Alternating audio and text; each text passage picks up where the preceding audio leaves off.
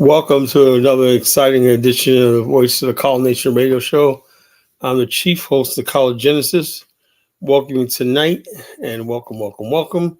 Thanks for joining us. As you come in, please like, share, and subscribe as we have an explosive show tonight, as we always do, giving you the best commentary, bringing you the truth, the ugly truth, the whole truth, and nothing but the truth, and letting your voice be heard. This platform is designed for everyone. There's no racial bigotry here. There's no ethnic bigotry here. There's no color bigotry. There's no where you were born bigotry. Everyone's welcome on this platform. Everybody's welcome to give their opinion. And I try to stay unbiased as much as I can. And let I report, you decide. So with that, let me start with tonight's topic. I'm a big fan of Marvel Avengers series, and one of the things I love is the whole concept of the Infinity Stones. I think that tells a lot about life, and things that I sort of believe in. I always believed that when I saw Guardians of the Galaxy for the first time, 2014, and I learned about the Infinity Stones, I said, man, that makes a lot of sense. There is 6 realms of existence. There's space, there's power, there's time, there's reality, there's the mind, and there's soul. So people ask me, so why can't College Genesis, what's wrong with Black people? Well, first of all, we haven't never gotten the Mind Stone. The Mind Stone controls the way people think. You control a man's mind. You control what he does. You control the body. You control everything. You control the soul. You control the mind is like the doorway to the soul. So therefore, we don't have the Mind Stone. And tonight we're talking about the Reality Stone. Reality, and reality. And I'm gonna drop a jewel from the College Genesis. I'm gonna repeat it several times on this show tonight. I came up with another jewel from the College Genesis. The ugly truth is the first cousin to reality. The ugly truth and reality are first cousins. So in other words, basically, when you learn the ugly truth, you find reality. You live in reality. And what we have right now in our culture, in the world, is people do not want the ugly truth, so they don't want to be introduced to reality. And look at what I'm talking about. So let's take the reparations issue. The ugly truth is you're never going to receive reparations. It's never going to happen. That introduces you to what? Reality. Reality is that reparations is never going to happen. Reality is you're wasting your time in something that's never going to be. I don't know who unsubscribed from me. I was evidently so whoever's pissed off. I can't worry about who's unsubscribed. All I got to do is keep saying the message I'm saying now. And people subscribe, they hear this, they hear it. I'm not here for popularity. If I ever get to 1,000 people, if I get to 1,000 subscribers by the end of the year, I'll be happy. If I don't, so what? I'm gonna keep saying what I'm saying because I know my message gets out there. As long as my message is getting out there and people know it's there, because the bottom line is this: people, although they pretend like they're not listening to you and everything, they are listening. And the bottom line is, I've learned over the years. I did Blog Talk Radio. I've been blogging for years and everything like that. When you have an effect on somebody, right, they may not like what you're saying, but it does change them. Whether they might not come up to me and say, "Colin, I agree with what you're saying." I don't need that. I don't need a real. I don't need people cheering me on. I'm not a cheerleader. I'm not doing this for money. I'm not doing this for popularity or fame. I'm not doing this. I'm doing this because I do this, and I'm on social media because I believe after all the years, 55, 56 years on this earth, I have something to say to the world. I've been through a lot in my life and everything. So I have something to share with the world. Whether the world receives it, that's up to them. But God put me on this earth for a purpose, to say what I need to say and tell things the way they are, and let the truth be the truth, no matter who it hurts, or no matter how much, what it costs me, It may cost me everything, but I got to tell the truth like it is. That is my destiny. That's what I am put on this earth for, to tell this message, what I'm saying. So, well, like I said, I want to talk about that tonight. I want to talk about Pan-Africanism being the ugly truth about Pan-Africanism is not reality. And I had to come to that realization myself and everything. Although I still believe in Pan-African unity, I still believe it work. But to be honest with you, it's not on the road to reality right now. And although it's not reality, it still could be something we talk about and everything. And one day it can become reality, But currently, right now, we have to focus on stuff what's real.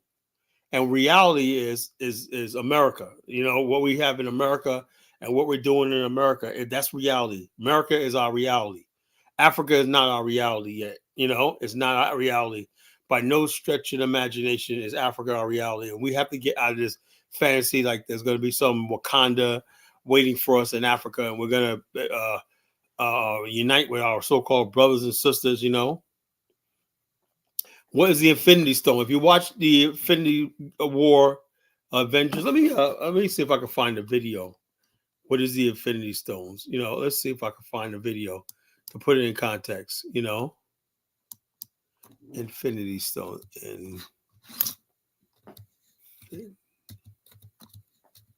Stone pop right up.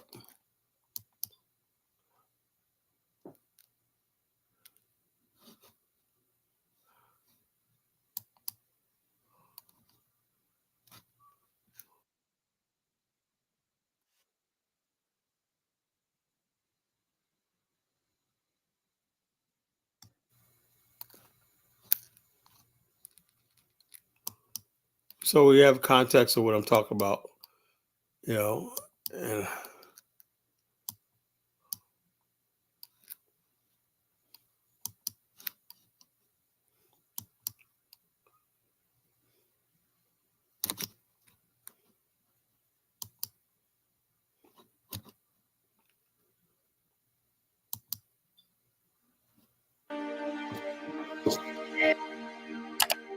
Hey everyone, in today's video, let's go over the 6 Infinity Stones and explain their powers and use. I'm also going to give a brief backstory of where the stones have been seen in the films. First off, what are the Infinity Stones? The Collector explains in Guardians of the Galaxy 6 singularities existed before the creation of the universe. The Big Bang transformed those entities into 6 separate Infinity Stones. They are the Blue Space Stone, the Red Reality Stone, the Purple Power Stone, the Yellow Mind Stone, the Green Time Stone, and the Orange Soul Stone. Now, the colors have been obviously different in the comics versus in the movies, but we're going to focus on the movies in this video. The Space Stone gives the user power over space. Anyone holding the Space Stone can create a portal from one part of the universe to another. In the Marvel films, the Space Stone is hidden inside a blue cube called the Tesseract. Now, in the films, we've seen the Tesseract, and this is actually where the Space Stone is hidden. Once it fell out of the plane Captain America piloted in the very first Cap movie, The First Avenger, we find out S.H.I.E.L.D. collected it eventually. It was later in the possession of Loki, who opened a portal in space to let the aliens attack New York, which was the first Avengers film. In Thor Ragnarok, the stone was secretly taken by Loki during the big battle between Hela, Thor, and the Hulk. Next up, we have the Mind Stone. The Mind Stone allows the user to control the minds of others. We first see it as a blue orb in Loki's scepter in the first Avengers. Now, whenever Loki touches someone with the scepter, if you remember, he can control what they do. Thanos gives the Mind Stone to Loki, which wasn't really the smartest move at the time, and he later learns why. Tony and Bruce used it to create Ultron, who later turned on them, and then they used it to create Vision. Now, if you think of it, Vision was like this light side entity that the stone created. It also granted him superpowers like strength, speed, and flight, and he was able to go through people and objects just like he was a ghost. It allows the user to enhance their mental and psionic abilities and access the thoughts and dreams of other beings. At full potential, when backed by the Power Stone, the Mind Gem can access all minds in existence simultaneously. It can also be said to be the manifestation of the universal subconscious. Next up, we have the Reality Stone. Now, the Reality Stone grants the user power to manipulate matter. In Thor: The Dark World, Malekith, the Dark Elf, wanted the ether. Now, the ether was the red liquid that turned matter into dark matter, basically. That was his whole point of it. The ether was a manifestation of the Reality Stone. It allows the user to fulfill their wishes, even if the wish is in direct contradiction with any scientific laws. It basically allows you to do things that normally wouldn't make sense in the real world. If you had it, you could create any alternate reality that you wanted, and at full potential, when backed by the other stones, the Reality Stone allows the user to alter reality on a universal scale. So basically, the entire universe could see something only you wanted them to see. The stone was later in the possession of the Collector, who received it from the Asgardians at the end of the Dark World. Thanos took it from him, as we saw in Infinity War. Now, whether the Collector gave it up to Thanos right away, or Thanos beat it out of him, or took it after he killed him, we don't know. Next is the Power Stone, and this one's pretty self-explanatory. It basically just makes you extremely powerful. Think you harness the power of the Death Star in your hand. Now, Star-Lord accidentally discovered the stone in Guardians of the Galaxy. Ronan the Accuser steals it from him, turns on Thanos, and then threatens to wipe out an entire race. The Guardians don't like this. Quill, or Star-Lord, eventually takes it back from Ronan, holds it, which almost kills him until the Guardians of the Galaxy all touch and connect to withstand the power of the stone without dying. They then kill Ronan with it. It's later given to the Nova Corps, the authority on Xandar. In Infinity War, Thanos destroys Xandar and takes the stone for himself. We don't actually see him do this, but Thor explains it. It allows the user to access and manipulate all forms of energy, enhance their physical strength and durability, and enhance any superhuman ability that they may have. It also lets you boost the effects of the other 5 gems. So at full potential, the Power Stone can grant the user omnipotence, which basically just means unlimited power. The Time Stone is another pretty self-explanatory one. It grants the owner the power to change time by rewinding or fast-forwarding it. Doctor Strange first discovered it in the Eye of Agamotto pendant in the library of Kamar Taj, where he trains in the mystic arts. He stops the bad guy, Dormammu, by using the Time Stone, and he basically puts him in this time loop so that Dormammu can't destroy the Earth. Strange wears the stone in a necklace pendant around his neck and eventually gave it to Thanos in exchange for Tony's life.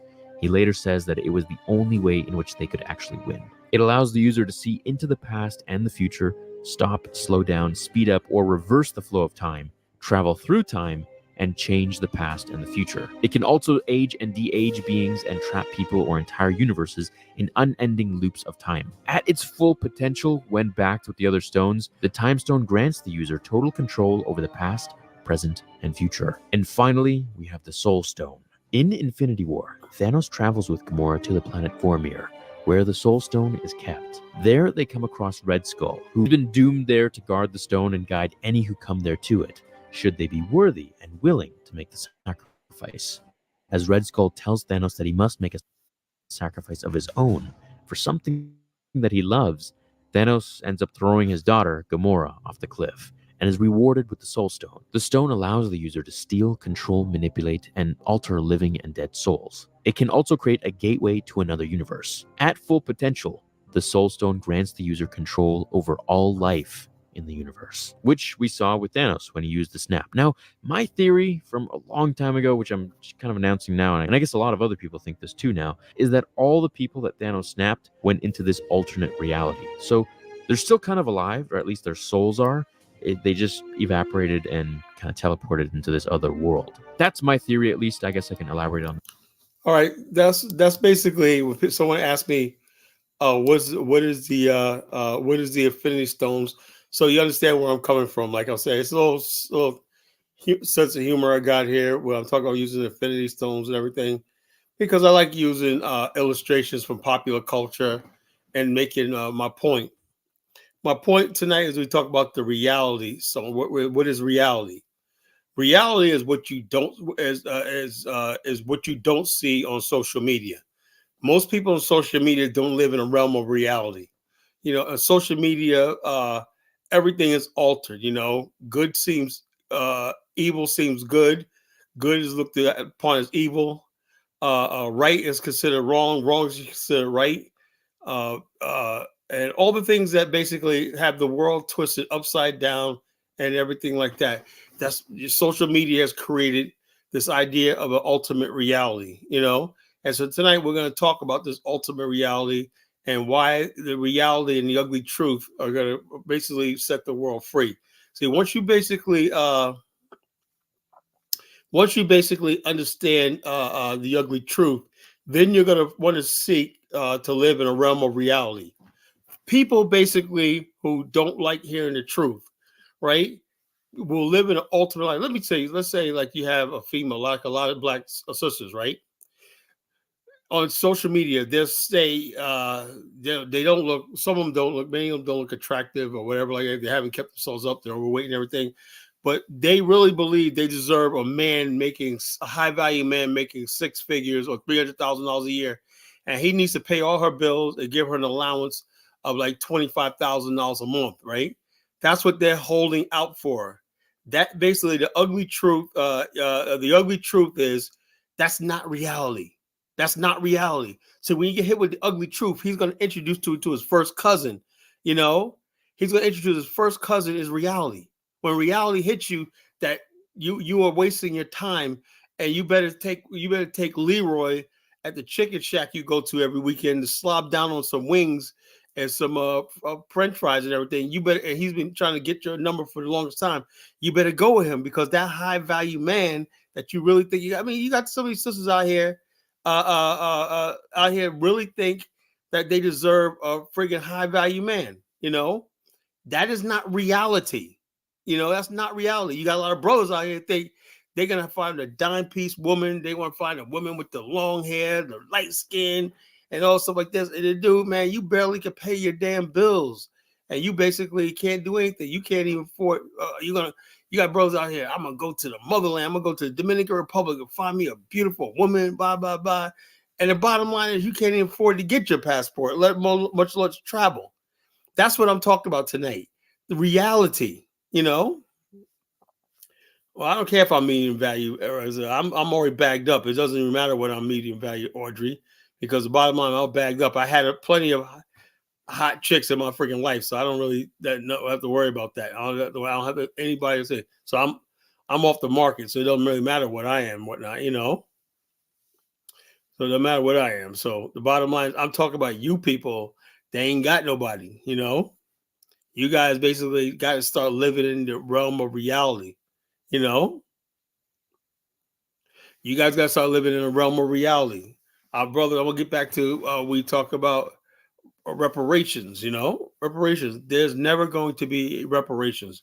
You know, you got people like Ben Youssef and everything talking about, I'm gonna cut me the damn check. You know, reality is, young man, and all you people out there, get yourself a career, get yourself a trade, and everything like that. Get yourself a trade and education and everything like that. And if you got a business plan, you know, study business, study something so you can make something out of your life and everything, because you're never going to get a reparations check, you know. And a lot of you people out there, you're never going to get the woman or man that you want and everything. You have to live in the realm of reality, you know. You have to live in a realm of reality. And the bottom line is, a lot of us don't want to live in the realm of reality, you know. And I'm sick and tired of having these debates with people who are so friggin' far gone. You know, everybody comes up here like there's some big time. Like, let me give you an example. When I look at Mike Olawale and people like Afro Dumbass, you know, and Zongo and all these other people, they'll keep telling you how they're in these top tier positions and they got these fancy jobs. That's not reality, you know. The ugly truth is, a lot of these guys don't have shit and they're struggling, you know. Reality is, you know, if you had all that stuff like that, you would not be on social media talking about it. You'd be out there living. Well, if anybody who spends their time on every friggin' site 24 hours a day, 7 days a week, that is your reality. You ain't got shit, you know. You know, I am not miserable, Audrey. You know, I am not miserable. I am a very happy man. I'm happy with my life. I love my reality. You know, I love my reality. And like I said, and I came to the conclusion that, look, my reality is great. I have a business. I got everything I want in life and everything I want in life and everything like that, you know. You pocket watching. You know, I'm not pocket watching. I'm just telling you. I know when people have money and everything, they're not living in reality. Everybody comes on this platform as some sort of balling out of control Negro, you know, whether you're from Africa or whatever like that. Everybody's a six-figure dude and everything like that. That's not reality. Tonight, we're going to deal with reality. And I want some receipts. You know, I am sick and tired of people talk about what they got and all the stuff like this. It's not reality. Tonight, we are going to, you can call me Carl Thanos. You can call me Reverend Kala. I'm preaching the gospel, the ugly truth of reality. Reality. Face reality. When you face reality, I'm sick and tired of people telling me how great their country is, they came from and whatnot, you know. No, I don't think Dollar Bills. Dollar Bill doesn't goes to go around saying how great he knows he worked hard. He gives me a thing I could believe him, and also he showed me a picture of his house. He showed me what he does and stuff like that. He communicated with me. Nobody else has done that. You know. So the bottom line is this. Then you got Jonathan Miller here. He's the one who really got to show me some damn receipts. Bottom line is this: everybody can live in the reality on social media, And the truth is, I don't believe none of you. I don't do it. I'm sorry. I'm living in the realm of reality. Reality is what's real. If you are broke, say you're broke. If you're trying to make it, say you're trying to make it. If you just basically fronting, say I'm fronting. I'm faking it till I make it. Say you're faking it to make it. If you are if you're not that, then shut up then, because we gotta have to live in a world of reality. You can't build a movement or anything like that, liberation, until you face the ugly truth. The ugly truth will introduce you to his first cousin, which is reality. So the bottom line, it is what it is. Well, okay, Jonathan Miller. If you want to show receipts and whatnot, we don't have to make it public. You show me. I give you my email address. You can show me wherever you want, and I'll shut up. I can put my email address in the back chat. You can show me everything you want, and I'll shut up. When I'll be like, "Hey, Jonathan Miller, show me some receipts and about what he does and stuff like that." The Kid Ola show you. I don't know if that's Kid Ola's house. I don't know what Kid Ola has. How do we know that's Kid Ola's house? People could be whatever they want to be on social media because they don't live in the realm of reality. Everybody on social media is something they are not. And that's what we're talking about tonight. We're gonna have the College Genesis called Thanos has the Infinity Stone, the Reality Stone tonight, and I'm clicking the Reality Stone to shine lights on Negroes. So pay stub, yes, Chuko, pay stubs would be nice. You say your mother was a talented 10th. Can you show receipts for that? Can you show us what college she graduated from? Can you show a picture of her degree? Can you show her name and everything like that? So the bottom line is, if you want to know what I am, Paige, just ask Dinah Samir. Somebody knows me, Somebody know who's done business with my agency and whatnot. Who was part of my agency one time. Show Dinah Samir about whatever I say I am. Yeah, Bantu Mandinka said that. See, Bantu Mandinka, what I like about him was he just leveled me one night and said, "Yeah, I don't want to lie. I don't have my real estate license yet. I'm not a realtor yet, but I want to." Okay, that's real. I can respect that. I want to get in real estate. I have dreams of being real estate. I imagine myself to be this real estate tycoon one day, but it's not reality yet. Now I hope Bantu Mandinka will get his realtor license and whatnot, and says, that he called up and said, "Yeah, Kyle, I got my realtor license, man. I'm closing my first property and everything." I will be so happy for him. Look, I want everybody to win. I want everybody to win, but I want you to live in reality. I watch too many people on social media. All the years I've been on social media, don't do shit with their life, but they live in a fantasy, So the bottom line is, Paige, first of all, I don't know who you are. I'm not going to share my information to people I don't know. If you want to know what I do and whatnot, you ask Dinah Samir, Oh yeah, man, that was something else, man. That was just a dream, Zongo. That wasn't reality. You eating the bushmeat, and you and Mike, that was just basically a dream. That wasn't reality. I admit that. That was just a dream. It was a joke. Don't take it too seriously. But you eating bushmeat, hanging in a tree and whatnot. Y'all up there eat with a big giant elephant bone and shit, and y'all on either end of it and whatnot. I get jokes sometimes and whatnot. Zongo's good to. Zongo got a sense of humor. Who's this Takru Tori whatnot? Zongo native greeting. What the hell is that? Are you guys? Is that some sort of kinship between dusty ass Negroes from Africa? Y'all Negroes are dusty as hell, man. What's wrong with bushmeat? Come on, are you a savage? Takru Tori. Don't eat me, Takru. Are you gonna eat me? Are you gonna have me on a barbecue and whatnot? What next? If you can eat bushmeat, you can eat a person. Like I said, I go by what reality is. A person that eat butch meat or eat human flesh. They're borderline accountable, you know. So that's what it is, folks. Tonight we're basically pulling receipts, man. We're pulling receipts. You have to live in reality, man. I am sick and tired of hearing about people's degrees. I'm sick and tired of hearing about freaking their high paying jobs and all this kind of stupid shit that I don't believe and everything like that. It's time to live in reality. Level with me what you do for a living and stuff like that. I'm from Suriname. Suriname. Oh, that's a flex. I'm from Suriname. Woo. I'm from Suriname. That's a real civilized place. Suriname. Wow, you're really telling me something. Bushmeat is, yeah, you're a hunting and gatherer, natives eat, hunt deer, make soup and whatnot, Yeah, go right ahead. Yeah, well, how about this? Why don't you go back to Suriname with that and leave our beautiful country in America alone and whatnot? Go back to Suriname and eat your bushmeat,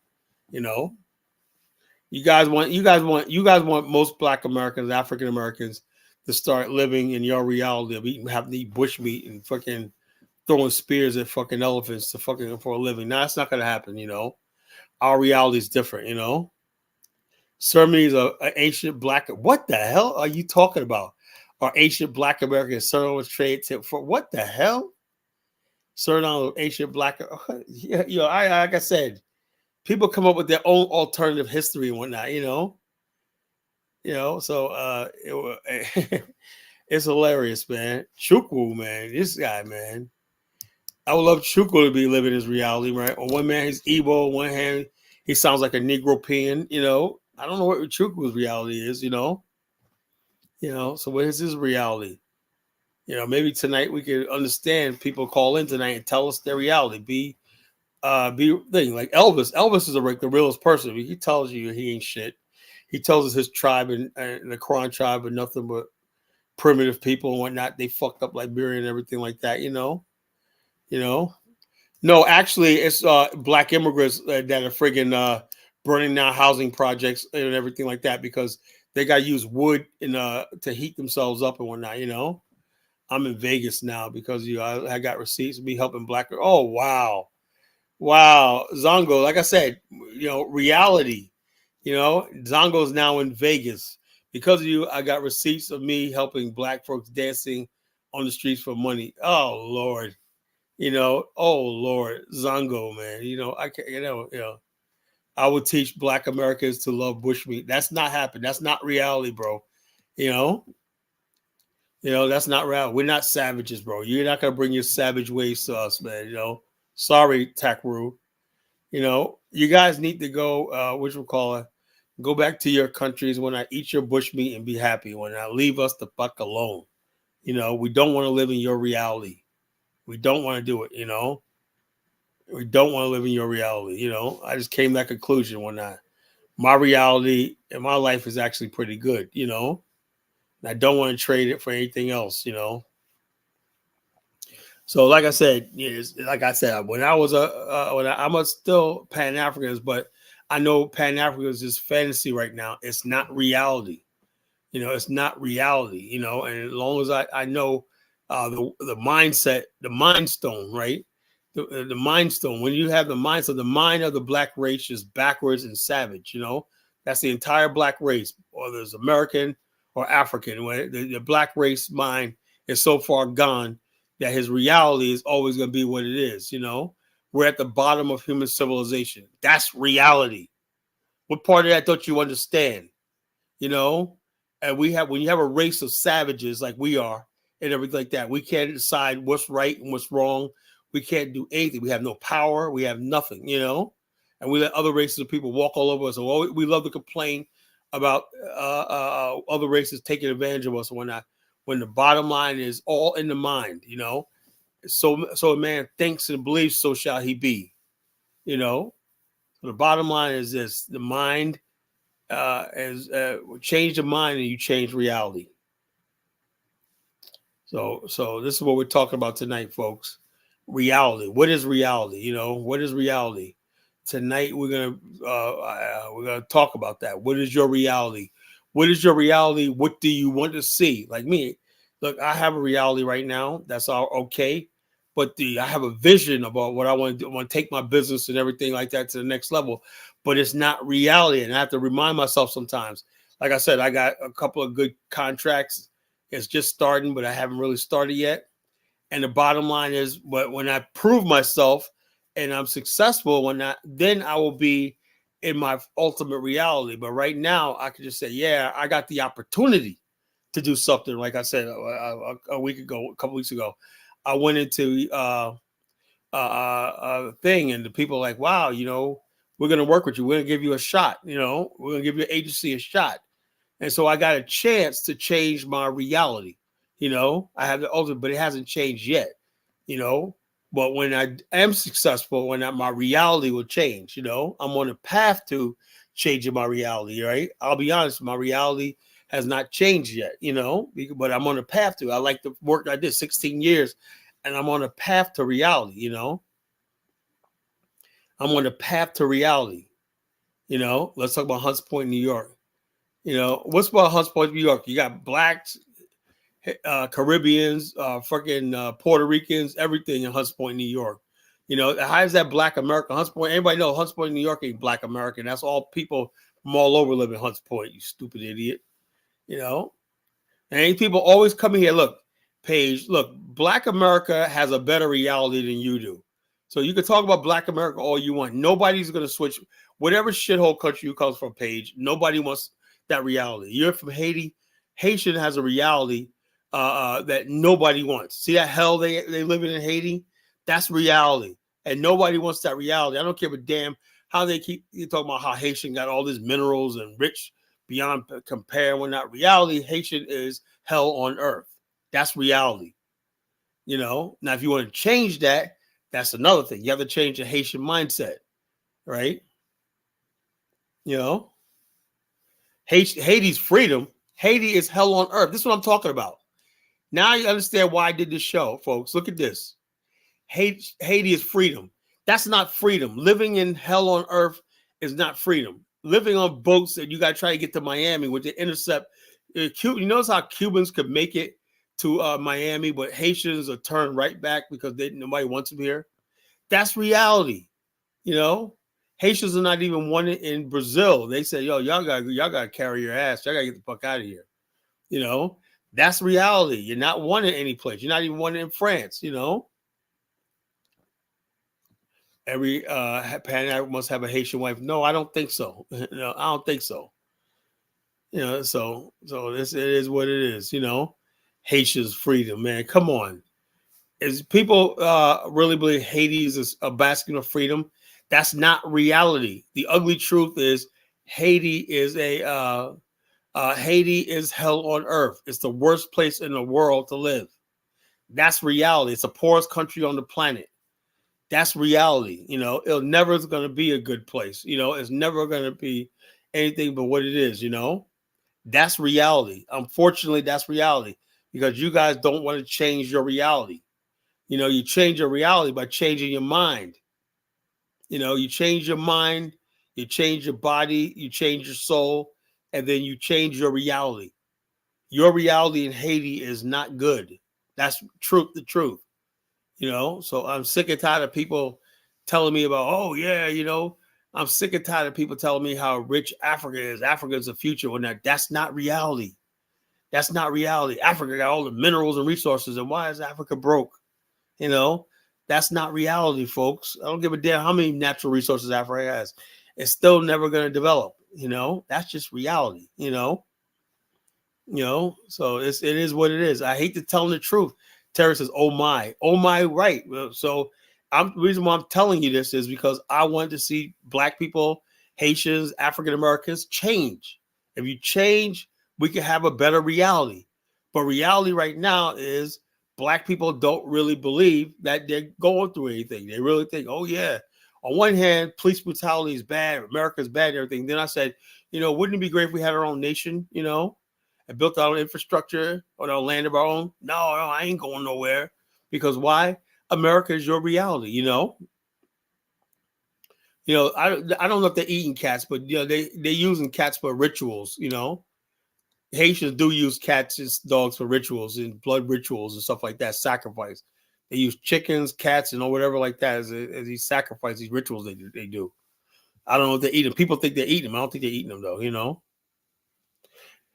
You know, Uncle Sam's pat. Yo, look. You know, bottom line, you may call it a plantation, but the bottom line is this: if you got a job here in America and you got a place to live and everything, and you got food in the refrigerator and you got a car and everything, your reality is better than 99% of the planet.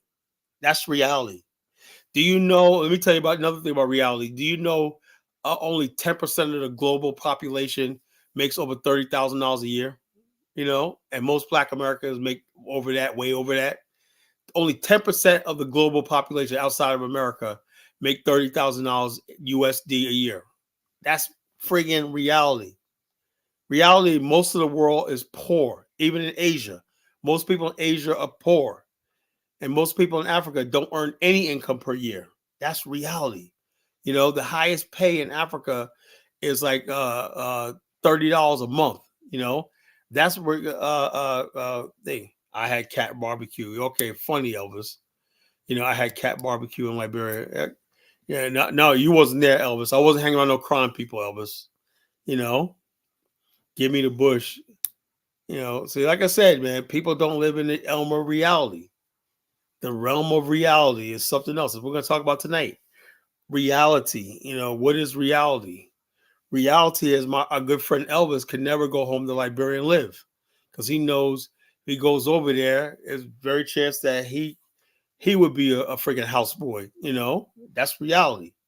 You know, he would be a houseboy. He don't want that. You know, so he rather hitch his star with America. You know, and the bottom line is this. You know.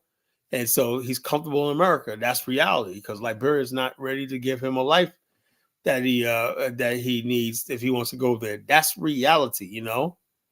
You know, so a permanent underclass. Look, even if let's say, even though it's a lie, but let's say it's true. I would rather be in the underclass of America than any place else in the world. Take everything from me and whatnot, put me in the underclass. I'd rather be here than any place else. I'd rather be here than Igbo land, Chukwu. You know, look, I praise Elvis because at least he realized that he's telling the truth. What's up, Sip Police? Sip Police knows where I'm coming from. A lot of y'all Negroes don't live in the realm of reality. You know, that's just the truth. Y'all got these fantasies about, I'm a house Negro. I'm not a house Negro. Why? I'd rather be a house Negro than living in fucking poverty, eating cats and dogs and bushmeat. You know, that's just what my reality is good. You know, I have a good career, good job, good business and everything. I own a nice house and everything, nice neighborhood. That's my reality. You know, what's your reality? You know, your reality is trying to convince Black people to come join you in your misery, whatever shithole you come from. That's your reality, you know. So it is what it is, folks, you know. So I just don't know what to tell you anymore. You know, I can't go on. In good faith, I cannot go on telling people, oh yeah, you are great, whatever you know. But the reality is no, you know. So now chickens are domestic group meat. Now you're gonna compare chicken that's raised by humans and with feed and control what they eat and everything to bushmeat who fucking eat stuff in the wild and everything. You don't know what the hell you ingest in your body, parasites and some of everything. You're gonna compare the two? Okay, that makes a lot of sense, you know. So reality is this, and the other thing about reality is African American men are not going out there robbing people, stealing everybody's cars and everything. That's a fantasy you immigrants make up about Black America. You want to make it seem like we're all criminals, we're all thugs and everything, and that's not reality. Reality, most Black people are law-abiding, and they're doing what they got to do to live. That's reality, you know. That's reality. You guys don't want to accept reality. We're still better off than most of you people that come here, you know. We're still the fact that there's no immigrants that ever produced a billionaire in America. Never. All the people who made it in America, all the rich Black people are African American. That's reality. You know, that's reality, you know. So African Americans spread disease. Yeah, like we brought Ebola here, right? We brought Ebola here, right? So the bottom line, we brought malaria here, right? I got malaria from African Americans, right? I got malaria when I went to Africa. Yeah, like I said, we love Africa, but yeah, it is a shithole. That's reality. Now, if you want to change that Africa from being a shithole, let's see what we can come together and talk about. But the bottom line is, please, y'all black people from overseas have nothing to fucking talk about. Your reality and our reality are two different things. I don't give a damn about Diddy. Diddy made $1 billion. Who cares? Who gives a fuck about Diddy? I don't give a damn about Diddy. He deserves to be in jail, as far as I'm concerned. Yeah, so look, how we being outperformed. This is another thing about reality is this. Africans go around talking about how they're outperforming us, but can we name any African billionaires in America? Except for Rachel L. Dennis, right? He's a librarian at Essence magazine, right? But Rachel L. Dennis self-identifies as African American now. He identifies as African American, right? He bought Madam C.J. Walker's old house and whatnot, So the bottom line is that's reality. Reality is all the movers and shakers in America are African American. We have, I do business for a living, right? I'm in the business world. My insurance broker for my car insurance is an African American male. My doctors are all African American. My cardiologist is African American. Where are all these so-called black immigrants that are supposed to be doing so well? How come I don't see them? I'm in the insurance business, right? I'm in the finance business. Whatnot. I don't see anybody that's non-African American. That's just truth. All the top professionals I meet in my life are African Americans. I think I met one Ghanaian guy years ago. But I haven't seen him in years. So I think he dropped out of the business. But the bottom line is so you come to Virginia, it's Black America. All the colleges, the record numbers of colleges is African Americans. There's no Africans that built any institutions here in America. None. That's reality. That's reality. So the bottom line is this. So African immigrants live in a realm of reality. Somehow they convince themselves that they're doing so well in America and everything just because they work at Uber and may work at McDonald's and whatnot, and they got a little bit of money in their pocket and whatnot. They think they're doing well. Come on. So like, well, I'm an African American man. I got white, Asian, and some everything business partners and whatnot, So I don't know what you're talking about, I have an office, I have a nice office, I run one of the top agencies in my state. I got white business partners and everything like that. Why? Because we produce numbers. That's my reality. So the bottom line, when you keep saying nobody wants to do business with African Americans, it's exactly who they want to do business with because we have the numbers. We produce. People know when you come do business in the black areas, black people, we got numbers. So Africans, they're not. Look, they may have a few Africans in HBCUs and whatnot, but the bottom line is they want to basically make it seem like Africans are taking over HBCUs. That's not going to happen, bro. All the heads of HBCUs are African Americans, all the student body and everything. Show me any Africans that had the student body or the student unions or anything like that in HBCUs. They don't exist. You're coming over there on our scholarship and our good graces. That's reality. We're the friggin' reality here. So you guys need to stop with your fantasy about Africans are taking over. Africans, that's why I say I don't care about Africans coming here because the bottom line is this. You cannot fucking replace us. Mystic Diamond is an HBCU grad. Well, she knows the truth or not. You can see we black people in America, we're just very modest in what we talk about and stuff like that. We don't like bragging about stuff like that. We don't need to brag, and people are not gonna brag on us. So we let people sit around thinking that they're doing so well, and we know the truth. The truth is, our reality is nobody wants to trade places with. No African American wants to trade places with anybody else in the world. I'd rather have what we have on the world stage than anything else. That's reality, How are African Americans are each own worst enemy? My worst enemy is not African Americans. My worst enemies are people who hate my people, African Americans, Well, the bottom line is this African Americans are our own worst enemy. They create this idea that we're over here just gang banging, killing each other and all this kind of stupid, Jerry Weiss, you say Trump 24. Yeah, a lot of black people, African Americans, are voting for Trump in 2024.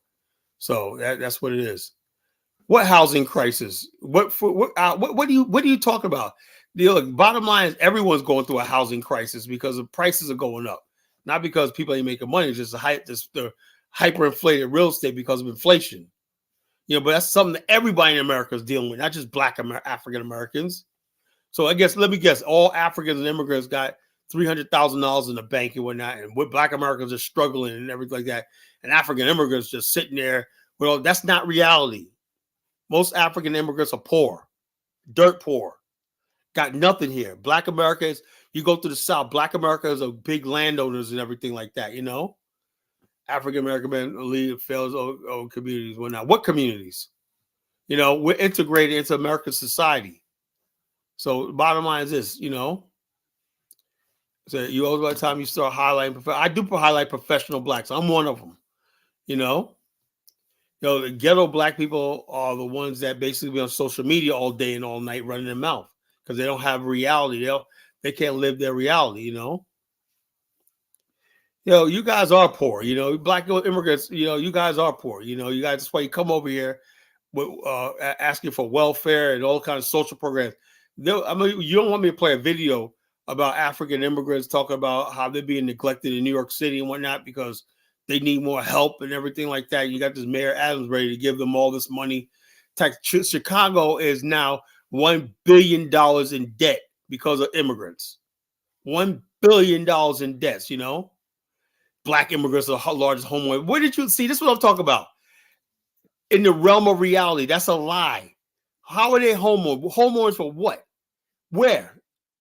I'm from New York or whatnot. All the neighborhoods that I know about that people own homes that have been there for generations are Black African Americans. What are you talking about?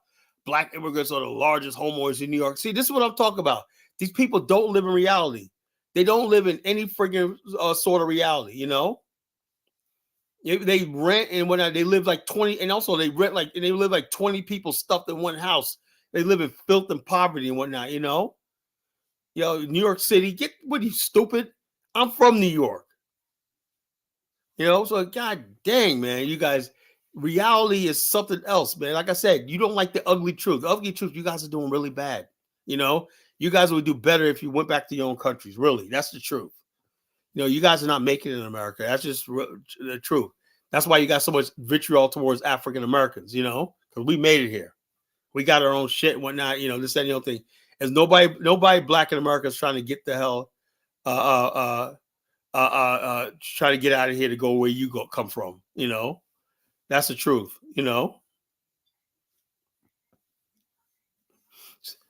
So all these immigrants coming here. Oh, we got this. Yeah, I know. We're not the ones scamming. Nigerians and all these African immigrants, they pull their 419 scams and everything like that. We're not on death row in Singapore and Malaysia. Peddling heroin and cocaine to Asia. It's not us doing that shit, We're not sexual trafficking around the world. So people got this thing. They want to go spread. All they do is try to spoil our name around the world, thinking they're going to get favor with Asians and Europeans, and it's not working for you, Yeah, our reality is good. My reality is great. I would not want to trade my life for nothing.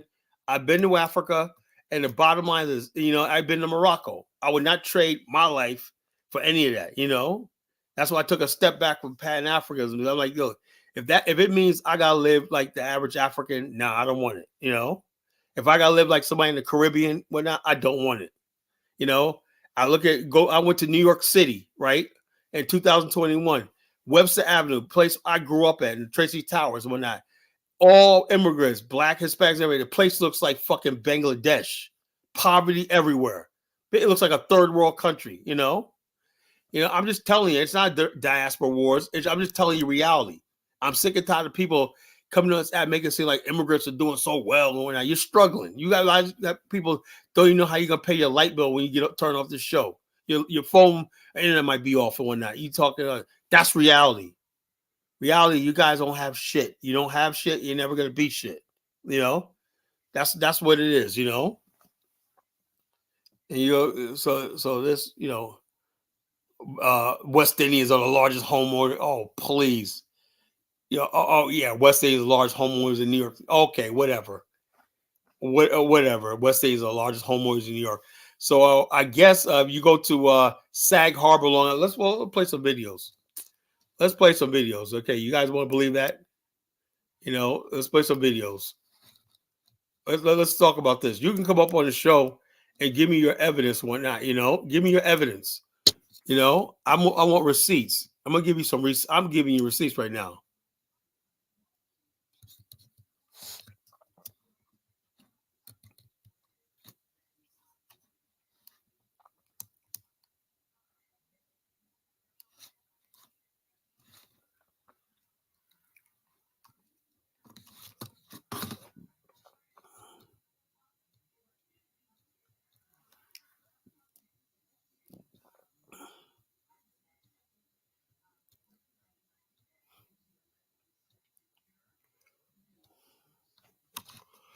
All right.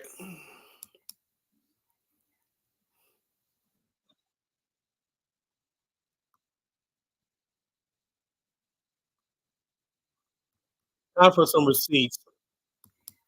It's receipt time. And this is one of the nice African American enclaves in America, Sag Harbor. By African American professionals, for African American professionals. We came out for the summer. It was an escape from all the chaos and confusion that was rampant in America at the time. This is Sag And for Harbor. successful African Americans African come out here and Americans, feel not Caribbeans. comfortable.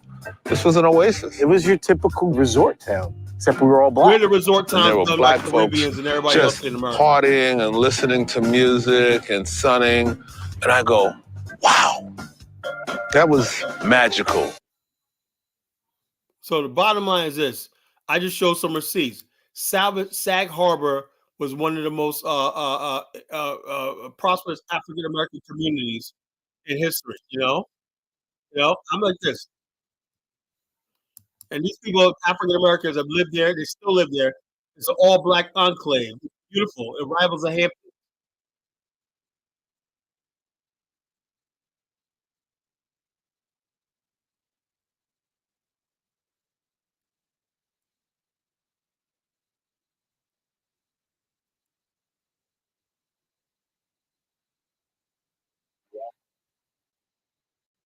Don't belong.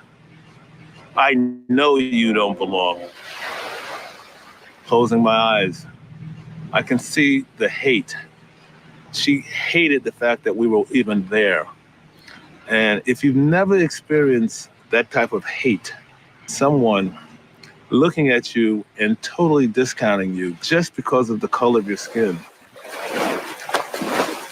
you never forget that.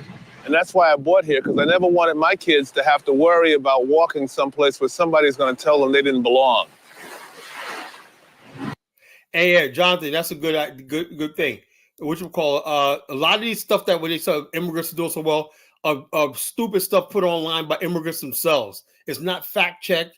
It's not peer reviewed or nothing like that. They put a bunch of propaganda online and whatnot, and that's not reality. That's not reality. Reality is they basically put out statistics and everything like that, and they skew. Like you come to Virginia and you see all these black people that own homes in nice neighborhoods and whatnot. They'll tell you these are all black immigrants. That's how they do. They try to steal our heritage and everything like that. Truth is, every success you see in America, they're African Americans.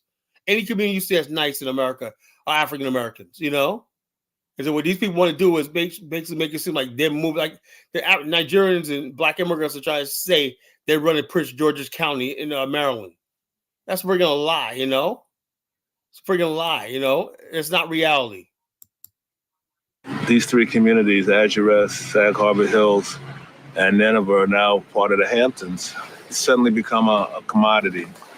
The thing I fear the most is that one day, by just economic circumstances, young black kids may not be able to walk down this beach and feel that they own part of it, and they lose their history. That's what I fear, that will be lost.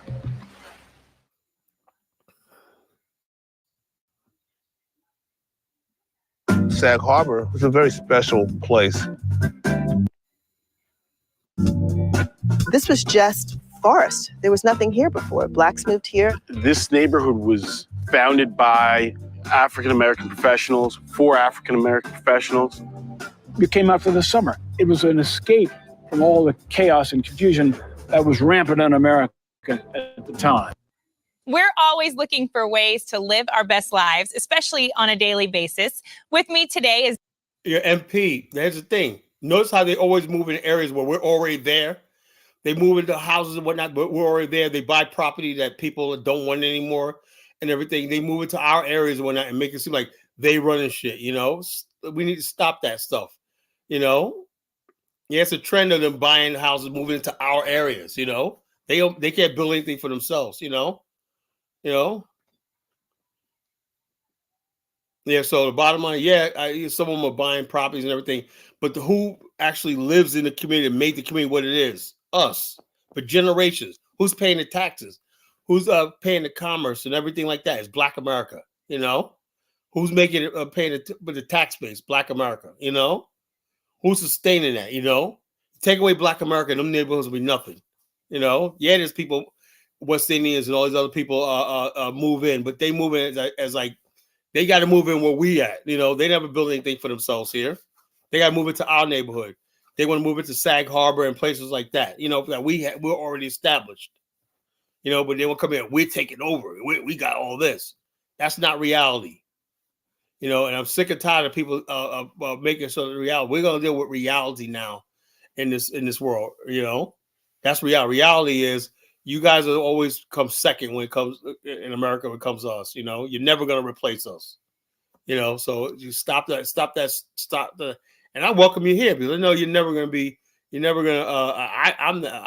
What I do for a living and everything like that. I know none of you guys are ever going to be able at my level and when I compete what I'm doing, you know. So you guys are welcome to come here. Whatever business y'all call yourself doing, you can keep doing what you're doing. You know, I don't see you guys in my realm at all, you know. But that's reality. That's just reality. And the bottom line is, you could talk all you want. I just know reality. You know, fantasy, yeah, online. Oh yeah, everything you see of these lies and whatnot, you know, is all done online. There's nothing that you see in real life. Everything you see about people talking about how well they're doing in America is all freaking online. Somebody put a blog up or something like that, you know, and so they basically like, oh yeah, we're doing well. Somebody's doing well. Well, who's doing well? Who wrote the blog? Who wrote the stuff like this? Did you do your proper research? No, you know. So I don't want to be white, you know. You guys wish you were white, you know. Just like that idiot Myron. You'll see Myron from Fresh and Fit. He got kicked off a white supremacist platform, you know. They're saying, look, we don't want you here, you know. He gonna come in and try to throw the Jews under the bus. They say, look, in our perfect America, you be out of here too. No, man, no. See, you know, blah, blah, blah. Throwing black people and Jews under the bus. And the white supremacists told him, get off our platform. We don't want you here, you know, saying nigger. That's why the average black immigrant's a freaking fool. You know, if the white supremacists have their way, you be out of here. You be out of here before they can't get rid of us. But you guys be so out of here, be so thing, you know. But you guys come over here acting like, oh yeah, this is great. When now the bottom line is, the reality is, you know, America is about to show you what it really is all about. If Trump loses that election, you're going to see racial incidents like you've never seen in this country before. Y'all foreigners are in for a rude awakening with these white folks and whatnot. You know, I'll be like sitting there. That's reality. That's reality. So this idea, you guys think America's this multiracial heaven and whatnot, that and this loving place and everything like that. You're about to see reality, the real America, about to take root very, very soon. You know, that's reality. And that's the ugly truth. The ugly truth is Donald, whether he wins or loses, you know, it's about to get ugly in this country. Really true. Really, that's the reality. You know?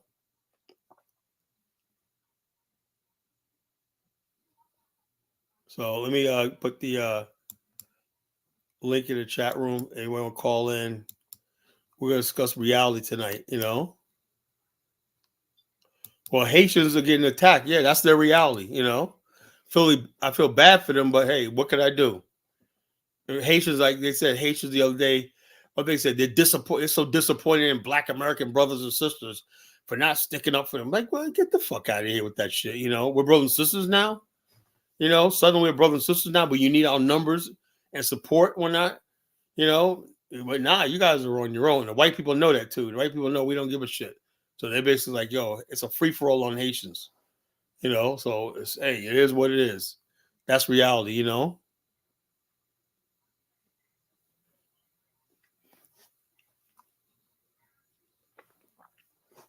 So it is what it is.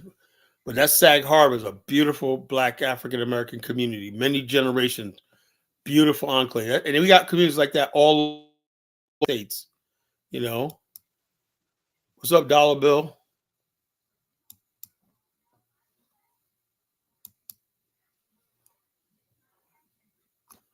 Dollar Hey, Bill, good yeah? evening. Good evening. Good evening. What's going on, brother? I want you to think about something for a minute. Yeah. Don't allow continental Africans to get you angry with other people who have Caribbeans who are in our family. Yeah, they're in our family. Yeah, I know. That, I got them in my family too. that have been in higher education and went to church with us. You know, remember that? What's that? Alvin Poussaint, right? Isn't he Yeah. Caribbean? I don't know, Robert Guillaume. He's a Caribbean, I believe. You know, but I'm just saying, I think that's what West Africans want to do. They want us to be at war with everyone. and why is that? Let me ask you a question. Why is that? Why it seems like, and I know for a fact, you're from the streets, I'm from the street. You know when somebody's making war on you by talk, right? You know what I'm saying? Oh yeah. And the bottom line is this. That's why I had to step back from the Pan-African world. I said, these motherfuckers are trying to make war on us. Yeah, they're trying to make war with You us. say, well, And Colin, so we I'll don't put you need the to feed into Pan-African. that, No, I'm not a fool, though. You know, because we intermarry with Caribbeans. Okay, you have Caribbeans and I got people's Caribbean family, uncles. I got Barbados uncles, and when I got and Haitian uncles. they go to Black colleges and universities. You know, and even when you did the movie Spike Lee did Crooklyn, the brother was a Jamaican brother. He had an American wife. And remember, Do the Right Thing. You Yeah, had the dude Sweet Dilly Will and the dudes from the Caribbean. Remember that? yeah. I forgot the brother's name. He's a great Actor. Yeah. actor, man, phenomenal. And I sure remember his name. And this has been going on in our community since the 20s. Remember Right. West Indian Archie? Yes. So this has been but going bottom on. line is, I had an uncle Caribbean named always Tony. been in our community.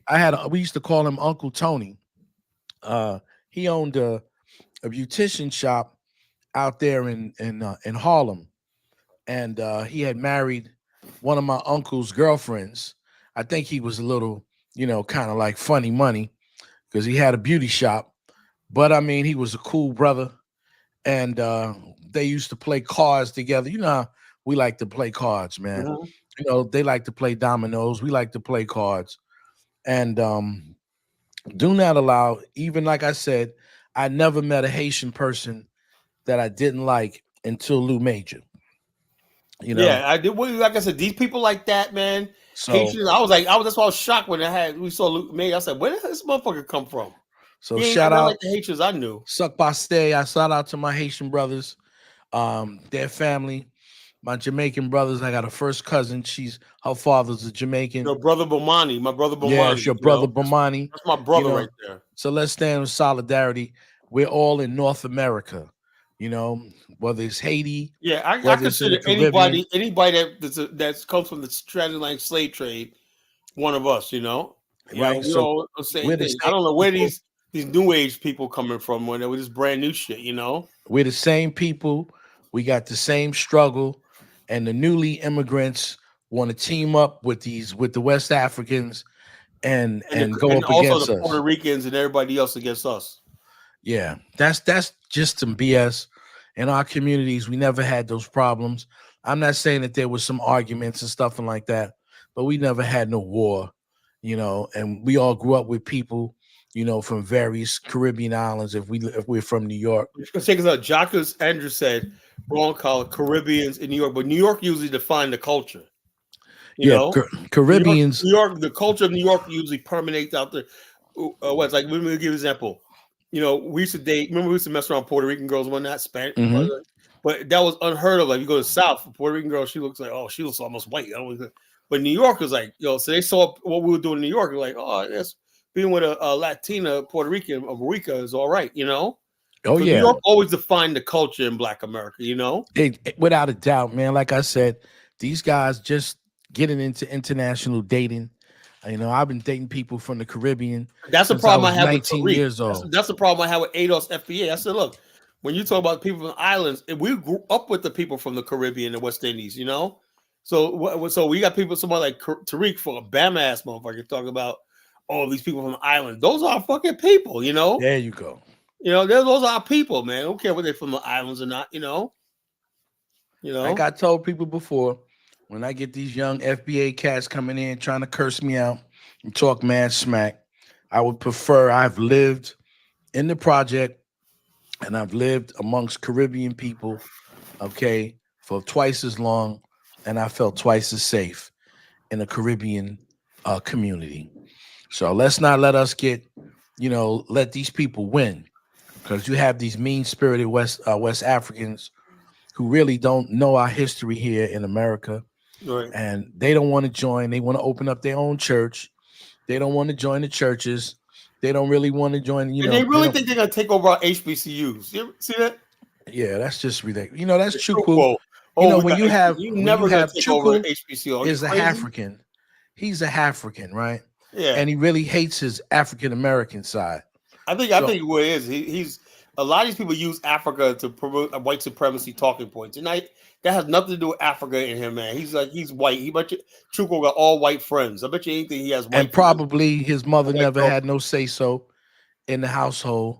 His father convinced her that she didn't have any culture, and he's given her culture, and so he makes all these statements against African Americans, because the truth is he hates half of himself. But you're African, and as soon as you go back to Africa, the people will treat you as such, because they're on this purity campaign.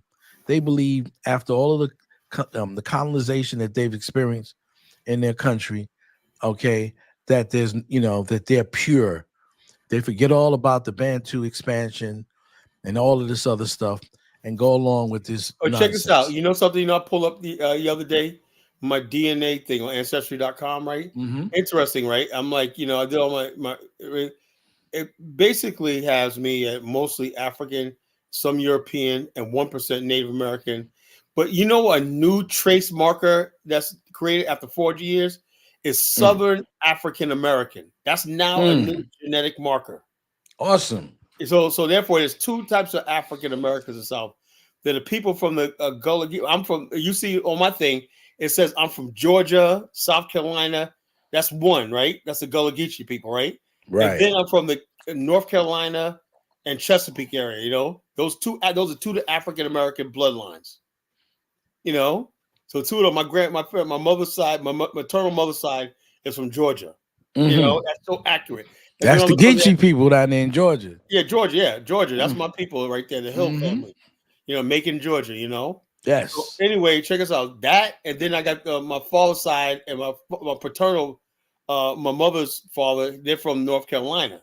All up Elizabeth City to Windsor, and the Chesapeake Bay, the Dismal Swamp area. Yes. And so therefore, those two groups of black people. And so, but the bottom line, they said they're both are Southern African American. In other words, basically, when you take the African American DNA, right, and put them in an area for so many years, since we all integrated, so all African Americans are somewhere related to each other. We have the same DNA mixture. So being together. So we're no longer just from. Now, also, I got Nigerian. I got check us out. I got Ghanaian ancestry. You got some Zongo? Zongo, man. They don't know, man.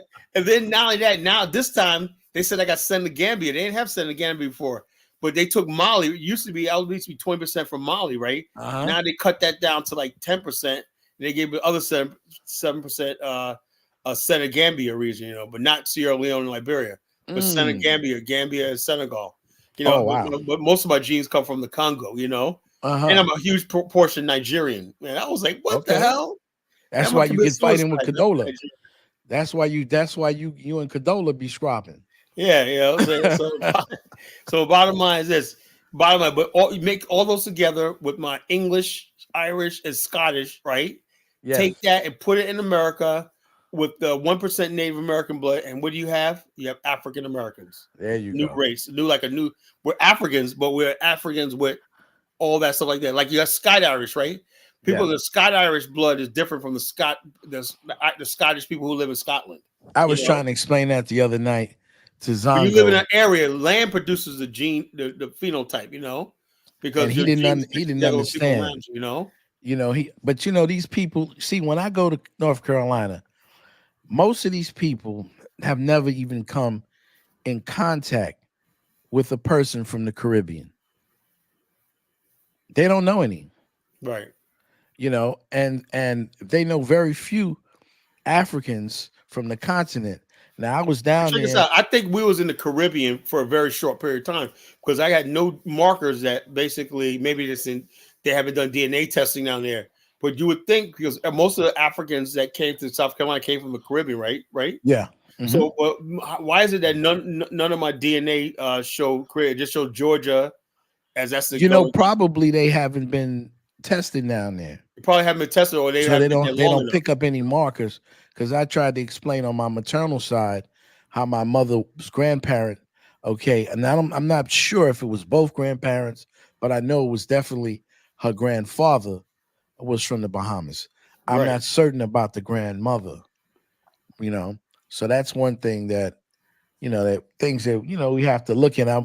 My father's 89 they years probably old. don't have any testing in the in those islands. It's pretty expensive.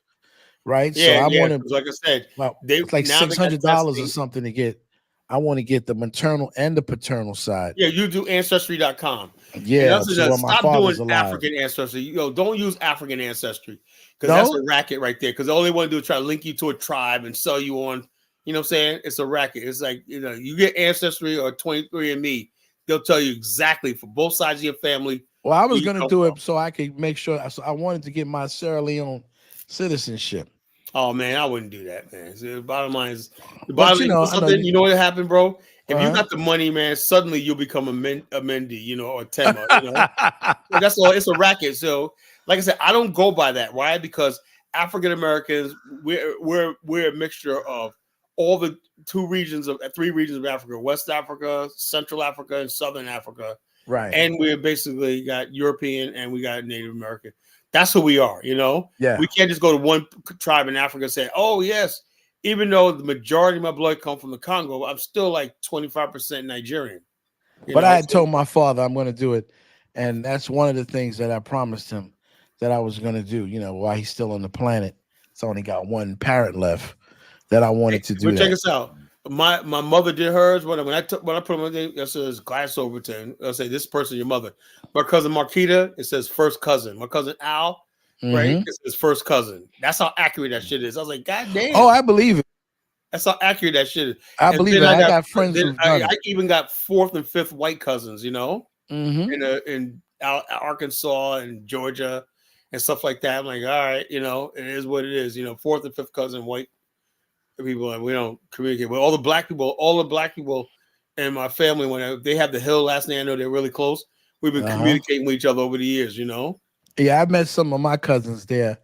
Their names are Belk, B-E-L-K, like the department store in North Carolina. Like it's like a Macy's. Yeah, Belk. Yeah, Belk. Yeah, that's a Southern thing, like roses. Yeah, so I have a lot of Belks in my family on my grandmother's side, But it's interesting, like I see these people warring over here and they're getting angry about this and that.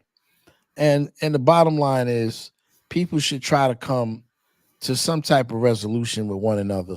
But what I wanted to say to you was when I listened to you talk about the Infinity Stones, it reminded me, is 7 Infinity Stones? It's 6. 6, because there's 7 chakras. You know about the chakras. No. Explain that. Okay. And what I'm going to do, I'll probably put something in the back chat and then you can check it out because you'll be better to explain it than I would. Is Right. anybody else coming in? Oh, not yet. Not yet. Okay. But the reason why I did the Infinity Stone, because it really explains a lot. The Space Stone, space is your land, Mm-hmm. Space is like when I say Afghanistan, I mean a space. When you have control over space, you control everything in the realm of that space. And power means you have the power to make decisions. That's a power stone. And mind means you control the mind through the media. You know what I'm saying? Time, you have a control over time. Then you got the soul. Who are you? That's the soul, the soul stone. That's what I say. I think, wow, that's really deep. That really fits into everything. Yeah, I think they got it from the chakras.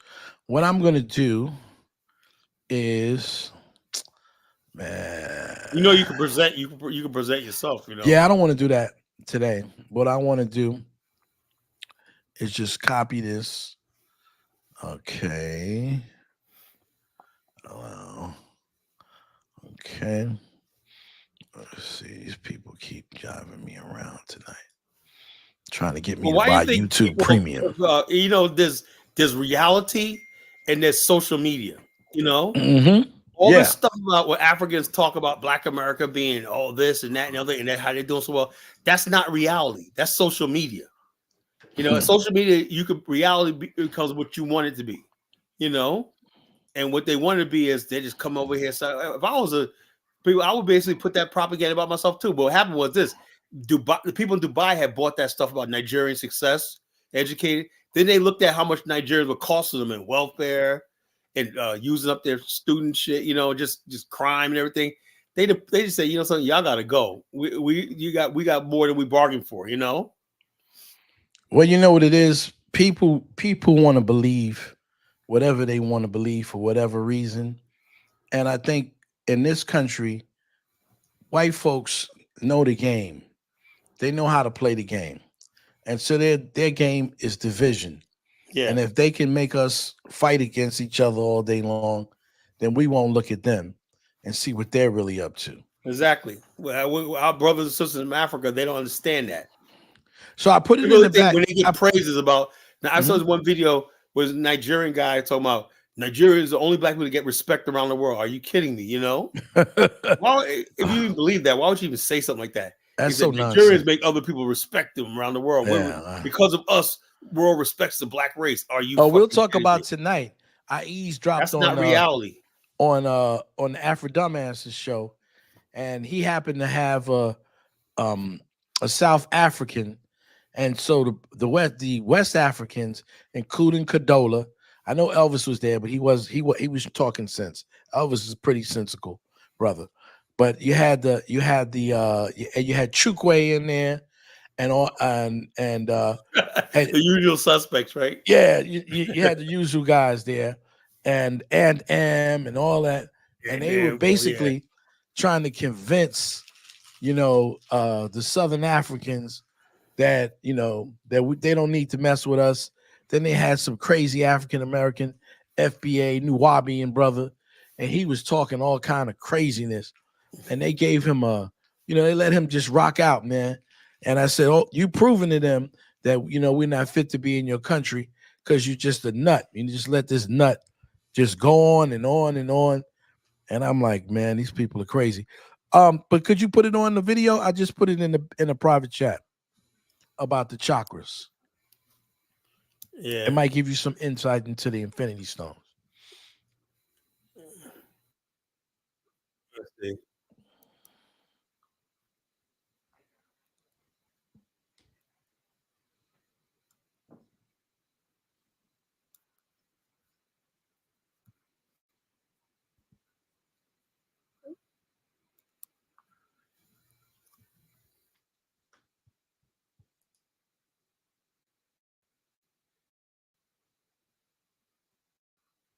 One chakra to the next. These energetic centers help regulate all the internal functions of our bodies, such as boosting the immune system, regulating our emotions, and even allow us to connect to our elevated consciousness, which is our higher self. The chakras themselves are positioned in a straight line configuration, starting from the base of the spine to the crown of the head. Each chakra has its own vibrational frequency, which in turn is represented by a particular color. Let's begin at the base of the spine. This first chakra is called the root chakra, and its main function is to look after the spine, legs, feet, as well as our physical body. This chakra provides us with everything we need to survive and prosper, such as food, water, stability, security, and physical energy. When this chakra is open, we typically feel safe and fearless. And when it's not functioning properly, we will normally feel low on energy. We might also tend to develop problems in our feet, legs, hip, or spine. Now let's move on to the second chakra. This chakra is called the sacral chakra, and it's located just below your navel.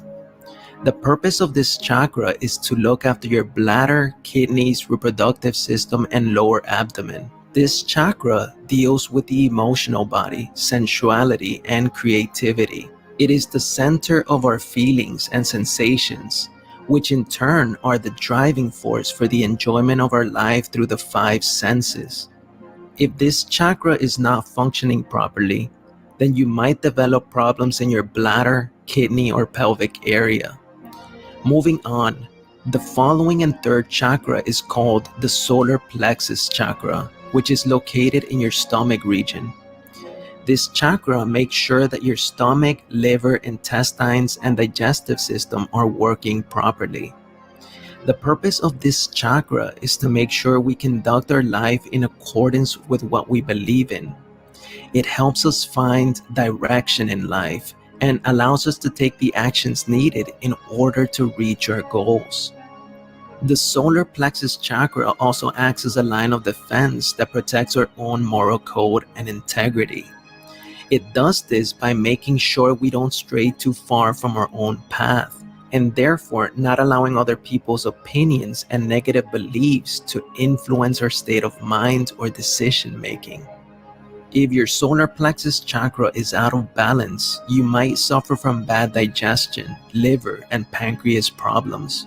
You might also have trouble standing up for what you believe in, or saying no out of fear of being judged, and might even find yourself expressing your opinions in a defensive and angry manner.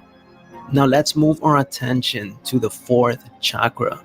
This chakra is called the heart chakra, which is located in the chest region, and its function is to look after your heart, lungs, and circulatory system.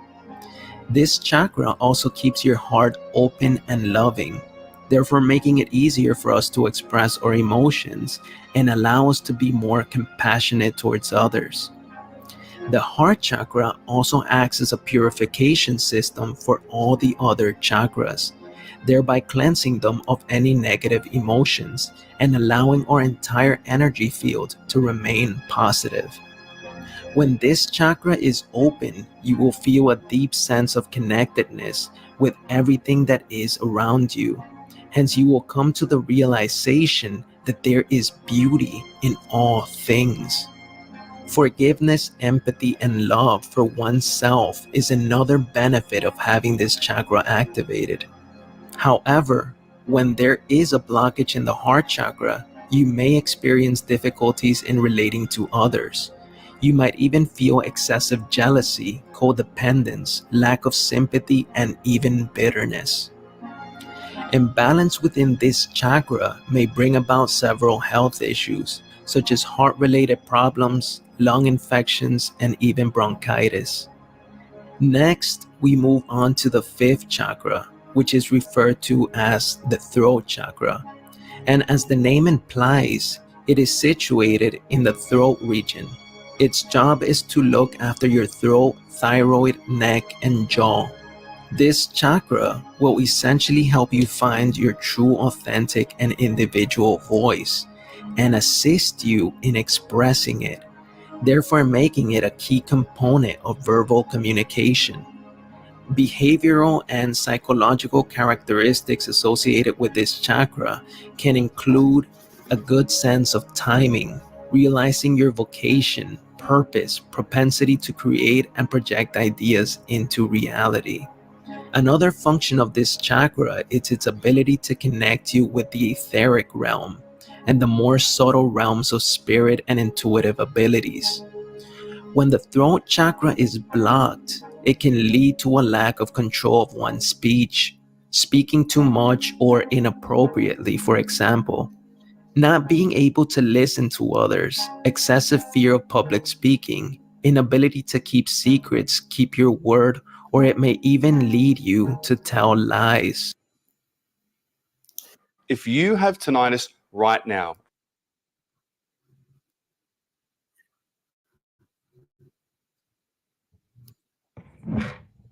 What happened? It went off?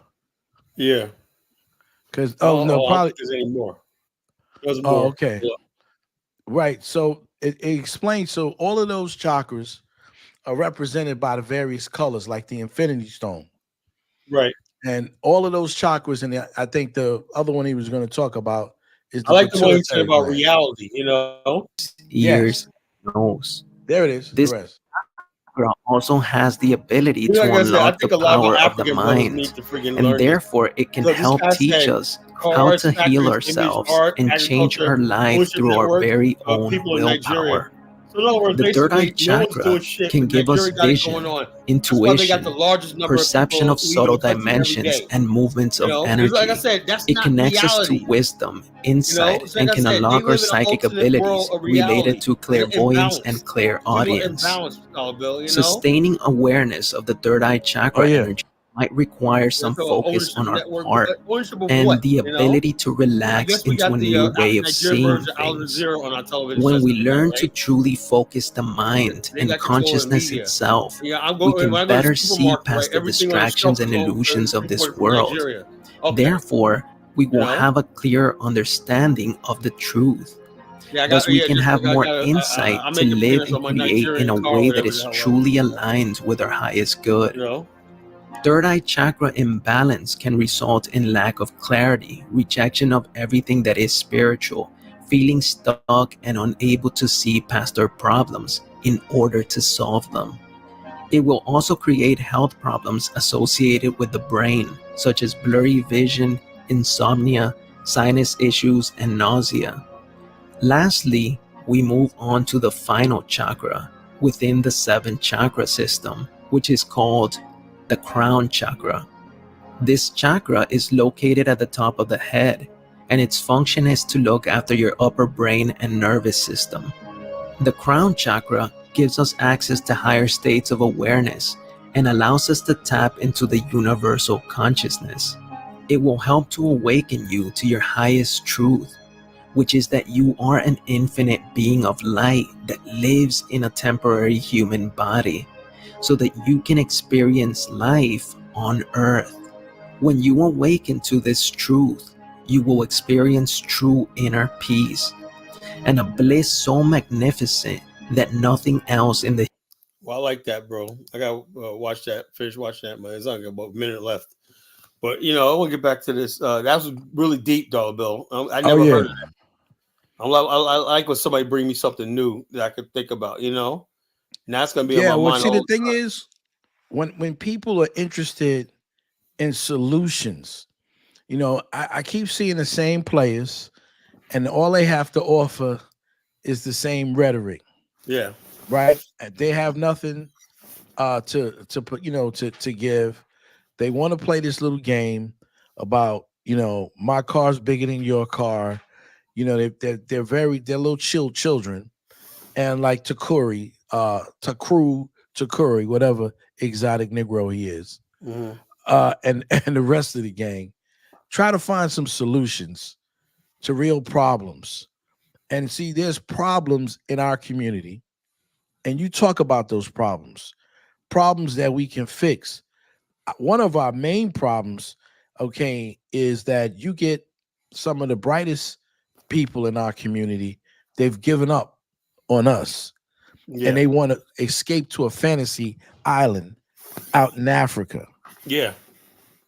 Right? And they don't want to deal with the issues that we have with the here reality in of being black in America. You know, and so I can understand how some of these guys feel. I know, it's taking you 16 years. Okay, it's taking me, similar years to get the kind of money or make the kind of money that I'm making now, right? And so I'm at the door, but I haven't Yeah. gotten in yet. But I'm knocking at the door. And when I get through that door very very soon, right? Yes. Then my whole reality is going to change. My whole reality, even though it's good right now, my reality. But it took me 16 years to even get to the door. Oh yeah. 16 years of hard work and disappointment and everything like that. Now I'm knocking at the door. I'm about to open the door and whatnot. And then my reality is I'm going to go into a new realm. That's why I had to really reflect on what am I doing with this Pan-African stuff. In other words, basically, I'm about to walk into a realm of America very few Black people have been to. How can I forget? That's my reality. If I'm able to be with some of the contract one of the number one human resource companies and I'm getting a lucrative deal, supply them with benefits and stuff like that to major corporations and whatnot, I'm going to be on a different level. And there's never few people, much less Black people, who are going to do what I do. So what I'm supposed to do is say, something, forget all that, man. We got to go to Africa. I got to go to Africa and do a fish farming. Are you kidding me? Well, Like you I know said, what it is? Yeah. I was looking at this guy who he sells moringa. He was actually a Ghanaian dude, and I think he went to MIT, and he got called back home for some situations, and he ended up staying out there. And now he runs, a business with superfoods, and moringa is one of the things that he sells. Mm-hmm. I think he's got a white girl too, but I digress. Probably. Yeah, he does. The woman he was kind of like hugged up with was a white girl, but he's back there and he's dealing with the farmers and he's raising moringa and he's selling it. He's selling it here in America and in Europe, and I thought that was pretty cool. So the thing I'm saying is, your connections are here. That for you to make those type of connections in Africa, it's probably going to take you another 16 years. Yeah, I don't have the years to waste to do like that, and I'm taking a big chance. And so I'm at the other end of the spectrum, where I'm looking at retirement, and so my goal is I want to make over 6 figures without having to work at all. Right? Yeah, my cousin Jerome, right?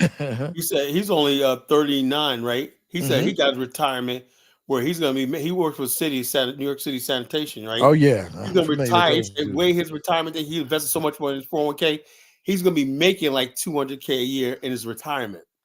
Yep. So I got a friend, a Jewish dude. He got a beachfront property in Baldwin. You ever been to Baldwin, Long Island? Yeah. Oh, I love that place. It's like a little small town and whatnot. I like it. That's where he's at, Baldwin, Long Island. He has a beachfront property. Like I said, so when people tell me about what we're not doing, man, look, I'm around. My family in New York is real successful. So when you get access to certain things, and it's hard, man, for you to think about. That's why the guy was pressing me. Are you ever going to go to Africa? You want to go to Africa? And my whole thing is, man, it's probably a beautiful thing. And I probably wouldn't mind going, like you said, to Liberia. Yeah, you should go in 2026. But when I'm looking at making money and the opportunities I have here, I can get a farm. I can do other things with my son, and just getting with him and some of the things that he liked to do. I can't do that in Africa.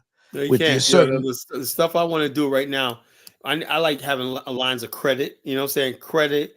You gotta have insurance. You gotta have logistics and everything like that. You can only do first world business. Insurance. Do something like that is South Africa because they got a modern infrastructure.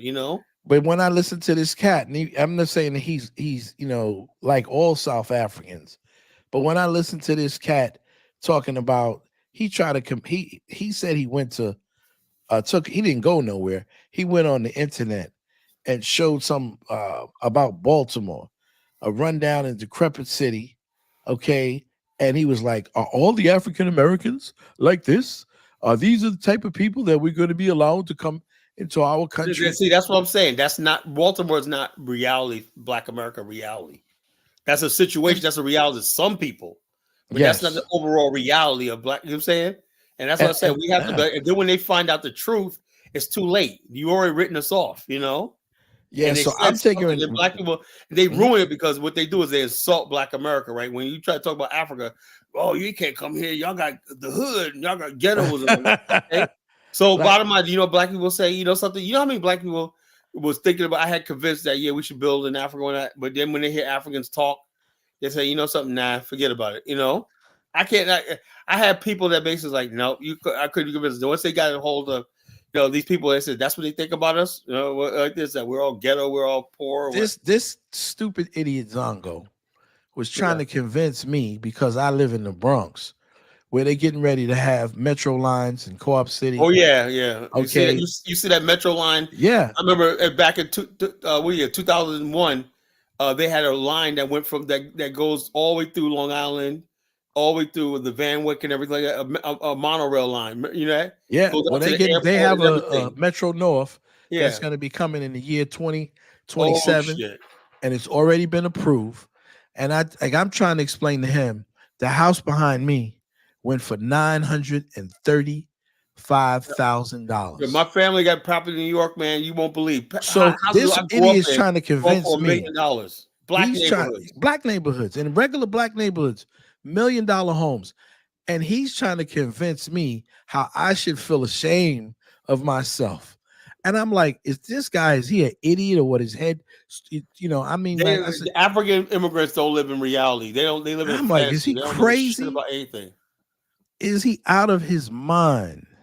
And I go, I'm not, like I said, I will show receipts to you, but I'm not going to try to convince nothing to these idiots who don't have anything, haven't done anything, didn't put in the work.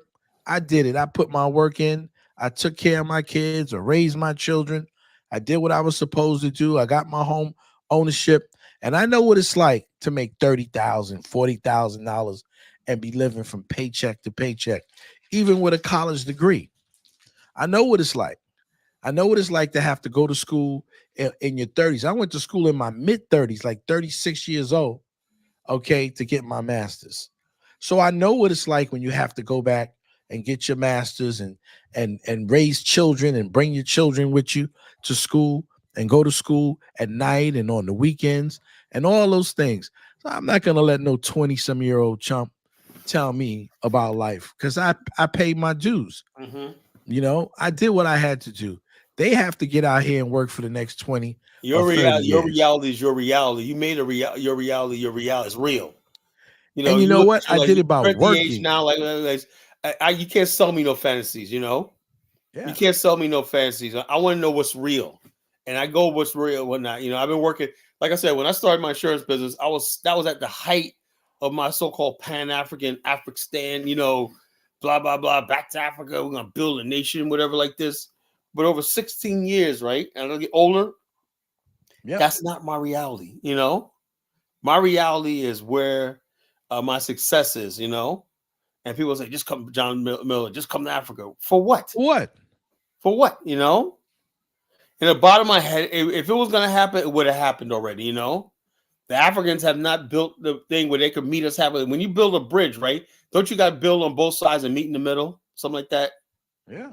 You start on both ends and you meet in the middle. Like what you call the Pacific, the Transcontinental Railway.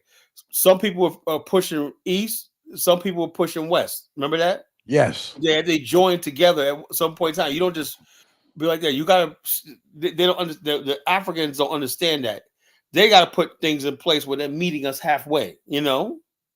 And after 70 years, 60-something years, 70 years of independence, Africa hasn't done that, And they will. I have every...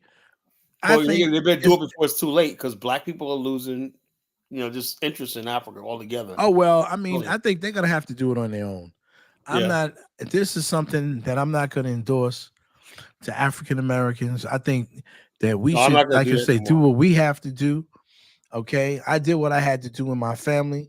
And like I said, the next years I'll be taking care of myself, working out, doing the things that I want to do, traveling and going where out because I don't have any little kids. I don't even have grandkids. So I can spend as much as I want to spend and do as much as I want to do. Okay, because I've raised my children on a whole lot less, but I was lucky, and I didn't allow, even though I had to deal with racism, I had to deal with racist people and racist attitudes. I didn't allow that to stop me. It could slow you down, but it can't stop you. But you know what I'm thinking about today, Dollar Bill? I was thinking Mm-hmm. about when I was thinking about for the show today. I was think about this about reality. Black people, despite racism and everything, they would still rather deal with white people and racism than Africa. Think about that, Oh yeah. because it's reality. Reality is when they look at Africa, look at everything. Africa. Do you know out of all the places that Black America go to, Africa is not even in the top 10? No. We go to Belize, we go to Germany, Mexico is number one. Mexico, we go Panama, Panama, Costa Rica, Belize. Belize, and we go to Germany, Armenia, but Thailand, Philippines, Brazil. But they said, I was shocked. They said Africa's not even on the top list of where African American expats are. Oh, not at all. It's not even on the close. top 10, man. I thought there was, because when we look at Africa thing, we're flooding the continent, taking over and everything like that. That's not reality, folks. Reality is you're not going to get a lot of African Americans on the continent. And I think I'm going to find one of the videos with this sister who actually went to Ghana and to another place in West Africa. And she said, I'd rather be where she'd rather be in a Spanish-speaking country. It's a shame. It's a shame that that's our reality. Yeah, but that is our reality. People would rather spend 16 hours to go to Thailand. Some of these passport older men, not the young brothers, some of these passport older men, okay, with pensions and all of these things, would prefer to take themselves to a country that speaks English, okay, and go and deal with women in the Philippines than to go to Africa. And that's a shame. That is a real shame. That's a sad situation, but that's really a shame. But they get value for their money, and they don't get the animosity. See, the whole thing that we're trying to explain to people is the animosity. You have to deal with the negative behavior. Imagine if you said, look, I'm going to settle down in Africa, right? But you turn on YouTube, you hear somebody like Afro Dumbass, I would literally go fucking crazy, man, I couldn't do it, I told Bomani that. I said, we got to have something where, we got to have something of a continent we control on our own that they can't take away. Because they have this idea, because they be saying stuff like, yeah, Black America. Okay, you got people that say, but what are you going to do about it? We're going to take that land back from them. And I say, you're not even Ghanaian. What do you care what they're doing in Ghana, It's like the West Africans worried about our relationship with South Africans. It's like, damn, what do you care? They don't want us to have Kidola talking about the land. Remember that? The land in Ghana. Like, what do you care? We're not asking for your land in Edo. What do you care about what they got in Ghana, I thought he was a Ghanaian at one time. All of the stuff that he was talking about. Yeah, so I'm like, damn, I was like, what the hell are you talking about, bro? It's too much hatred. For me, it's too much, that's too much hatred. It's too much hatred. And it's not for me, it's not attractive. And that, they can go and do whatever they want to do. I don't see myself spending my retirement dollars, okay, in Africa. It would be nice if a Black man could do that and go back to his ancestral homeland. Yeah, but that's not reality. But it's not reality because of the way they think. It's the mindset. Look at mindset. Chukwu. After all this negative stuff he says about African Americans, he's trying to shame us into Black sector, like we're sector. No, a lot of times people go to Africa out in the Philippines just because it's a nice place, cheap place to live. With $10,000, right, you could buy a house. Why would we want to go to Nigeria, Chukwu?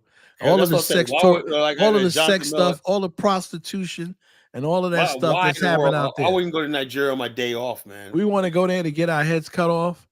What do you want? Why would you? If we have to deal with ignorant people like you, and you're not even a full African, you're African, right? Acting as if you're a real African or 100% African. You're a African. Why would we want to do that? I look at this, Zongo. As far as I'm glad you can't have your African under my. These guys are fucking hilarious, man. Zongo is not even living in his own homeland. That's why he That- can't go to his own home. That's sad, man. You know, You're a refugee here in America, and you love America so much because it has what you want: a job and It white has women, infrastructure. You know, you love and it. and white women, and his ability. to Hey, get where the white women at? Where the white women at, Zongo? Where the white women at? He's never gonna leave that. Yeah. Long as you can get you a Toyota and or Now, a here comes Honda the Rudy. Accord. Rudy goes, sometimes Caucasian. Well, Caucasians were not cut off violently from their continent and disenfranchised and disowned by their continent. You know, that's why they can go back to their countries and everything. I know when I was growing up, you had people that would go back to Scotland, go back to Ireland, go back to, you're from New York, right? Yes. Italians would go back to Sicily or Naples for the summer. Jews would go to Tel Aviv, whatever like that. I knew Polish people that went back to Poland and everything. Germans used to always go back to Germany, Luxembourg and everything. I was in Germany. Black people, man, we've been cut off from the continent, man, He doesn't realize that we've been here cut for off, man. almost a millennia. Almost a millennia. And he can't get that through his head. That a lot of these people are just not warm. They're not warm people. They're not kind people. Yeah. People go to the Philippines because the people are warm and kind to them. You'll see a man who's in his 70s with a young woman, okay, starting a family, and no one bats an eye. No one says anything, right? Because it's the value of the man that's important. It's important to her. It's important to her family. Listen to the immaturity even of young African-American men in this society. They want somebody to blame for the problems. Why don't you get up and do something? You didn't create hip-hop. You didn't create anything. You haven't done anything to distinguish yourself as a people, and yet and still, you have all the technology right there on your telephone to do whatever you can do. You can make apps, you can do business, but you're so angry. You could basically, if I have the technology I have right now, when I was in my 20s starting my business, I would have grants and everything. I'll be linked up with people. I pay you $1,000 if you can write my grant. All I needed back in the day was a grant writer. If I had the internet back in the days, I could have found somebody. These guys got My access job to is so so much things. easy now that I'm able, because I've embraced technology, I've embraced AI, and I use it every day. The amount of things that I can do, it's amazing. I stopped, in 2004. That wasn't even 2000. Was it two? Yeah, it was 2000. In 2000, I fell in love with Apple products. So I had all of this stuff, not the Walkman, whatever they used to call it. The one with the music at first. Yeah, And yeah. I heard they're yeah, gonna iPod, yeah, the iPad. MP3. Yeah, and now they're coming back with that. So I had all the music stuff. Then I brought the computers for my children and all of that stuff. But now, man, I'm into the Android, and I got a new, like, a laptop. Not a laptop. What is that? It's not an Chromebook? iPad. It's not a Chromebook. I use Chromebooks I in got my iPad. job. I got iPad and Chromebook. I got a Lenovo. It's one of those Lenovo's. It's got like four. I can split my screen.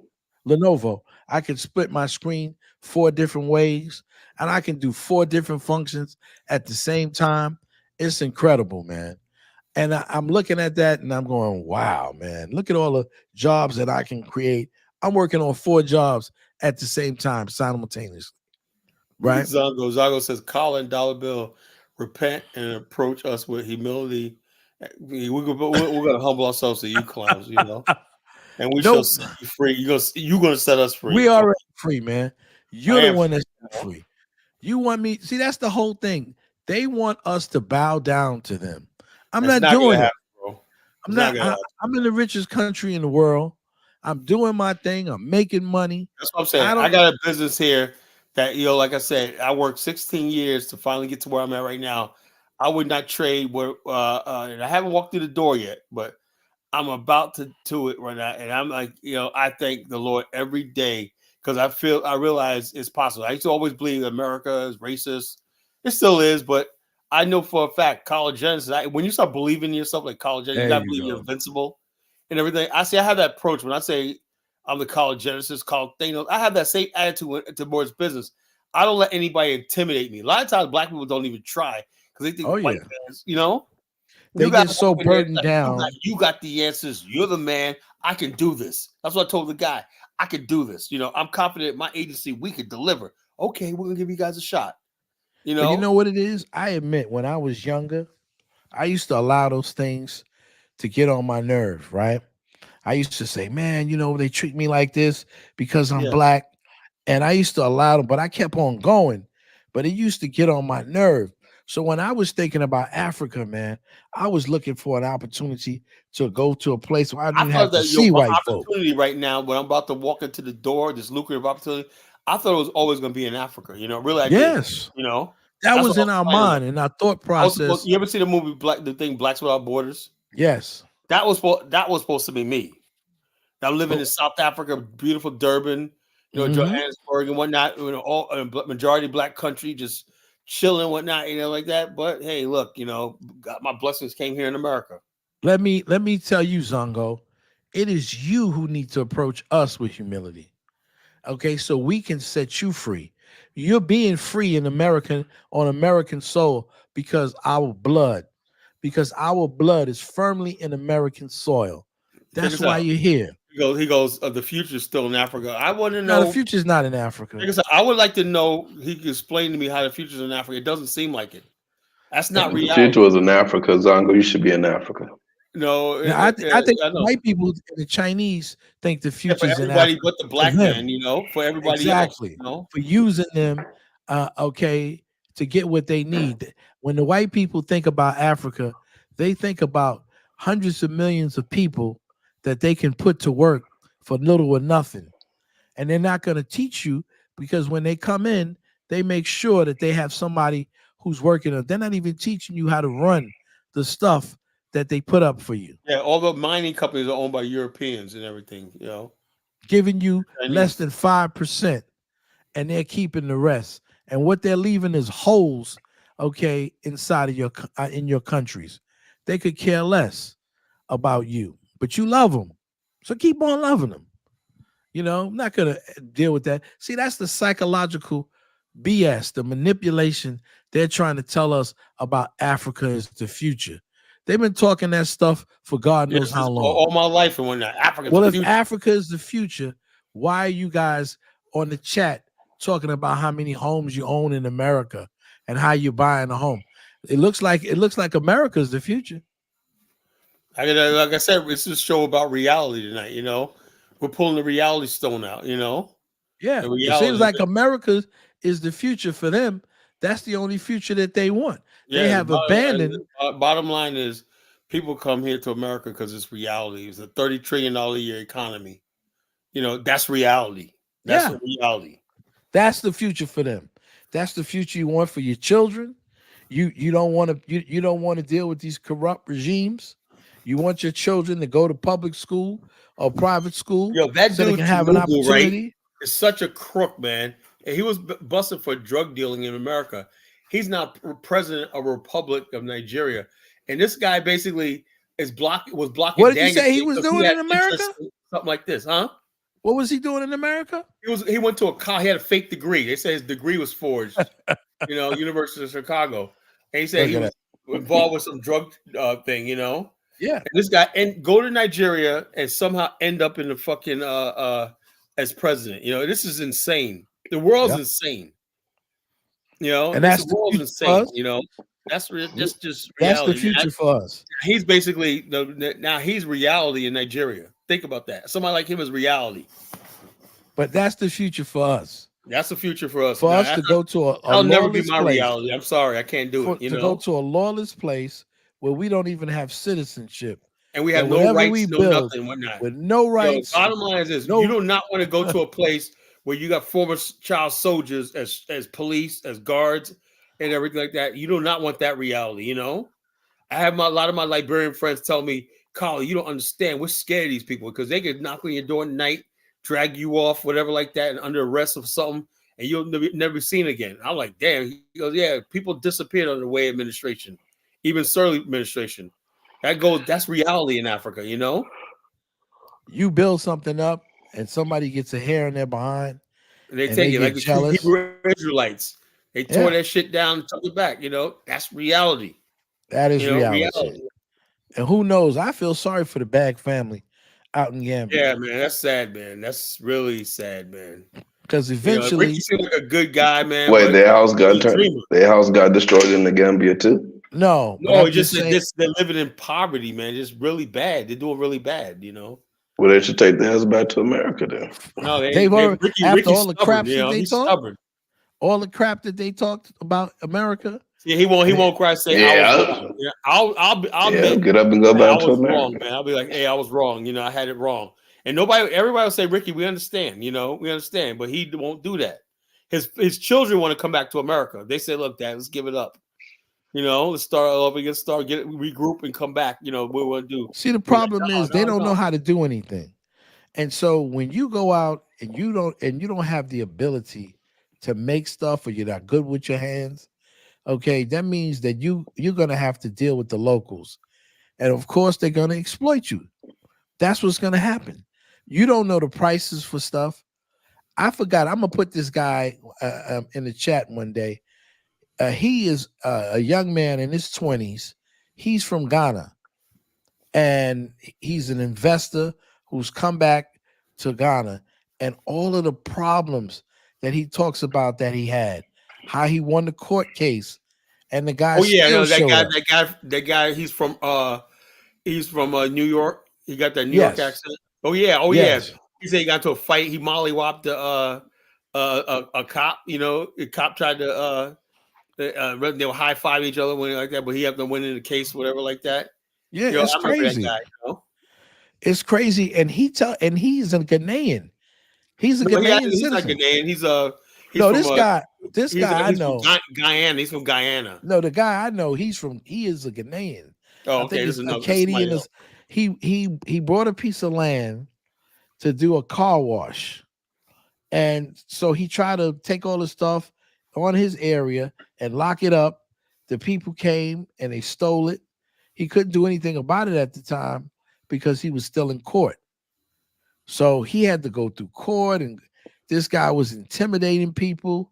He was doing all kinds of stuff to other people in the community. And finally he got this guy out. But it's just, if a Ghanaian goes through this, what do you think an African American? And Zongo tells me that, oh yeah, I would want to go back to do that. I'm not stupid. Why would I want to do that? Yeah, it's not fair. Why would I want to take my money that I made in America to go someplace where somebody can come? First of all, he doesn't know. You can't in Ghana, it's leased land. You right? don't own it. You don't own the land.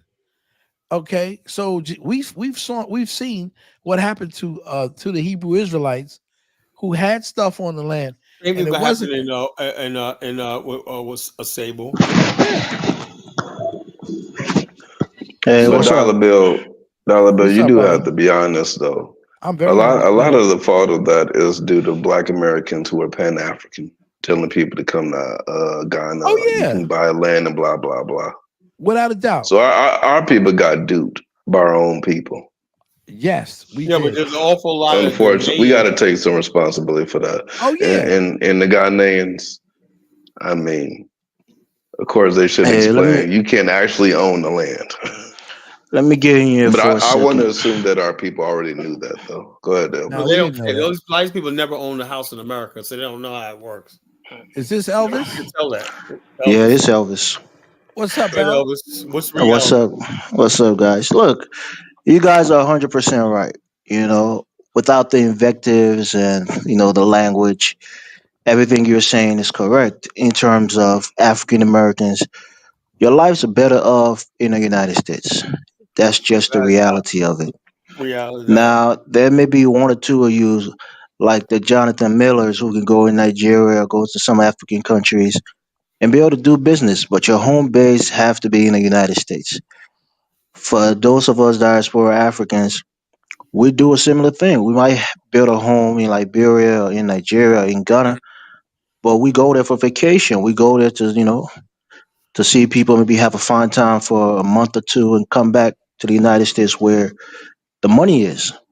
Now, if you're really wealthy, if you're maybe a multimillionaire, you can make Africa your base where you have a lot of money. You can live a very comfortable life and maybe come to the United States for vacation, do the reverse, right?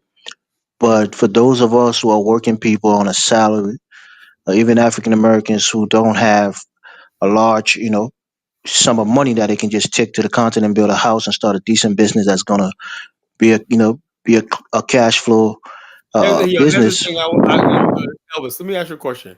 Here's the thing I never can understand. Why is it that black people from America, Africa is the only place that requires you to have your own business when you come there? That there's not a job market ready for them and stuff. Right, and that's the It's yeah, like that's that in the the Caribbean too. right. That's the problem, bro. That's why America.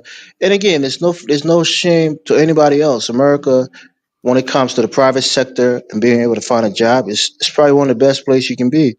We as Africans, we haven't figured out how to build our economies, how to build our private sector. Some countries has done better than others, but the reality is you can't just go there with a college degree and be able to get a job at a nice company that's paying you 30, 40, 50 grand a year. So that's why we, even us as Africans, unless our parents are really wealthy or in politics, we tend to try to come to the United States. So when Kyle is saying these things, why would they want to go back to Africa? Maybe you want to go back there and connect, see the land, see the people. Maybe every 5 or 10 years, go back and just see it again. But it's not someplace that you really want to live if you're not 100%, dedicated, like maybe a Jonathan Miller or Bomani or whoever. But you know That's what the I look problem. at? But Monty's living in Jonestown, Georgia. He said he has no intention of living in Ghana. That's what he told me. He said he building a community over there. He said it'll be like when he's like in his 60s. He said he got to build a business here and be, to be able to transfer his technology business and everything. Or he ain't going. And your money that you put in the bank. Yeah, And your he ability got to be to making get the same type cash. of money on the continent. Now, the only place that I would think of Kenya, because the M-Pesa, they're able to do their business through their phone. But like I said, if I was a younger dude, I would even consider Nigeria, because in Nigeria, you can own the land, right? You can own it outright. Angola is a perfect country for Black American. The only thing is the language barrier, but there's a large number of Angolans. I can tell people all the time, I could basically hook you up in Angola if you could teach English. That's the number one thing they need from Black America is people who can teach English. They said, there's a lot of money in I'm teaching sure some English. young folk want to do that. In my time, man, I'm going to listen. I can go to Puerto Rico and get 40% off my taxes. I could live up in the mountains in a nice development for $1,000 a month, and I can look at the ocean. Okay, It's like 12 that months Thailand out of and the the year. Philippines, But I'll be in America where I can get medication. Check this out. One of my partners, all my stuff from Amazon. Check this out. One of my Black nationalist partners, I'm gonna have on the show soon. David Hitt, right? He was the one who basically started the Afghanistan thing. When he was living in the Virgin Islands, so he said, "Cal, you gotta come out here and whatnot." He's back in Florida now, right now. Right. But he was telling me, he said, "Look, he said you could only get to this island by boat." He was in the U.S. Virgin Islands. He said, "Man, this place is paradise." It probably is, man. But he was like, he said it's so cheap over here too. When he had a house, it was like a house on a hill. He had the thing overlooking the mountain, overlooking the river and the ocean. One, I was like, it was a beautiful scenic view. And it's America. It was America, right? U.S. Virgin Islands, yeah. It's the U.S. Virgin Islands. It's America. Yeah, U.S. Virgin Islands, so if I bought some property, if I took $300,000, $400,000 down there and I brought me some property, I own the property, right? And I'm a citizen. A deed to the property, Yeah, I have a fee absolute simple deed is what we have in America. I would own the property outright. I don't have to worry about getting citizenship or any of those things. If I decided I wanted to, go for an elected position in my parish or whatever, I could do it without Hey, Dollar Bill. trying to kill me. Yeah, let me ask you on the panel a question, right? I think Chuku is here too, right? I don't see him on the screen, but I think somebody else is there below me. I don't know. So what's up, man? Look, let me say this. The going back to Africa thing, I'm not in favor of it because we Africans, we tend to want to come here, and you guys, those who want to go there, find it hard. But I think the biggest thing Africa can do, I don't know if you guys agree with this or not, is collectively to offer an apology for slavery. I think we need to do that. We need to take that first step to reconcile. Forget coming back to to invest. Forget all of that bullshit. When you want to reconcile, it's not about the monetary benefits that you can reap, but to first try to repair the relationship between us continental Africans and those in the diaspora, not just in North America, not just in the United States, but the Caribbeans, Brazil, everywhere that our people were so into slavery, to make a concerted effort to apologize to them, whether Yeah, we so, think it let me means. ask you, say Elvis, it's like a lot of continental Africa don't even acknowledge slavery even existed or the effects that slavery had on the entire black race. They don't understand when they suffer racism at the airport, stuff like that, it's because the world still views us as the people who sold each other into slavery. Africans That's don't what understand I'm saying, Khaled. I think that's the first step to healing and trying to bridge this divide that we have between us. I don't know what the panel think about it, but that's just my first thought. Before any kind of investments or inviting you back to the continent to do Well, business, that apology must come from us as a collective to the well, diaspora. I think can we that's let important. From what I Chuku answer that, understand, because Chuku is a person who's half, according to him, he's half African American, and you see the rhetoric that he has for us, and he's a African. So what what chance do we have of that with any other blooded Africans?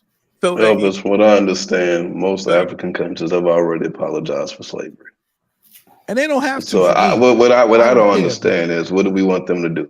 I Apologize don't- over and over and over and over and over and over again? That's stupid as fuck. No, I don't care think what I they don't think the African Union has done it collectively as a continent. Yeah, the I know African Sierra Union Leone doesn't did it to represent. try to bring. That's what I'm saying, Jonathan. Most of these people do this to try to bring people in, to welcome them in for investment opportunities, and I think that's a for the ulterior finesse. motive. Yeah, it's an finesse. ulterior motive to it. There are countries that apologized and didn't have a year of return. Ghana's the one that did that shit. Listen, my apology needs to come with a passport and an opportunity. Words don't mean anything. So if you want to just say something and you don't mean anything and there's no opportunity, Africans don't want to give nothing up. Then keep your apology. But here's the thing: you want Africans to apologize for being enslaved. We were the ones enslaved during the transatlantic slave trade. There are no FBAs in Africa. First of all, who said anything? See, this is what I said about this confused African. Did anybody say anything about being an FBA here? Okay, whatever you want to call it. And no. Do you call yourself half FBA? No, I don't. Okay, so why are you painting us? No, why are you painting us with a broad brush? Who gives you the power, little African man? Okay, you're not FBA. You're whatever. What do you call No, yourself? you know what? What you need to do is learn some respect. I don't want Africans to do nothing. You understand? Right. I'm telling you, I don't need an apology from you. You want to apologize, let it come with some tangibles. If you don't have an opportunity to get to buy land or to get a passport, keep your damn apology. I don't need want Africans. I don't need. I see you. You're used to dealing. You're used to dealing with these people with low self-esteem. You see these self-loathing Pan-Africans, right? No. You think that we need your apology? First of all, it was Elvis who talked about an apology. I was asking. Colin didn't ask for an apology. Jonathan didn't ask for an apology. Dollar Bill didn't ask for an apology. No self-respecting African-American man wants an apology. Okay, but can I just say something? Can you just give me 10 seconds to speak? What I notice about Black Americans is that many Black Americans have fallen into like a shared identity based on grievance and entitlement that seems to be focused. You watch for so much so that we should. In other words, we don't have a culture, we don't have traditions, and we don't have family. You know, African Americans are the only group of people that have family. Chukwu, let me ask you a question. You say your mother's African American. What's the history of the family reunion? Okay, say what now? That's the question. No. Before you answer anything, I want the answer. What is the history of the family reunion? Why are African Americans the only group of people that have the family reunion? What's the purpose of that? Where does it go back to? what is the purpose of the family reunion? Yeah. So the family can get together. No, that's not what it is. No, It's no, it was He back think in it's just black for us to people. eat Our chicken. community was broken up during slavery, and after the Civil War and everything like that, people to keep in touch with each other, they made a thing where they said, let's every once a year or 2 years we get together and like as a family reunion. You know, cousins, everything like that, because we were so far apart, and also when we live in America. Since we had to go to different places, different cities to find work and lives. Yo, Collar, The family reunion is what brings us back together. Collar. I think That's something unique to us. We don't have a you guys tend to drown. You guys tend to drown out Chuku. Let Chuku speak, please. Let him have a No, but voice I'm on the saying he didn't platform. answer the question. He didn't answer the question. I won't sugarcoat it. He was asked a question by Dollar Bill, and he was responded to the question. I was and trying then to he got cut off. And then I Yeah, got let's cut off. let him speak. Because Man. he's Let him so answer Dollar because let him answer my question. okay. No problem.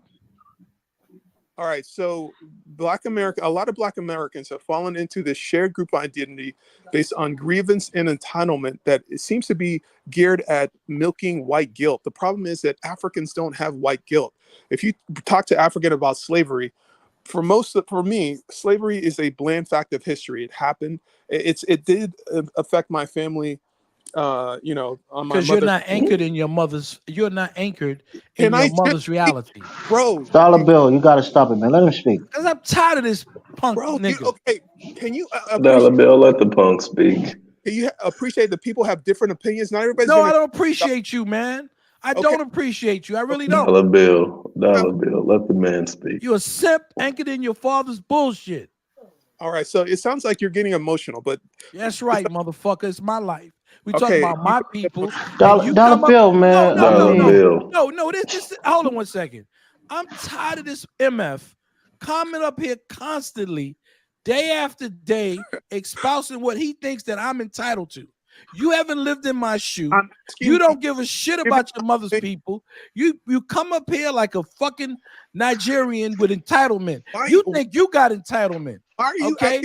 I don't need guilt from white people. Light skin, right? You're acting very light skinned today. Nigga, I'm dark skinned, you idiot. You're very sensitive right now. Dollar Bill, Dollar Bill, Dollar Bill, African, Dollar Bill. Dollar Bill, you're the first to attack him, man. You can't be doing this all the time. That motherfucker. Dollar Bill, I don't like him either. Still let him talk though. Reasonable people can disagree, but here's the thing. I don't think it's effective to take on this identity of grievance and entitlement. It's not your identity. It's your Stop identity. fucking talking about it. But talk about the shit you're anchored in. Stop telling me I don't need you to tell me what you think. Dollar Bill. It's about hearing different perspectives. No, right? I don't You can want to hear disagree with it, but we we can't censor people on the platform. We can't censor views, man. Listen to me, Elvis. You gotta listen to me. Excuse me. Down. I'm talking to Elvis for a minute. Listen to me, Elvis. Pills right now. Hold on 1 second. Listen. If you want to give your opinion about your people, about your perspective, about what your people do, that's fine. Just because you were spawned, okay, and you're half African American, but you don't anchor yourself as an African American, do not preach to me. Do not preach to me. You want to tell me about Igbos? You want to tell me about the Igbo land? I will shut up and I will listen.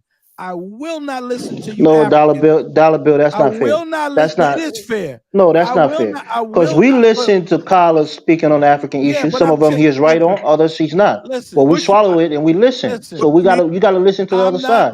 And plus, he has half ancestry in African Americans. No, he has no ancestry. He got to prove it.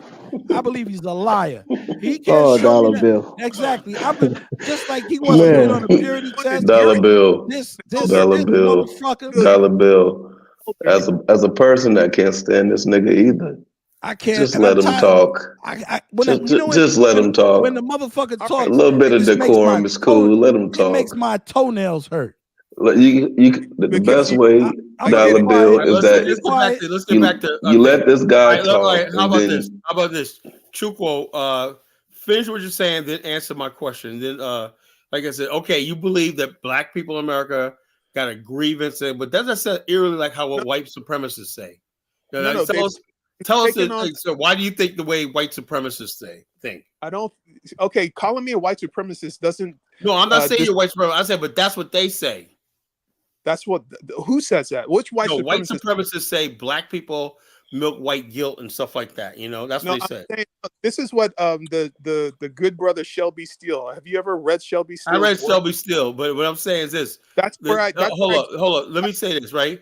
Shelby Steele was I like Shelby Steele back in the days. It's a true thing, and there is like an overemphasis on stuff like that. But what Shelby Steele's talking about is hold up. What Shelby Steele was talking about is the people who purport to speak for black people.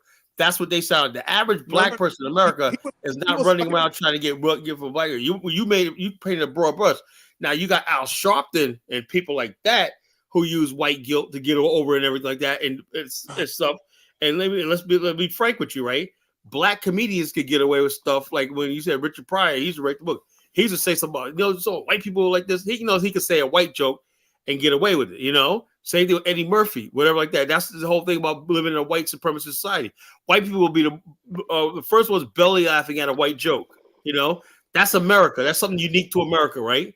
So white people the reason why that is because white people do feel like they owe black people something. That's part of the culture, But most black people, there's a relationship between black and white people you probably don't understand. White people know that they're in power. They like when they're the ones creating the jobs and everything. Right. They know their ancestors did wrong, so they as much as they can, they basically make sure that the black people got to get this and everything, like that. It's in there. It's in them. It's not white guilt. Just they feel like they have an obligation. Right, now, at the same time, they can only give us but so much. Now, black people in America got ambitions like they do. We don't always want to be at the bottom of their society, And so when we say we want more, that's when the problem happens. Right. We want more than what they able to give us. That's a problem. And it looks like we're demanding stuff. We're only demanding what's already out. If you call me an American, right?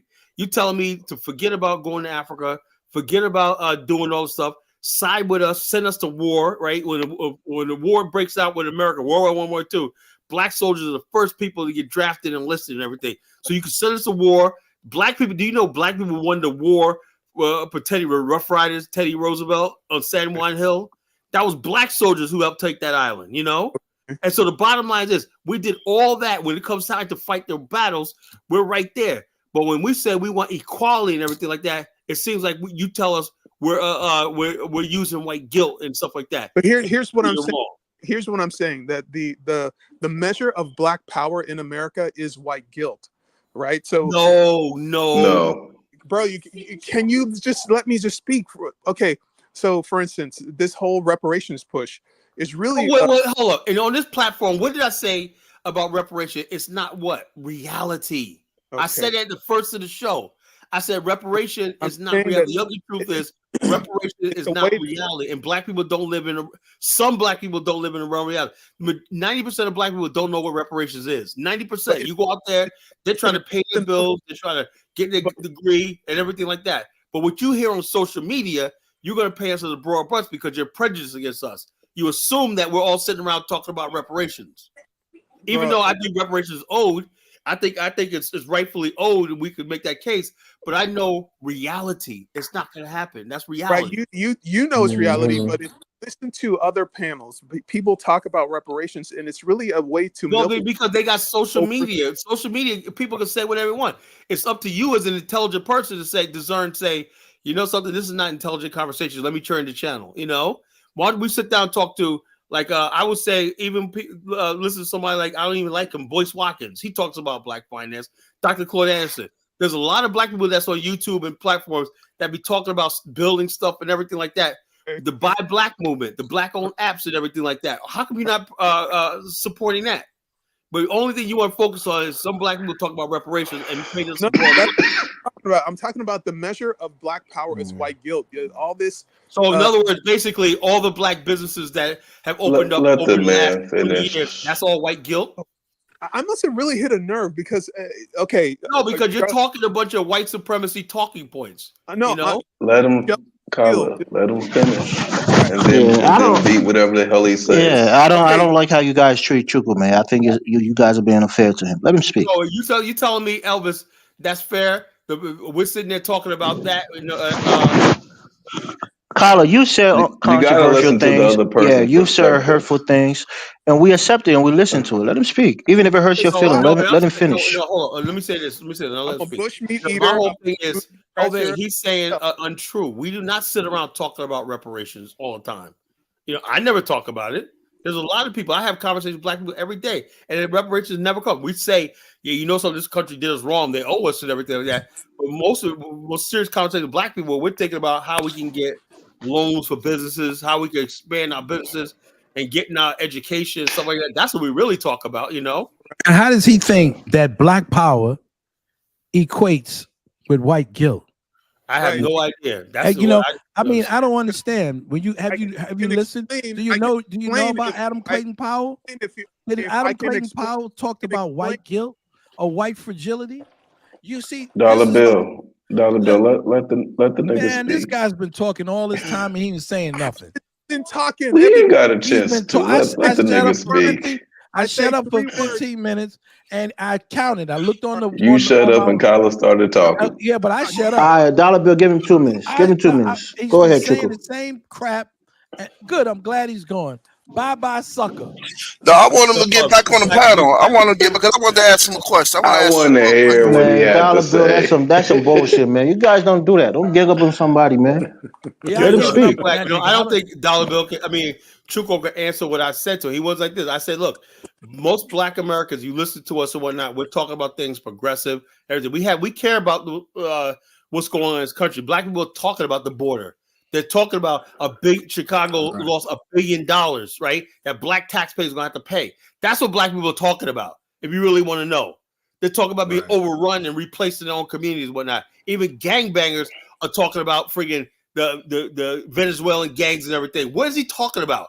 So he comes up there and make up this thing that black people are talking about. Kyla, you use that example, right? You said that black people, white people feel like they owe black people something because of what their ancestors did. Yeah, they and do. the only They time, have- yeah, that so don't that's mean what he what? was saying, that black people's power base is based on white guilt because you espouse that same sentiment. Hold on. That's not the power base. base. No. That's not white guilt That's because the not bottom true. line, white people take more than they ever going to give us back. That's what I'm talking about. Exactly. You know, so Did you hear that's not even Malcolm a X comparison. talking about? See, What they he what doesn't little know they our give us history. because after everything, they take $1.5 trillion from us a year of money we earn, right? We get very little back of that, you know, and they basically never level the playing field. Where we Kyla, you didn't make those clarification when you made that statement. You equated things that black people get to white guilt. You made that point. very well. You shouldn't have. Black America No, earns Kyla was telling $1.5 Chuko trillion the a truth. year. Chuko wasn't trying All to hear that it. money goes into the white man's pockets and whatnot. You know, we're a cash cow for white America. And so the bottom line, whatever they give us and whatnot, it's ours to begin with, and then some. We're not even getting everything that we're supposed to have. So where does the white guilt play into? Where does the white guilt come I in? have no idea. White people feel But you guilty. said it, Kyla. You said it. You said white people give black people things because of white guilt. White people feel guilty. They feel guilty. They'll make sure we just have just enough. That's it. But that's what not I'm They saying. don't feel guilty. That ain't no White black people do power, not you feel know? guilty at all. That's not black power. That's not no black power. And so It's you know, neglect. you know what it is? He thinks because he lives in, because he anchors himself in his Nigerianness, in his fantasy. Okay, he's not African American at all, right? So he thinks he's qualified, however, to come up here and espouse lies to us and to make it palatable for us, okay, to digest. I'm not digesting that nonsense. But you know what, though, Dollar Bill? I don't even think that man's mother is even African American. I don't believe anything he He's said. he's back. Okay, let me ask him a question. Don't gang up on him. No, don't ask him no questions yet. Don't gang up on him. Let him have his 2 minutes.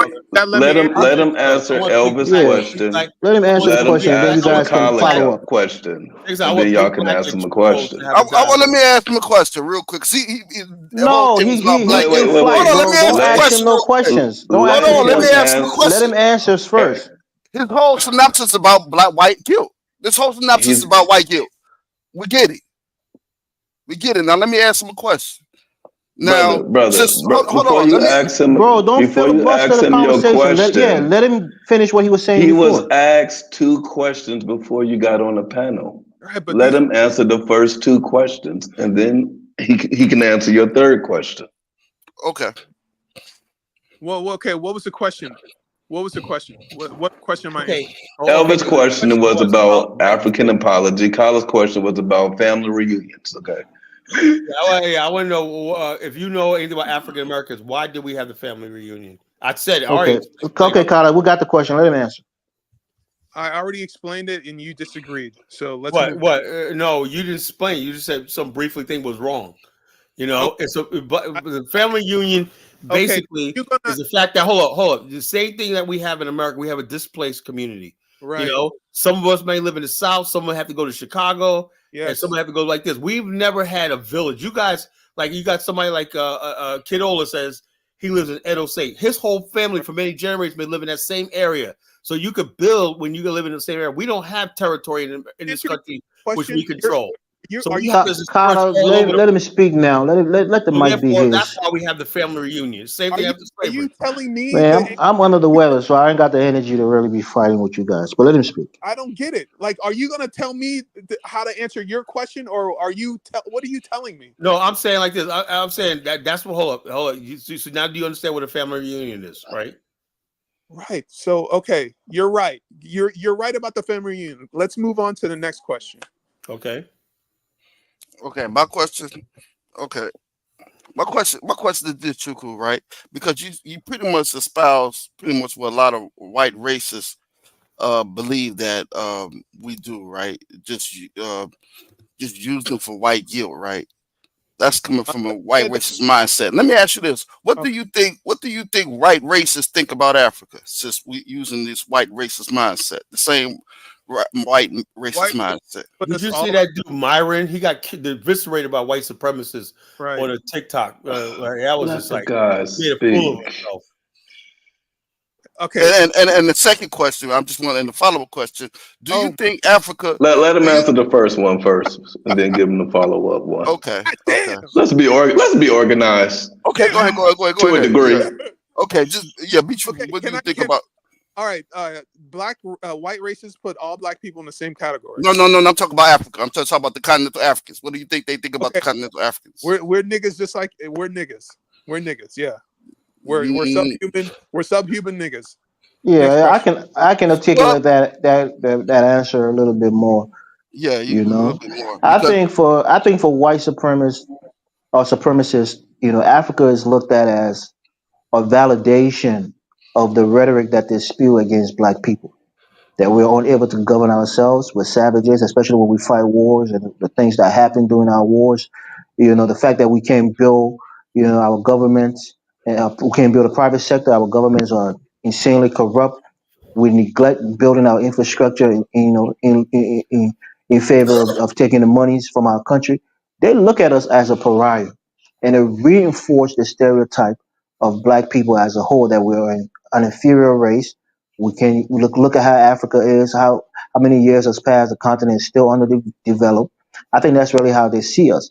Now, I don't know how they see African Americans in terms of their white racist, thinking in this country, but I think that's how they look at us on the continent. So there you go. They look at African Americans based on how they view Africa.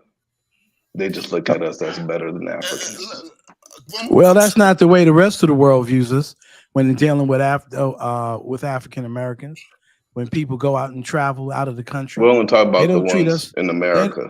They don't treat us like only the they ones in treat America. Got one more question to add, Triple. Right? Ones in America will tell you go back to Africa. So I don't know what that point was. How do you think? I'm telling you, my point was that when you go outside of America and they see an African from the continent and they see an African American passport, they see that American passport, they treat us with more respect. Now, I'm not saying it's right. It's just a fact. Good old Cadola actually, me and him talked after a show before, and he admitted that how do you think the rest of the in the world? European Union, they pretend to be African American, so they don't live that far. Shuku, How do you It's just a think? fact to deal with it. One more question, Chuku. How do you think the rest of the, let's say, the non-black world looks at Africa as far as how it treats its diaspora that got sold off into slavery? When you say the rest of the world, you're talking about white people, black people, White people, non-black, non-African people. How do you think the rest of the world that's non-African, right, look at the African continent on how it treats its diaspora that got sold off into slavery? That's what they use against Africa. How do white? Yeah. So I think the white people like to hear this talk about you sold us into slavery because No. I'm talking about not just white people. I'm talking about the rest of non-African people in the world. How do you think they look at the continental Africans on how they treat the diasporans that got sold off into slavery? How do you think they look at them as how do you think the rest of the world looks at continental Africans on how they treat the diasporans that got sold off into slavery? I just want to be clear. When you say non-Africans, what population are you? Bro, Indians, Asians, Hispanics. Brother, you supposed to be smart. Come on now. Okay, so you want me to give you my opinion on what other people who I don't. How do you think? Just guess. Just a guess. You want to make a guess? I don't think they even care about slavery. But they have opinions about that. You know, everybody has opinions about that. They don't care about slavery or reparations. To be honest. So you running from the question? No, I'm saying He answered the question. No, he didn't. No, he didn't. No, he didn't. About why would they care about enslavement? No, well, how do they think? They say opinion. They don't think they have an opinion. You don't think they have an opinion? It doesn't register. He doesn't listen to any opinion other than the opinion that his father gave him. But you're projecting your opinion on. No, I'm just asking you. I'm asking you. I mean, you're talking about a collective opinion. You can't do that. Okay, I'm just saying. Out of curiosity, bro, I have never heard other races talk about Africa and their diaspora. If you don't mind, you tell me what you heard so far. Right, exactly, Jonathan. That's the question. What have you heard? And whatever you heard is an antidote. It's not the entire collective opinion about our race. Hold on, Dollar Bill. Let him say what he heard, and then Dollar Bill. Let me ask African Americans this on the panel, right? How many people ever heard white people say, "Well, your own folks sold you into slavery," right? All the time. Yeah, white people. That's how white people. The hook. Yeah. We heard that before. We were hearing that. We were hearing that before. Yeah, because you engage with white America all the time. How often do you engage with Indians or Japanese? Brother, when you ask your question, you said non-white. What is for that? I say simply, aren't you guys supposed to be the enlightened people? When you say that you're enlightened Christians and everything, and you're like this, why would you, if you say you're so enlightened, if you think slavery was wrong, why were you engaged in, well, Africans saw each other, but that don't mean you have to buy them. Right. You bring them over here. They don't have nothing to say for that. They shut up. It wasn't me. That's what they're doing. It wasn't me. That's what they're saying. He said it's in the hood. Show them Tarzan. That's what white people think of Africa. Show them Tarzan. Yeah, white people. Yeah, white people. Listen, I have never heard Indians or Asians talk anything about Africa and their diaspora. They don't give a fuck about us. No, not about us. But one thing is, when you go to Cuba, right? I remember before the COVID hit, I went to Cuba, and one of the first things they wanted to know was, have you been to Africa? Let us know. This is before COVID hit. Have you been to Africa? And I was like, no, I haven't been to Africa, because they were acting like they were going to quarantine me because I went to Africa. And when I went back, the same thing was, have you been in Africa in the last 90 days? I said, oh my God, if I would have told them I had been to Africa in the last 90 days, they probably wouldn't have let me in the entry in the country. Probably sent me right back. Dollar Bill, let me ask you a question. What do you feel about the people in Nigeria who were taken to the point of no return and put on slave ships? What are your opinions on Africans taken on slave ships and brought to America? Are we owed an apology? Who is we? Man. I don't know which we are you. What are you talking about? What, I don't know which we are you. What are you talking about? You the African or you the African American? I'm confused. Which side are you talking to? I'm talking about the people who are now called Nigeria. were put on slave ships, brought all over, transported all over the world. Let's let him Bro, talk. Let him. I want to hear this. Do you think that the Nigerians? No, the people Hold called on. Nigeria were never put on slave ships. That's why they're still in Nigeria. The people in the diasporas were those who were put on slave ships. I'm trying to figure his logic. Go ahead. Those people came from specific locations, specific tribes. Okay. So who should apologize? Who should get the apology, and who should be the one apologizing? White people should apologize to them, or you want us, the descendants of those people who were put on ship, you want us to apologize to the people who enslaved us? Were removed from their people. Owed an apology. They owed an apology by who? I'm asking. Are they owed an apology? Yes or no? Owed an apology from whom? From whom? From By white people? the kingdoms, like the Oyo Empire, the Dahomey Empire, the Benin Kingdom. Those are the people that should be apologizing to current day Nigerians. Or is that the question you're asking? All right. The Nigerians who were taken to the point of return and taken off their land, they're not owed an apology, but only the people. Point of no return is in Ghana, right? Amina There's Cancer. one. There's one in Nigeria. Yeah. Nigeria. Okay. Yeah. So I mean, you're saying that like the Hausa, the Fulani that was selling them into slavery. Chuku, You your can't question apologize. sounds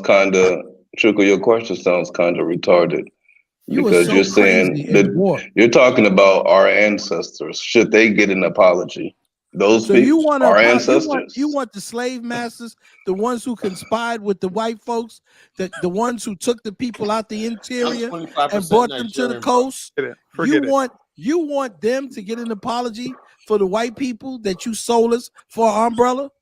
Is that what you want? Or no, would you prefer us to apologize to you? Listen, okay, Dollar for Bill. sending us in slavery. Which one do you want, Chuku? Dollar Bill. Hold on 1 second. I want him to answer my question. Which one do you? Which one do you want apology? Which one do you want to give apology? You want me to apologize to you? Are people owed an apology, and you give me a 10-minute question to answer as an answer? Who do you want the apology to come from? It doesn't matter. It should Doesn't matter. What's the choices? It should What's the choices? Who's lying for the apology? What's the choices? Or maybe you want reparations because you lost slaves. Is that what it is? There were Igbo slave ships. That's all I'm saying. You want reparations because you know the white folks. Igbo's on the ships. So are we owed an apology? By who? What groups? By who? Chuku, you would be owed an apology by the people in Nigeria, not by anybody from Black America. I'm 25% Igbo. Should I apologize to myself? No, he wants the Hausas or the Fulani to apologize to them. That's what They ain't doing it.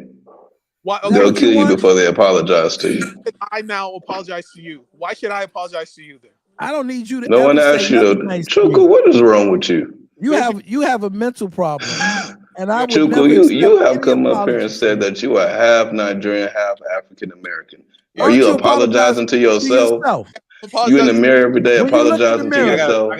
I'm sorry, African American side. Yes. Oh, thank you, Nigerian side. Are you that retarded? And let your left hand side apologize to the right hand side of you. Maybe you can forgive your ancestors. I've heard a lot of Black Americans say that they are better off having been enslaved in America. No, you hear a lot of Africans say that. No, I've heard Black Americans. I've heard a lot of I've Africans. never heard them. I ain't never heard no African American say that, I've heard Chuku. a lot of Africans say There might be people that you assume were African American. Go to BSIA's channel. He talks about it every day because of it's a YouTube channel called Black Skin is Amazing. Man, y'all niggas got too much time for these YouTube platforms. Y'all know so many. Running a business. Y'all know so many of these YouTube platforms. I don't even know who these people are. This starting to scare me. Do you have a life? I see you on the Afro Dumbass show. You can't be on Kyla platform to be on another platform, then another platform. What the fuck y'all doing all day? Be truly conflicted. No, I think that's what happened when you're African. This is entertainment to me. Y'all niggas is hilarious. But go ahead. No, yeah, but entertainment 24 hours a day. Now we niggas. I'm not right.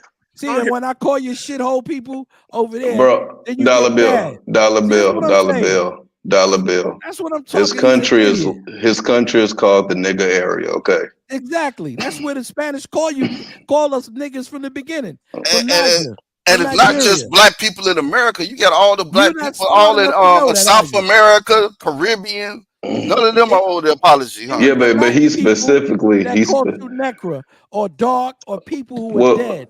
That's why they what I would like as a person, I used to be really angry about the whole African sold us into slavery thing. The worst thing that I ever done, right? I used to really hold that grudge. And then I did some research and I learned about all of these kingdoms, and I mean, they were selling the Africans into slavery. They were also sacrificing their own damn people. They got some dumbass beliefs out here. They don't care. One of those Exactly. people are the kingdom of Benin, the Oba Benin. Yep. I mean, this dude would literally kill like Yeah. thousands and Because they're thousands of his savages. They soldiers, don't give a thinking shit that what well, they we do to other sacrifice people. these soldiers, They we'll don't be able care to about defeat the the white Africans people. they send to And Europe. I'm like, what kind of dumb What motherfucking about shit all is those that? Nigerians that sell their women So to Europe to the Arabs, and the I Arabs don't get mad rape at them, I don't get mad at or the ones they send to the common Dubai? African no Because you more for shit savages. that You don't care what you do. You don't give a shit for about. shit How that would the I take elite an done. apology from a savage like you? You don't care nothing about your own people, so I know you don't care nothing about me. The people out there living in them shitholes where the water's running and they're knee deep in feces. You don't care about them. What do you care about my ass in America with a television and hot and cold running water? What the hell would you care about me? You don't care about your own people. I think you need more testosterone. You don't care about your own people. You're savages. All You right. care about nothing. You're savages. You're shit slingers. You don't care about your own people. Dollar Bill. Why are you so emotional, Dollar Bill? Why can't I'm we not talk- emotional. I'm Why- having fun telling a nigga like you, a African nigga, okay, that you care about nothing. That's why the rest of the world, the You're Chinese asking run me- on top of you. They don't give a shit about you. They say you too dumb. You don't want Colin to put on the video. Those are your real battles with. Okay, the people that come to your continent, rape the continent, and your women all in love with them, can't wait to kiss White Zaddy's ass. That's who you are. Point blank, Chukwu, Africa has not done enough to reach out to the diaspora that got sold into slavery. It They go hasn't. to Dubai and the men shit on your The women. African They elite literally don't shit even on reach your out to women. their own damn people. Why would they reach out to the They diaspora? take the prettiest women in your country down this- to Dubai and they sign money so they can shit and there a moment where defecate you right don't- on their face. And they'll do it. You know why they do it? Because they got a better chance of getting money You talk from more them than a woman talks, my friend. than your black ass. You talk a lot. But Yep, that's right. Let me And just I say, back it up. a lot of Black Americans seem to have main character syndrome. You think that the Oh, whole nigga, don't tell me about syndromes. around you and everything is Get just out of here. in your history. This is That's America, a jealousy bitch. issue, man. This is That's the thing. America. And then you know You're not what? in your shithole. I'm Okay, the this way is America. you center yourself. You're the That's center. right. We're the center of the black world here in America. You jealous of We Black are Americans? 45 The- million Jealous of people. African Americans? Because the here's the brother- thing: we have more access to the. This is the thing. You hate that we have more access to the media. Same access. Okay, we're in America. We have more access to the media. You jealous because we have more access That's to right. the You think media? we're gonna sit about you? 4.5 fucking immigrants? 4.5 million immigrants? You think somebody should be kissing your ass? Think about slavery. Why do you? You can't even get your fucking all right. country together. The brother G ain't said a damn thing yet. Maybe he can get a chance to talk. Yeah, let him talk, man, because I'm tired of this Chukwu ass nigga. Man, Chuck, well, where you get your information from? Go Hmm? ahead. Just Where do say- you really get your information? No, where you get your information from? I actually No, travel. because the thing about the fact that I don't believe you. Have you ever left America? Have you ever been to another country? Do you have a? Yes, I have, yo, man. Okay, And go I ahead. served for my country and I survived it. Now, what the fuck have you done? Chuck I was want you to thinking fucking tell me what the fuck have you done? he thinks he knows America better Huh? than black folks that been here for 400 years. Okay, okay. I've been here since I was 5 years old. What do you know about America that I don't know? I just You don't been believe since nothing you were that 5 you years say. old. I know a lot more I than you really don't know. A whole history of shit you don't know. Well, okay, we can write. to start with, Chuko, you didn't know the history about family reunions. And then Zongo's gonna lie and talk about it's an African. That's just the start, Chuko. And then when we talk about African, right, continental Africans, right, we talk about oral history, right? You think we have any oral history And being then passed Chuko, down when to you us? start talking this nonsense, attacking us. Because you think you know more oral history about America than us? How do you now, Chuku? You confuse African? What side are we talking to? The left side or the right side? And see, tell us which way. That's the thing. And see, that's the thing. I want to give you a chance, but you talking nonsense. You've been here since you was the problem. 5. When Colin's speaking the truth, you want to combat that. When Dollar Bill speak the truth, you want to combat that. When Reasonable Jonathan people speak the can truth, disagree. you We want to don't combat that. agree. When We Big don't Black all speak have the to truth, agree. you want to That's combat what you're- that. I don't have to be on code. I don't have to. No, agree that's with everything fine. you said. Chuko, reasonable people can But just don't disagree, but damn reasonable people also admit when they are fucking wrong. Right, but you got have a problem with that. you have African Americans that got oral history passed down from generation to generation. That people that built on this land on both sides of the family. You think that compares to your little when you came here at 5 And years it's also old? written down No. in books too. And most of you Africans don't even write it in books. You don't write your history in books. Your history is oral history. So it changes in the wind. Say that you haven't. And, So don't. and to go deeper than that, I've seen the school books that they have in Nigeria. They don't even talk about the slave trade. They barely talk about colonization. Okay, the good brother came on to say something. What did you have to say? I'm not understanding the point of what you're saying. You're upset about you because I disagree with you. What is there anything else? No, I'm not upset anything. What I'm saying is the fact that I'm just sick and tired of your lies. Because every single time when we speak truth to you, you try to attack us like a little bitch. Instead of being a real man and processing information and being honest. If you don't know, then don't know. There's a discrepancy between your truth and the truth. There's a discrepancy between your truth and the truth. We're not all looking at the same thing. See, there you go with them, that damn hoe shit. Instead of being a real man, Chuku. There's no such thing as your truth and then the whole truth. The truth is the truth. That's that whole shit. Okay, fine. Hey, Chuko, let me ask you a question. One question, and I'll shut up. My whole because thing I mean tonight, the thing about the reality, right? Hold on. Let Carla speak. Reality is sometimes people don't like reality. I said a jewel from the College Genesis. I made up today. I said the ugly truth is the first cousin to reality. In other words, when you meet the ugly truth, find the ugly truth, right? He's gonna introduce you to his first cousin called reality. Mm-hmm. In a real realm. When you find out the truth, right. The problem I'm seeing right now in America, right, with the black immigrants thing and whatnot, is they got so much critique for Black America, right? The ugly truth. The ugly truth is that no matter what problems Black America have, they're way better off than everybody else. That's reality. Well, the welfare state in America is generous. Yeah. No, it ain't the welfare state. That's what. See, the thing is, you don't understand reality. Most Black people work. Do you know there's more Black millionaires here in America than any place else? We have the largest middle class in the world. We have more home ownership. Home equity ownership in America is the highest in the world. Matter of fact, my state of Virginia, right? Our GDP, you got Black people make up a third of the population in Virginia. All middle class, mostly middle class, right? If you take the GDP of what Black people earn just in the state of Virginia, that's more than most countries in Africa combined. Tell them about the pension plans. Yeah, Black America has most of the pension plans, everything like that. Home equity. You talking about trillions of dollars worth of wealth, everything like that. Well, we're not. Black America is not organized like other people are. We neglected being organized because we thought about this Pan-African stuff. When Black Americans start coming together and we start building among ourselves and forgetting Africa, you're going to see a freaking massive change. You already talked about what's going to happen. What's going you to got happen? all this stuff for us and whatnot. Still, the bottom line is this: I would rather, when you look at the Black America, everything you see in Black America can be fixed. Within reach. The stuff that goes on in Africa and the rest of the world can't be fixed. Right? Have Chuko, to add on to what Carla is saying, you keep saying that we keep talking about what's going to happen. Right. But unfortunately, Black Americans can look back at our history over the last 40 to 50 and 60 years. Right. And it can't be denied that we have progressed even with the household being divided.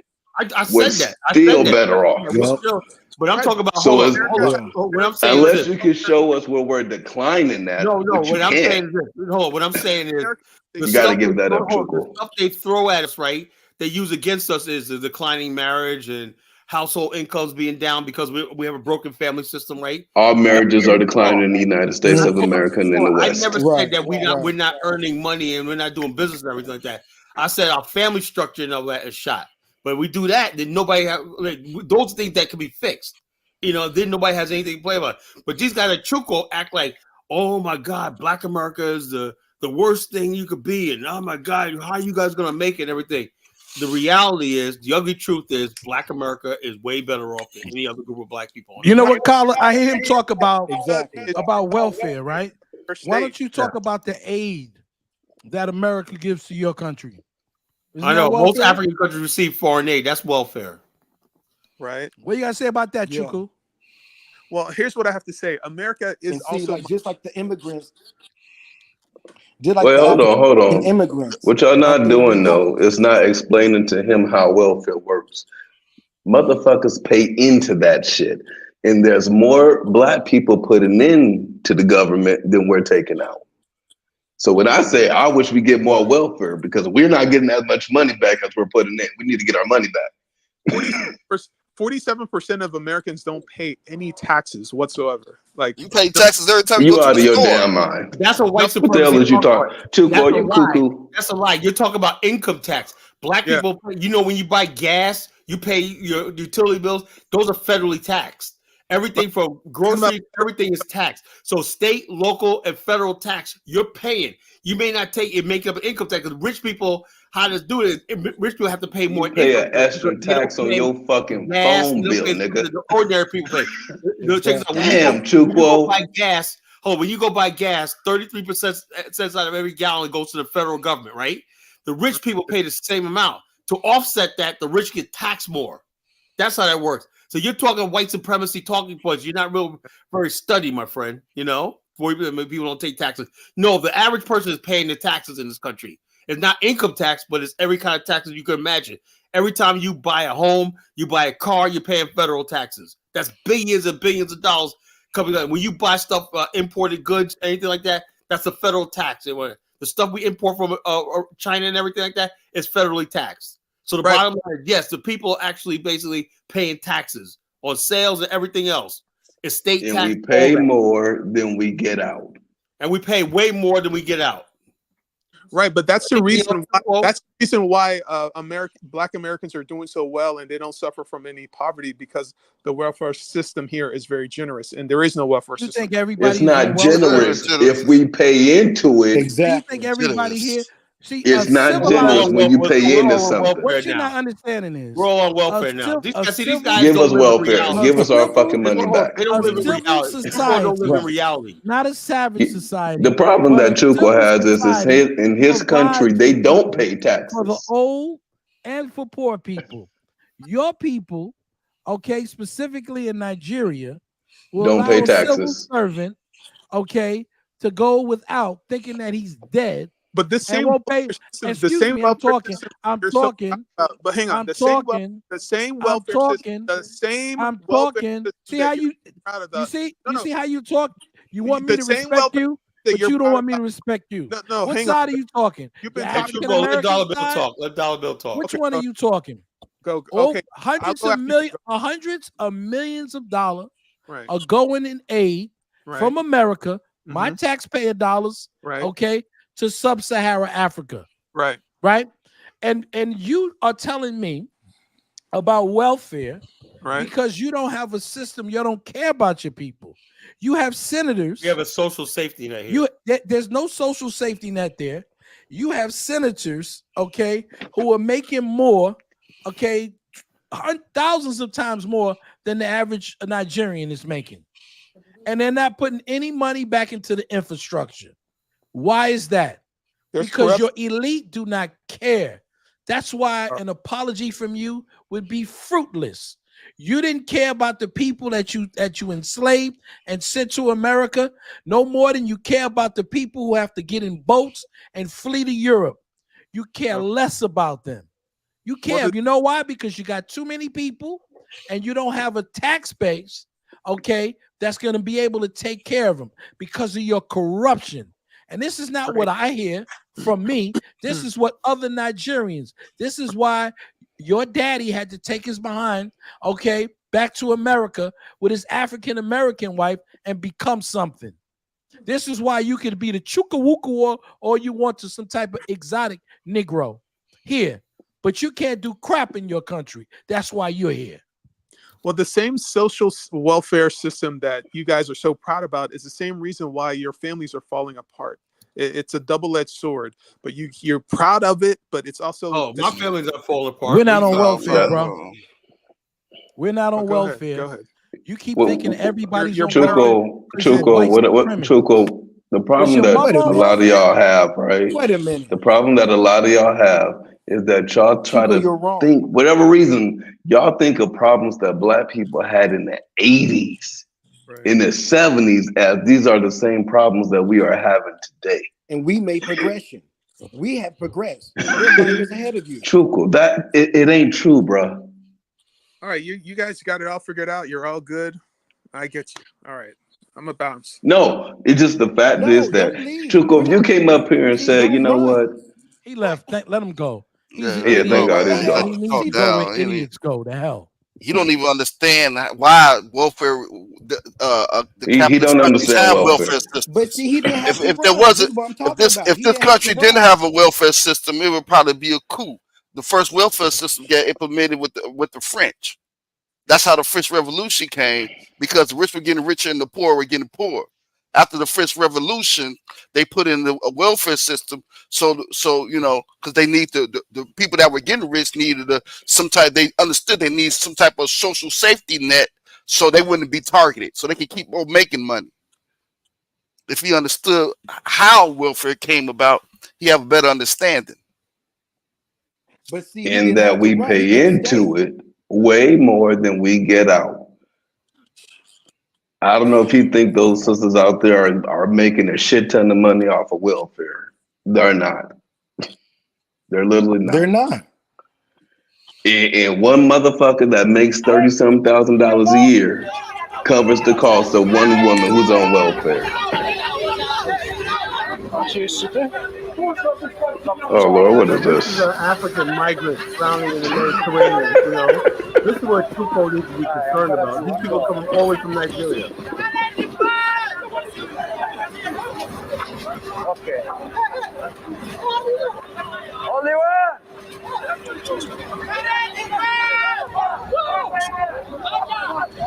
See, that's why I do shows like this. People like Chuko, he's comfortable around people like Afro Dumbass, you know, because they can say all that nonsense and everything, and they're too comfortable. You can't make these people comfortable with their freaking hate and nonsense. All they're doing is basically talk all their white supremacy talking points on us, and it's not reality. This is reality for Africa. This is reality. Yeah. See this is reality. Yeah. The cotton is so bad. Now tell me how Africa's the future. And let's be real. The main reason Africa is in the shape it is in is because it hasn't done enough to reach out to its diaspora that got sold into slavery. That's why it's in the shape it's in. Oh, please get rid of that bitch. They can care less about this. I know, but that's why the shape it's in. But that it ain't gonna never prosper. It ain't gonna never prosper. Black, you gotta stay of the African mind. The African mind does not think like other races. People got 100-year plan. This is where they can see themselves. The African only thinks about himself, his stomach. And when Albert, you heard this in Liberia. It's called belly-driven politics. In other words, you think about your belly, hungry, your next meal as your political decision. When the Africans don't have any long-term plan. It's what they can eat right then and there. You know, you got to talk to them right then and there. You want to do a deal in Africa, you got to show them how you can have a couple of zeros in his bank account by the end of the day. You know, that's how you get shit done in Africa. They don't want to hear your plans and your ideas and whatnot, you know. And that's what it is. So, you know, this is what you're dealing with. So when you talk this long plan about building Africa and buildings, well, yeah, it could work. I laid it out to a lot of people saying that's an excellent idea. build communities for Black Americans and Liberians coming when they want to come back home, invest, and you have, I was like that, billions of dollars to come in. That's why I'm in part of the tourism board in Liberia. I said, yeah, we want to do this, but for the most part, you know, even though we got a support of this government right here in Liberia, for the most part, the average Liberian is not going to put the work in to make it happen. You know, it's just simple as that. They want to see results right then and there, and everything like that. Once you basically, there's no money coming in right then and there, they ain't interested. You can't have a long-term conversation about the future of Liberia because nobody wants to hear that shit. That's just reality. Yeah, but they're not gonna get through industrialization They without. They could care less. You guys understand some how Africans live, brother. If you motherfuckers can make $2 here and get a meal because they're very communal, they share meals, they feed each other. But what they do like about Liberians, if somebody's hungry, right? When I'm over there and we're cooking, Isabella cooking one out, all my friends and whatnot will come by and get a plate. You know, that's how we do in Liberia. Nobody goes hungry. You know, especially we know Africa has a lot of beautiful things about it, but what they don't have to do is to tell us. If you want to tell me how to survive in Africa, I'm all ears.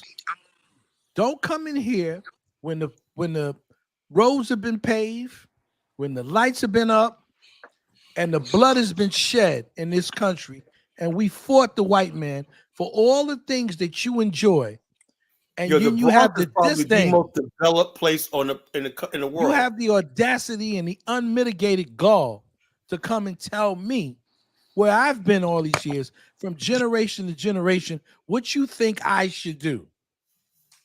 Dollar Bill, that's like a person living in your house for like 50 or 60 years, and then I come into your house and tell you, and like, I know this person better than you. Like, what the hell? I've been with this person been living with me for 50 years. My mother worked. My mother worked. You invite somebody to stay with you, and he comes around. You come home, he done rearrange the furniture and everything. Yeah, my mother worked in the garment district for 40 years.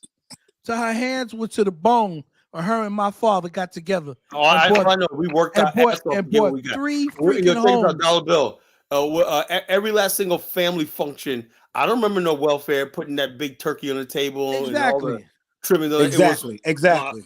It was my aunts, so I'm not uncles, gonna my allow these grandparents, people my parents, everything. Come in here and shit on my people under the Christmas tree. That wasn't done by no welfare, man. Exactly.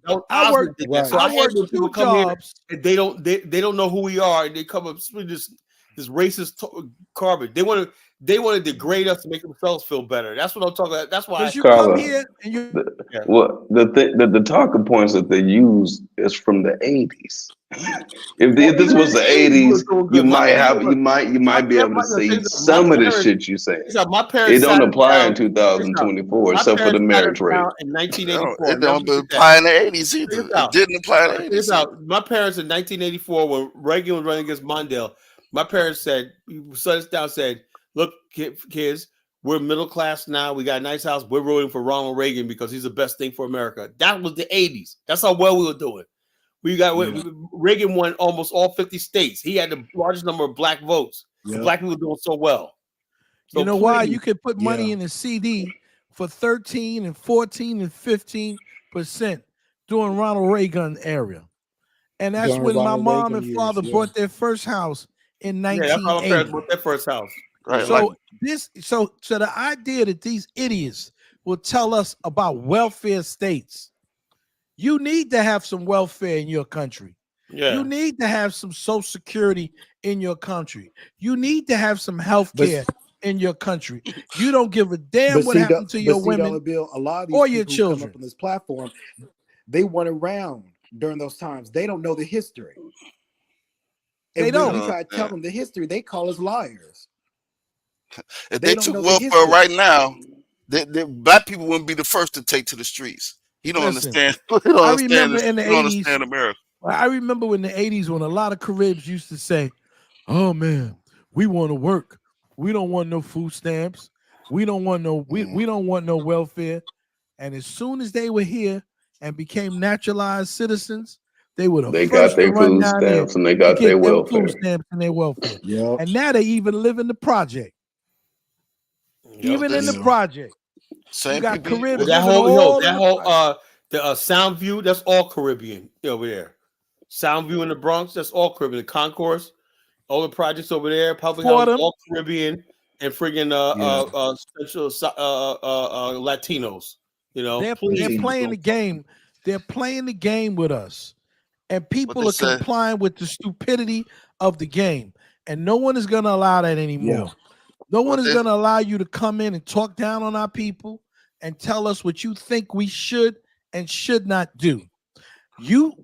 We have problems. This is true, but our problems are pale. Our problems are solvable. Okay, to the problems. Right. Nobody's getting on a boat on an inner tube tire. Okay, and I feel sorry for those people. When I see those people who feel that they have nowhere out, that they have nothing, you know what they try to do? They try to equate an African American who travels halfway around the world, who spends all this time and money to get to Africa to try to open up a business. They want to equate us with somebody who's on an inner tube tire in the middle of the ocean. That's what I'm saying. That's what they want to believe. That we're fleeing refugees coming to Ghana. That was Zongo wants to think, you know, while he sits up in Washington State, he wants us to go to Ghana and whatnot and look like fools and whatnot. While he schemes to take our land back, whatever he's going to do. They're plotting right now. All the people that say, well, I feel sorry for him because people like Zongo are plotting. And then Zongo is a liar. He lies and perpetrates a fraud that he's an African American. And then every opportunity he gets, he sneak disses. No, Zongo lies about everything. He lying right now. He lying right now. So he's about Vegas for work. A lot of non-black people. State employee that works at the conservation. When some of Vegas for work. when some, not all Africans, please stop. Don't do but that. when shit no more. some, I'm gonna say some, not all, but when some of the continental Africans come to America and they espouse stuff like that, they don't understand. A lot of non-blacks look at them like, "What? You don't have no compassion for your own brother? The ones that got sold into slavery? We're They your don't own understand brothers, that." but then you turn around and go on your little platforms and you call us the blacks. The blacks. Right. The blacks. Akata. Come on, man. Yeah. It's a game that they've been playing with us. It's a shuffle. Okay, it's the Pan-African shuffle. Yeah. The Pan-African shuffle, you know. And now they're angry. They're angry because we know what the deal is. They don't understand that racists are smiling on their face all day. All day they're smiling on their face. They want to go to war with African Americans with 4.5. Okay, Yo, let me ask you a over question. 45 Who million. in the world believes black immigrants save HBCUs? Now, who believes that? An idiot like this guy Prince. Who Torrent. kind of idiot would actually believe Immigrants. What they have, you know what Africans immigrants, done to like I said, they don't live in the HBCUs? realm of what? Reality. First, let me just say this. They live in their own fantasy You know what world. Africans have done to HBCUs? They defaulted on a lot of different loans. That's And what I'm the saying. Fake degrees, some everything. Okay, they defaulted on the loans, and the only reason they didn't destroy it because all of these loans are backed by the government. They're government student loans. They didn't save anything. Y'all haven't saved anything in America. Y'all can't tell me nothing that you're saved. Nothing in America. And so we're not asking you to save nothing in America, but stop lying. Now, if you ask me to have Caribbeans make contributions, they certainly have. They have joined us and those fought with us. who assimilated with us. Those who assimilated with us have joined us in the fight, okay, against oppression in this country. Like Brother Bomani, like Bomani. Okay. Now, so you can't tell me the Africans are doing that. They're not doing it. They're here, okay, to get what they feel is for themselves. And that's fine. I don't have a problem with them getting anything Let me ask you they a want to question. get. But They keep always say your opinion Africans to yourself. pay school fees. Do you know most Africans get on scholarship where they don't have to pay anything? They ain't nobody paying no. Africans ain't no bringing no money to no colleges. Stop it, Aunt Nam. You know, if they do, it's because they're one or two people that the government is paying for. You know, and they're paying for HBUs don't need the students paying the fees. The fees are guaranteed by the federal government. You're not paying anything. You default on most of the loans.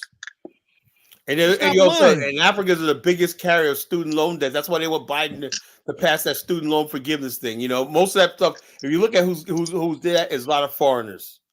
that old student loans and whatnot. You know, The only thing that I hate that they do is that they don't understand that we can just research the shit Exactly. and we'll find out that they're lying. yeah, the bottom line is we don't. They don't stand. Don't this- lie to us about shit that we like can it's- look up. We got the reality stone tonight. You know, this is reality.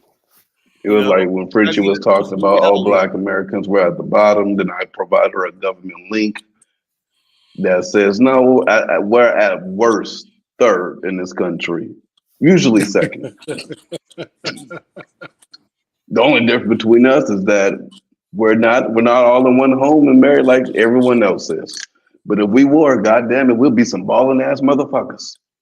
And that's just a Western thing, right? The whole marriage thing. It's a, it's going down in all different. It's going down, period. It's going down in Japan. It's going down in South Korea. It's going down in Nigeria.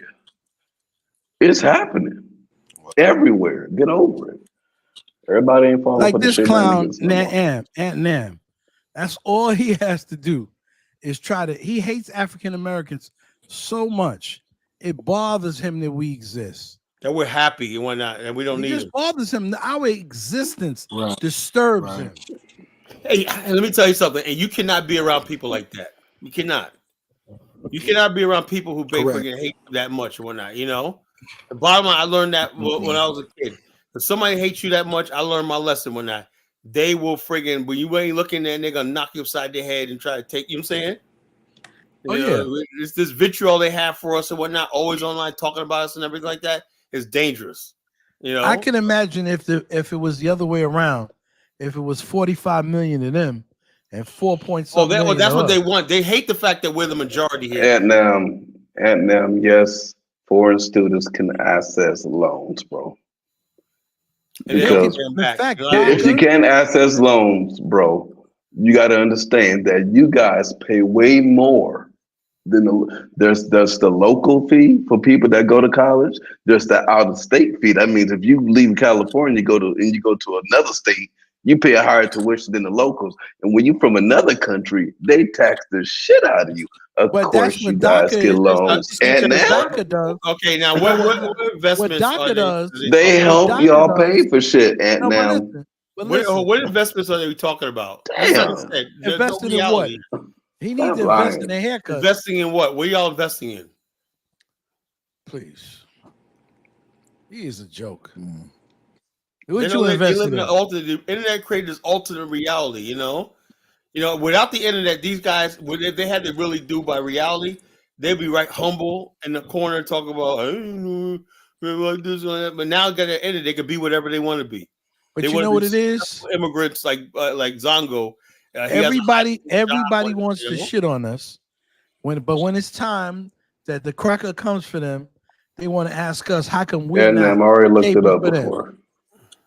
Exactly. Yeah, check this out. Now Exactly. Dollar Bill, you hear the fact that Haitians are now upset with African Americans because we're not joining them in their fight against Trump, whatever. We're not Like, coming to their aid. Right. here. Right. You know why? It's because people are getting on the internet, talking running their mouth and talking shit. We never had no problems with the Haitians, but they were going to get up there, some people in Florida or wherever else, because we have no problems in New York with Haitians, right? We even had Haitian gangsters back in the day, Haitian Jack and his crew. We had a whole bunch of Haitian communities in Brooklyn, and people didn't have no problem. But you hear these other ones, these coming in here, These Luke lying, Major types. okay? And so we just say, okay, no problem. You hate African Americans. We're this, we're that. Go ahead and handle your business. Don't get angry with us, because you know you don't like us, right? We're the worst people in the world. Deal with the cracker. If Well, you know Donald what, Trump Dollar takes Bill? and start getting rid of people and doing the things that he does to them, then you're gonna want us to jump up as the largest group. I thought we were, this and that. Thought we was Yankees and we were lazy. So you want the lazy people to represent you? No, them days are over, man. Them days are over. I don't give a Mr. damn. Dime, You know, it's interesting Africans do not get federal grant money. There's more ways for you to get your education funded as an immigrant than federal grant Yeah, money. there's state of Mr. Dime, there's state funding, and there's all kinds of local There's funding. all kinds of funding, Mr. Dime. Everything, They have DACA. that They have Africans can DACA. get. They have DACA. DACA allows them to pay the local price and go to any college they want to. That's what Obama And a did lot for of them. times they get state It funding. allows them to pay the local price because they get it subsidized. There's someone still paying that local price, that price that you're supposed to pay, Right. which would be the American Taxpayers. taxpayers, bro. Listen, Exactly. So stop. everybody's Just give it everybody's up. got their disdain. So when the real white people show up, we're not gonna say nothing. We're just gonna allow them to do what they, the Arabs. Now all of a sudden, I remember right after the situation with the Arabs, I was taking an Uber with an Arab guy, and he was trying to be so nice, like Oh, he's yeah. one of us. Before I he hate didn't that want shit. nothing to do with us. But when they started, but after the towers went down, and they started everybody wanted a coming black after them, friend and whatnot, you know. now they want to I be like remember. us. Exactly. Talk Yeah, I about the remember white that. guy. Oh, here's return of the African. Chuku. No, that's Elvis. No, I'm looking at the other one. Chuku's back. No, that's Elvis. No, I see Elvis, and under Elvis is Chuku. I don't I'm got looking him up there. at. I got it. I I have don't it see muted. Chuku. I see Chuku. I don't I have see it Chuku. muted. Like I'm talking on StreamYard, and then I'm going back then I went back to look at the chat on the regular YouTube, and Chuku was there. Chuku is Jonathan, me, Jonathan, D, Black African, and Chuku is there. Why'd you speak up? You sneak dissing again? You're making a recording to take back and so you can prove to the Ebos that you're a full-fledged Ebo?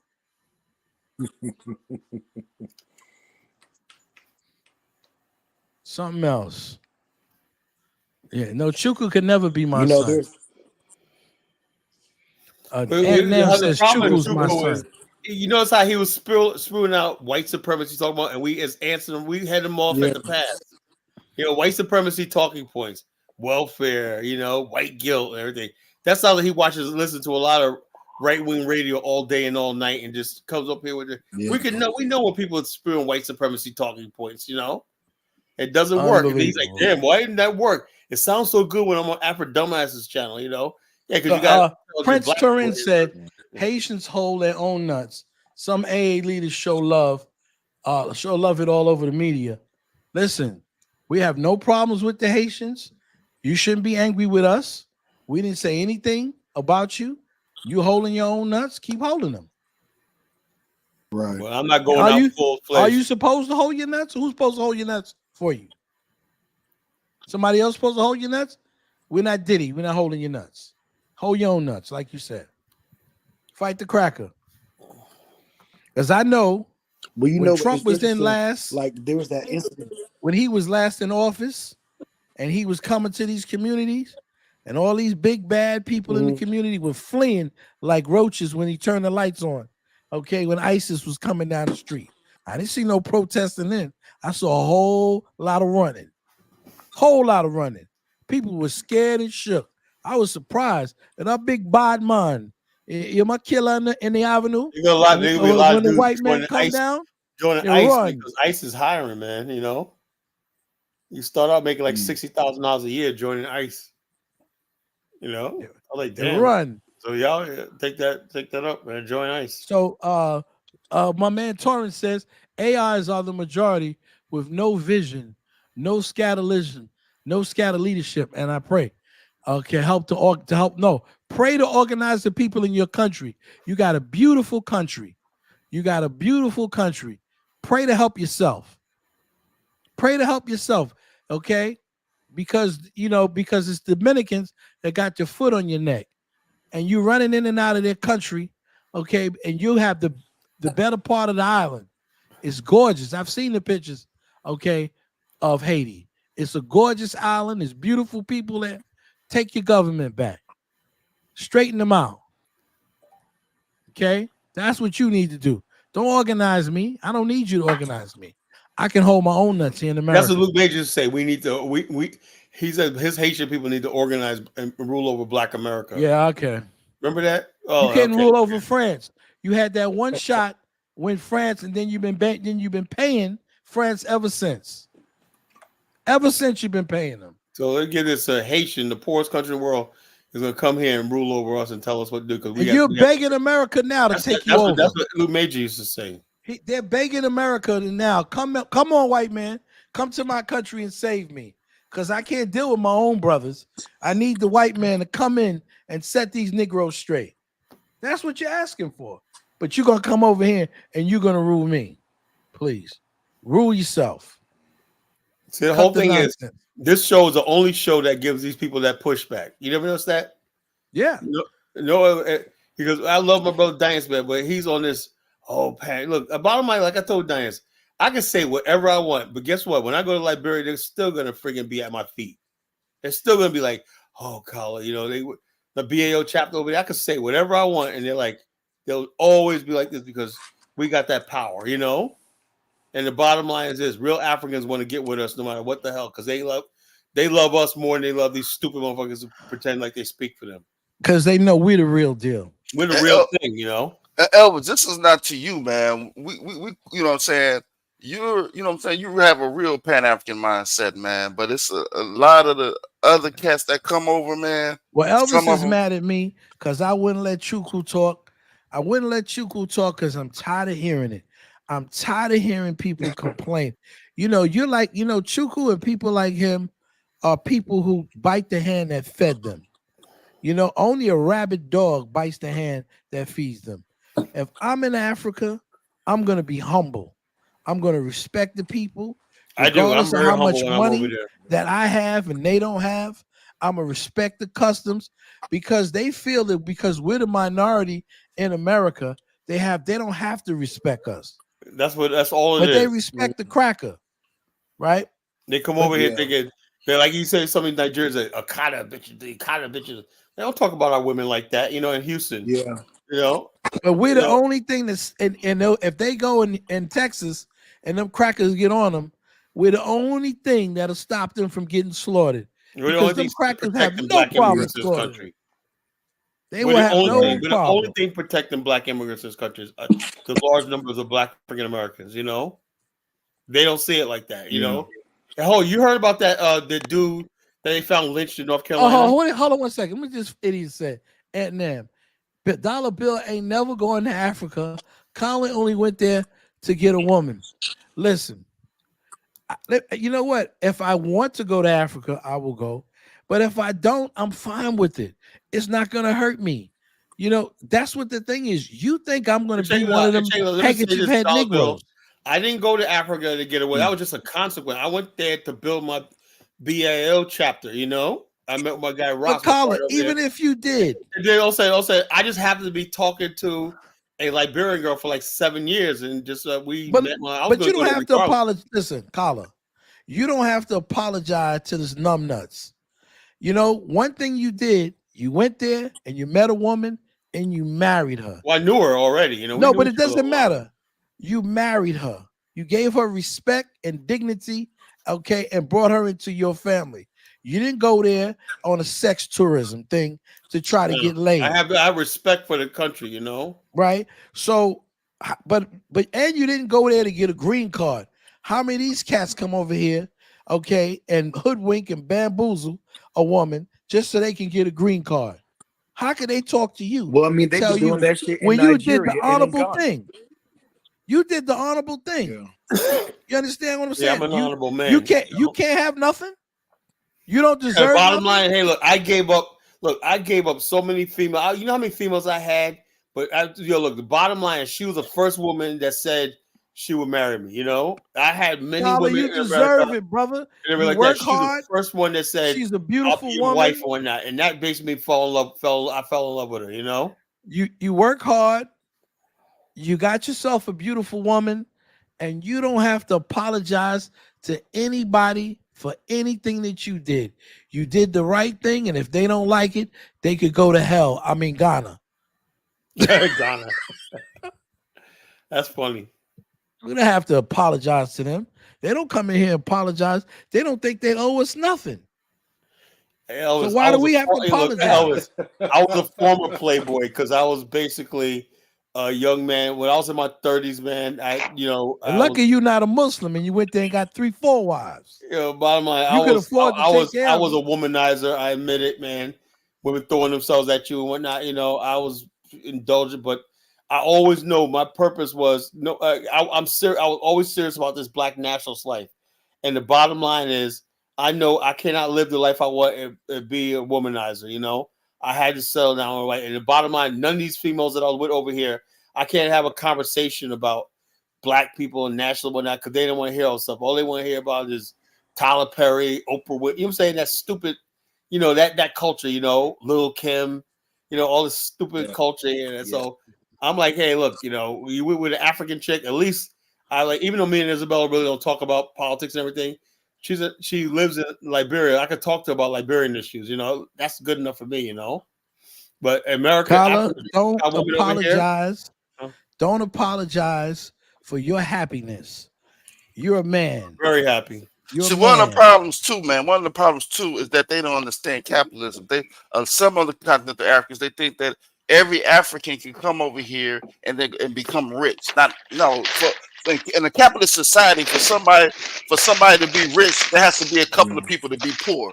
They don't understand that whole concept.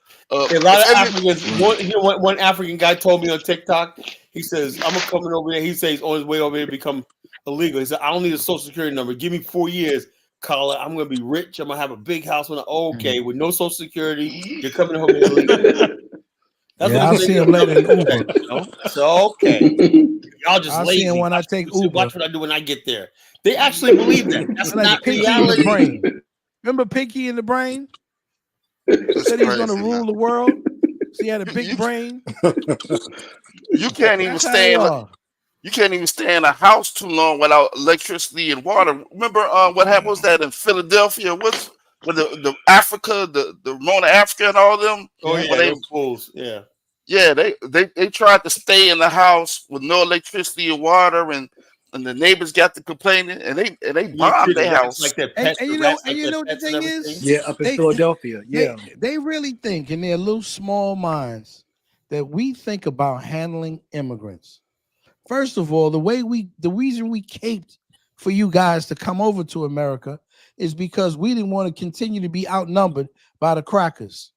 That's the reason why we caped to get y'all in here, because we see the Spanish people are coming in and hooking up with their Spanish people. The white people from Europe are hooking up with their white people. Mm-hmm. Unfortunately, we have you. Right. And see, it's unfortunate, but that's what it is. That's true. We thought that they were our brothers and sisters, and they weren't. Calling us Akata and Obruni and what you call Oyimbo and Mzungu, all that crazy shit. So they come to the worst parts, and this is the funny thing, right? They get why angry. are they always in the worst hoods? Yeah, because we don't get the rich ones anymore.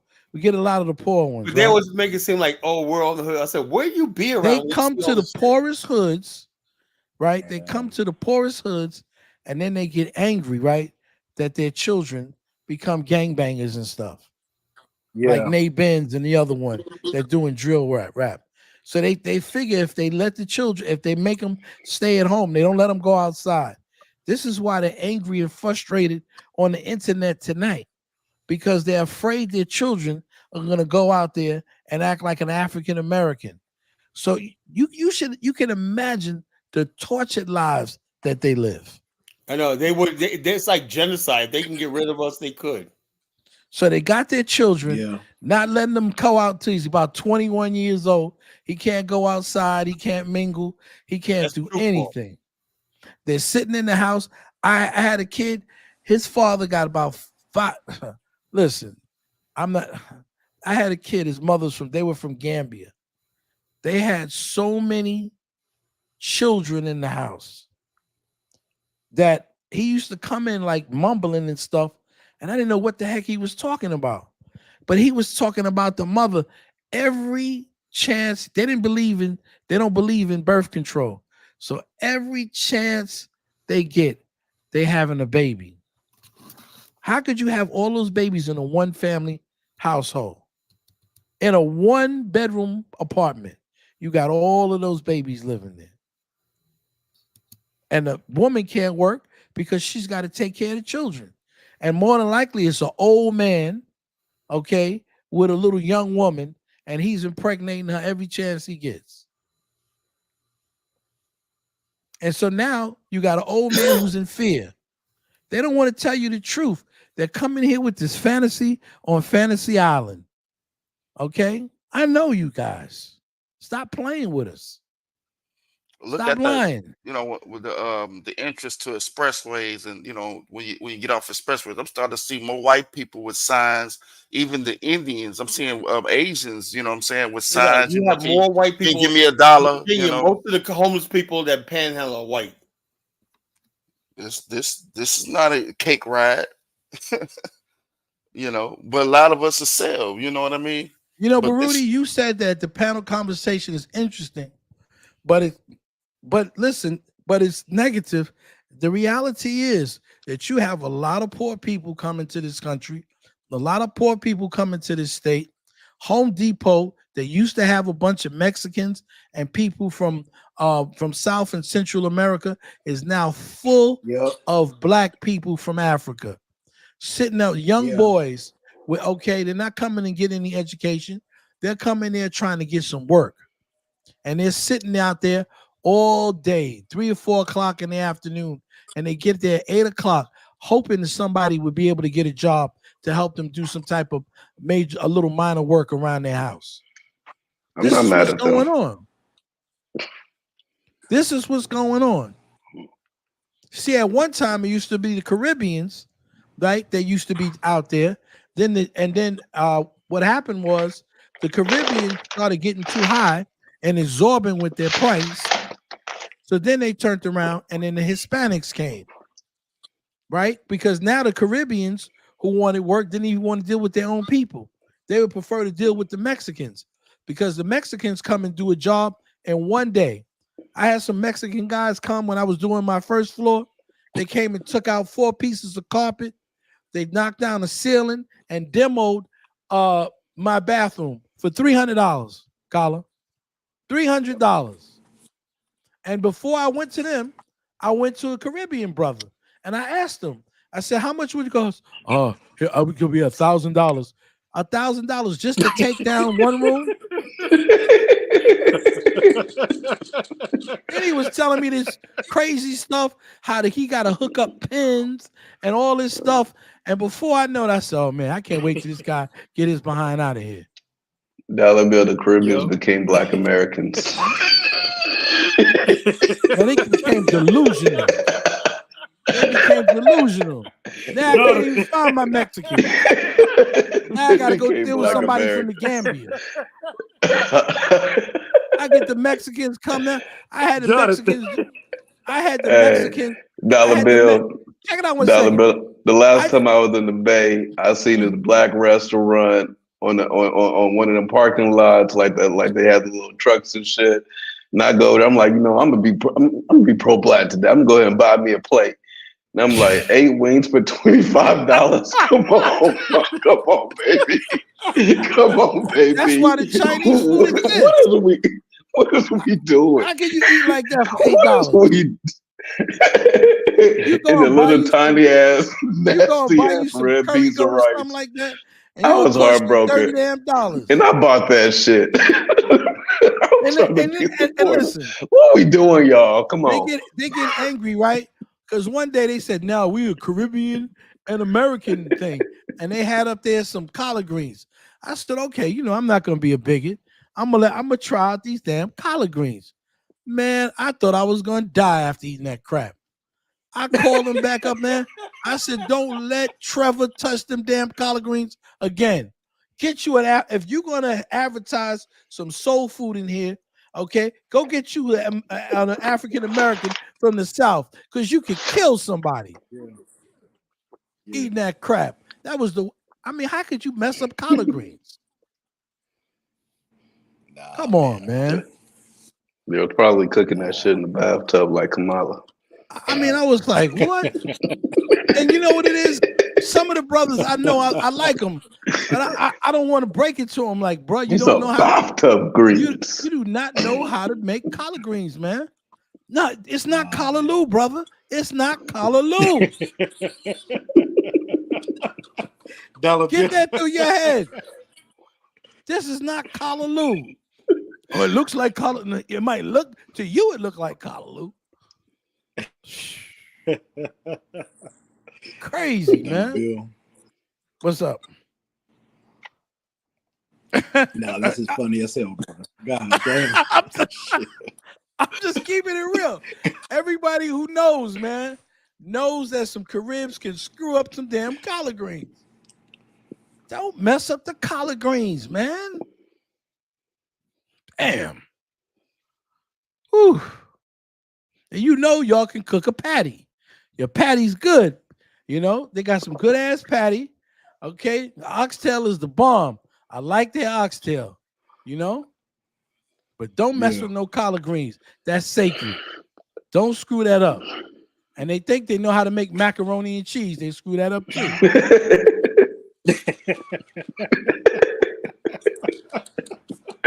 Shit ain't right. Everyone, just stick to your own damn food. It's okay to just stick to your own food.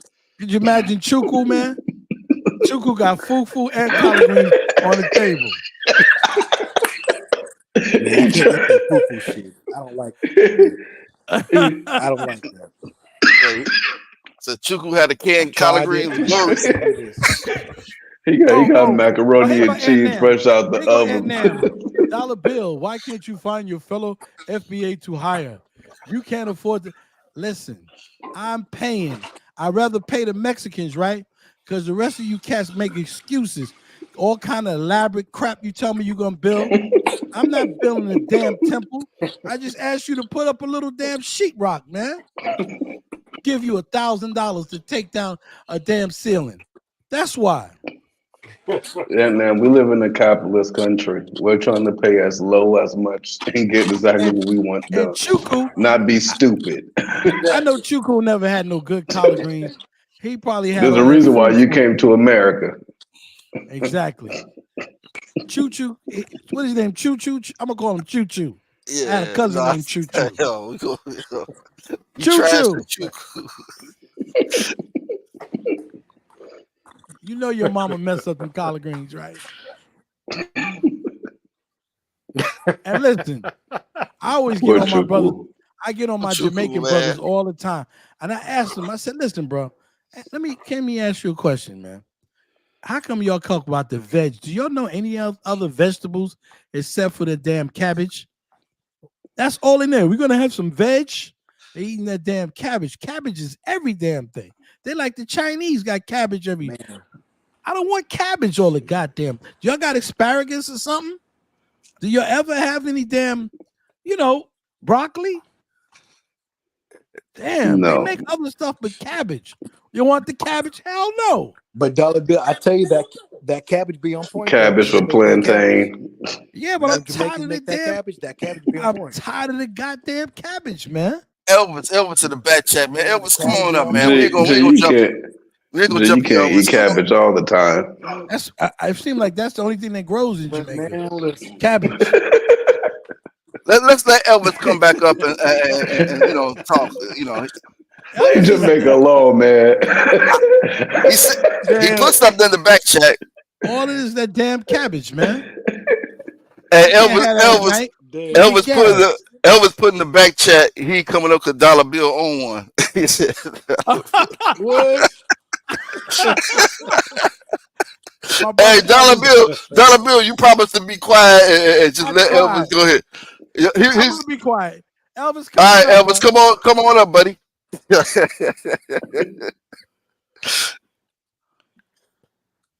Colin, you gonna let Elvis up? Elvis back there. I don't mind. Elvis still up here. He just muted himself. I don't He mind probably at paying work. people. I pay people for the job, but every time I try to hire one of my Jamaican brothers, man, they got a damn story and a song and a dance and shit. I'm not interested in that, man. And if he hires a black person, they're going to charge more than the Jamaican. Yeah, I'm looking for my Mexicans, man. Hey, $1 bill, I would have fixed that place. All you gotta do is give me $2,500. Shit. I had an African American dude. He wasn't doing that either. Come in there. I gave him the keys and everything. And he was getting drunk and everything when coming through the work. And then after I had the Mexicans do the job, he wanted to take a picture. And he's married to a Carib, right? Check it out. I had an African American brother. He was married to a Carib, and she gonna tell him, you know, you could have got $10,000 for that bathroom. I was like, nigga, all you did was put up some towel. I'm not giving you $10,000 for towel. You act like you paid the towel in your oven. That's some damn hood nigga shit. Yeah. Damn. Who said that? Who said that? I said. Well, that's some hood nigga shit. Yeah, he come in there, man. Want to come in there drunk, work one day, and then he come back 3 days later. I had to get rid of that Negro, man. He did good You ever work get when he the wasn't excuse, drinking. man, I'm going through some things. My relative died. bullshit, Motherfucker, I right? seen you gambling on the corner. And I realized what it was. He was telling his wife that he was in the Bronx doing work. I heard that dumb shit too. Yeah, that's what they do. Family member always die, huh? Yeah. Some of us do good work. Let's stop that, man. Some of us do good work. I don't know what I'm gonna do if I don't. We only talk about the hood people. We only talking about the hood people, okay? Wait a minute though, but I don't you know what have I'm gonna those. do. You have those people in the hood that do good work. I'm gonna have to. No, Yeah. them Negroes But we don't do remember good- them ones. Them ones are good. It's the them bad Negroes ones that you do usually good work, remember. right? And they get underpaid. They get underpaid. Listen, them But Negroes I that- can go there. I can go there. But listen, them Negroes that do good work, they come in and the first thing they want $4,000. You didn't even do the damn job, bro. You want me to pay for your Jeep? I'm not paying for your Jeep and your girlfriend. $4,000. Hey, Dollar They Bill, be I had a dead ass nigga too. work on my Dollar Bill, car, they be bro. dead ass. It took this nigga 4 days to change Yeah. Dollar bill. You got that house worth $700,000-800,000. You ain't trying to pay $1,000 to get your bathroom fixed, man. No, he wanted $10,000 You want this house? to put up some damn tile. When you get Mexicans, right? You get 4 of them at one time. $400. You get that 4-for-1 discount. Listen, you get an African American or Caribbean, you get one guy. Then they work when they want to work. They want to overcharge you. $10 I give me a Mexican. By noon, them suckers is finished. That's why we be saying you guys got the white man's mindset now, bro. You treat these Mexicans like the white man. You know what I like about the Mexicans? Even the women can put down concrete. Oh man, Dollar Bill, you on it tonight, bro. Oh, damn. I ain't never seen the Mexican. Oh, come on, guys. Hold on, Dollar Bill. Don't be honest now. Listen, don't say that of Ben Youssef. They do a That's good his job, people. but they be fucking up. They shit don't last, Dollar Bill. No, listen. You got to go behind them. That's true. You know, when they do F up, you got to say, listen, man, you got to fix that. Because, see, they getting their money to the end. I don't pay nobody till they finish. Ideas, pretty much. You did fuck up or Yeah, Primo will F up, but Primo will get no money. Primo, you fuck up. I mean, no dinero, Primo. No. Dollar Bill, you the type that pay somebody $100 up front and then pay 20 at the end. Some shit like that. Dollar Bill sound like a cheapskate. This nigga don't get nobody money. He don't even know he can get it for the cheap. Hey, save that money, Dollar Bill. Listen, I'll take Save him to that Home money. Depot and I buy the material. And then I want to count for every damn thing that we spent for my material right. stuff. Hey, Jonathan, the first day he'll pay you $100. You think the second day you go in there and get another $100? He done gave you about $30 for the second day. No, I'm not paying till the job's over. I don't pay nothing up front. Like thanks, like that's thanks why for doing the job. I'm not giving nobody nothing. Take But my money. And black folk, you get them money, see if you see them again.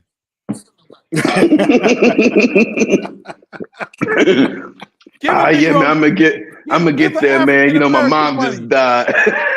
All right? That nigga gonna have it easy. Dollar Bill, you gotta get yourself a Nigerian to be your contractor, man. Oh, no, Hell no, Dollar Bill, don't do that. I love you, Dollar Bill. What's wrong with the Nigerian? What's wrong with the Nigerian contractor? I ain't gonna lie. Come on, when you come to work. You know why I like the Mexicans? Because you can negotiate with them niggas. What I did was I had an Indian, right? Nah, you can barter with Africans. Nah. Then they're gonna start telling you all kind of big words. You know, the utility. I don't want to hear all that shit. I want my work done. So what I do is I get the Indians to come in first, and then I tell the Mexicans, this is what the Indians say. Can you beat it?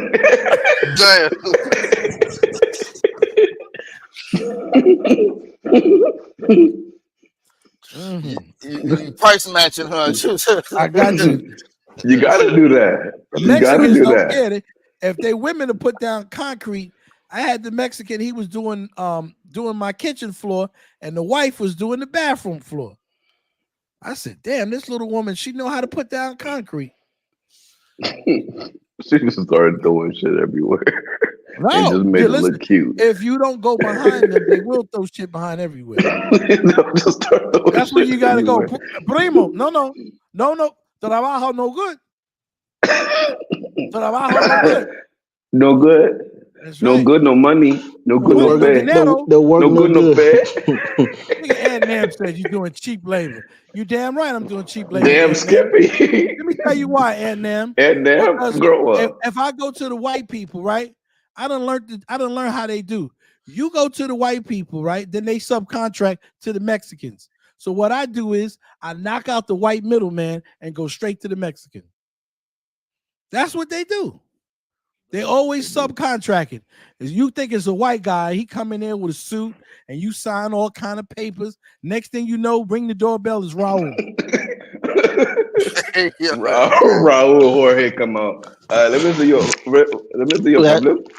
That's 100% true, Dollar Bill. They do that, Come on.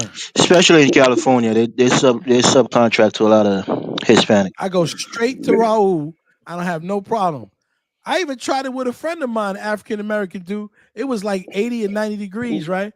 And I was like, yo, I'll pay you $200 to pick up this car. You know it's hot out there, right, bro? I was like, what, Negro? You think I'm gonna come out there and it's hot? I was like, all right, man, no problem. I suppose to be control the damn temperature for you to come out and work. I've given up on my. He's like you. We both black. We had a history of working in hot sun. I ain't trying to do that for my fellow black man. Nam is saying, Nam, I'm not crying. He expects you to understand the struggle, Dollar Bill. You're supposed to understand your brother, about man. the Venezuelans, not the Mexicans. The Mexicans do my work. God bless them.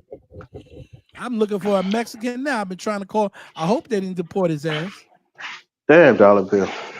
What you have for lunch today, damn man? slave. What you have for lunch today, man? You on it tonight, bro. I had some salmon. Okay, I see. Is that a small hat in you coming out right now? I'm just keeping it real. Jonathan, you know what I mean, right? He want me to go out. We all know he got the J. He got a little J-ish side. You know, he used to be a Hebrew Israelite. right. They love that salmon and gefilte fish. You don't want to admit he was on the corner. No, I wasn't one of those Israelites. And now Venezuelans and Mexicans, people, damn it. Venezuelans and Mexicans are not the same people.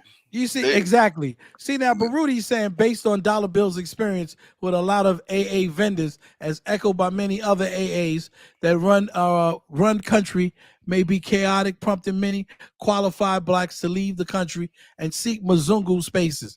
I don't care what they seek, man. They can do my job for the right price and come in there and start lying to me about why they can't come to work and then play games, and I have to change the locks and go get me some Mexicans, and they knock it. The Mexicans start 8 or 6 or 8 o'clock in the morning. By 3 o'clock, they finish. And then I have to go behind them and then they'll finish about 3:30 after they done slap, they'll slap some paint on some stuff and try to hide it. So you got to watch out for that. You love your people so much, you can't hide them. Oh, okay. It's not about loving nobody. It's about me getting my job done, bro. Yeah, Okay? at an affordable price. Exactly. This ain't got shit to do with love. Exactly. What love got to do with it? You just don't want to work, Nanam. It's Well, some you good know black what, workers Nanam? out there, man. I don't know what you are, but I live in the Caribbean community, and guess what? Every time I hire a Mexican, there's 2 or 3 cribs trying to run over to my house to get their number so they can hire them too. How about that? But I think I did get the last job. We got a brother, I think a Caribbean brother. But this is what happened with black folks. They do one job for a nice price, then they go crazy. Then the next job you quote for them $8,000 because they figure you got some money to pay them. Now they want $8,000 and $10,000. That's the Nigerian in them, brother. No, these are Caribs. They did a nice job for $1,500. That's the African in them too. And then now I said, well, I need you to do You this. always say we upstairs. African. Sometimes I actually realize, we might have a little African in business, like y'all be saying we do. Yeah, man. The way that we'll pump a price up in a minute. Isn't that right? They want you to negotiate. They want you to negotiate every damn thing. What did Nanam said? Ain't So that- we agree that the immigrant issue will be there forever because America is obsessed with cheap labor, just like you love cheap oil. Yes. Yeah. I agree with that. Exactly. And if you made stuff cheap in your country, I'd be buying it too. That's some brothers that do some good work. It's some brothers. Depends. Yeah, they few far in between. I'm gonna be B, thank you for being a good PR for us. Thank you, bro. I mean, there are listen. definitely some good brothers doing It's some depending good on what work. work you want. You know what I mean? It's like it's like what you're working on. Depending on what you're working on in the house. Listen, I'm gonna be honest with you. I had an African American brother. I used to have a problem with this one toilet, and I used to have this guy come and he'd snake out the toilet, and so it became a regular thing. He was getting money to snake out this toilet, and then that Negro got nerve to get angry with me. I'm giving you work, man, and you mad with me. I'm like, ain't this some shit? How you gonna get mad at me? And I'm no. My people ain't right when it comes. Dollar Bill, did you forget to flush the toilet before you called them? No, it wasn't me. It was one of my tenants. It was one of my tenants, and they kept having trouble. So I just, I just said, hey, go ahead. And I had a guy. He was an African American dude. He was an older dude. He was a plumber. So I used to send him over there to do the work, and I pay him each time he do the work. He act like he was angry with me. Like, why am I keep calling him like I'm disturbing him? And I'm paying you, bro. You know how we get, man. Let's not stop. Black people, the only people I know ask you to lend you money, and then when you give them the money, they get angry with you because you want your money back. Yeah, and I They know stop black talking people to that you. do quality work. I got a friend like that now. Yeah. Borrowed money from me, didn't pay me back. Stop answering his phone, and he angry with me. You owe me money, bro. Come on. God bless you, Dollar Bill. I don't lend money out. Isn't that true? It wasn't a whole lot of money, but it was just the principle behind it. We have to get ourselves, we have to think differently than we think. You know what a guy told me, but he's dead now. He learned how to do business from this other guy, this African American guy. You know what he told the other guy? The older guy told him, always do half the job so they'll keep calling you back. See, the Mexican don't want to do that because he got so many jobs. He don't want you to keep calling him. But the African American guy wanted me to keep calling him back so he can keep getting paid. But see, you got plumbers though. You got black plumbers that get to the root of that problem, right? Let's say, you know what I'm saying, it might be that main pipe going to the back. Maybe it's going to the back, it is going to the front or the back, right? That main line, and maybe it's too small. You know what I mean? Where it's getting clogged up. But he ain't talking about like professional people. He just talking about like people that you know or live around in that area. He ain't like calling the black businesses like, "Hey, can I get this done?" No, but you we gonna pay some money for that at that point. That's a wrap. No, but you know, And you he's got going to people take the L. that's just that do it on the side. You know what I mean? That'll say, Nah, okay, listen. I could keep beating you.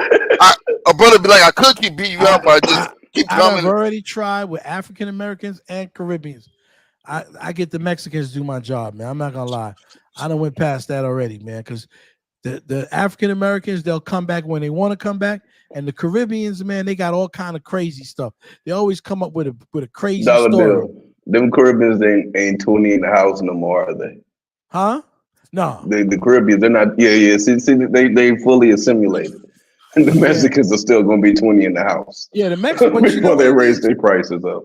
The Mexicans, you know why the Mexicans do it cheaper? Because one, the like, say you get a job and it's like $1,500 or let's say $3,000 for a job.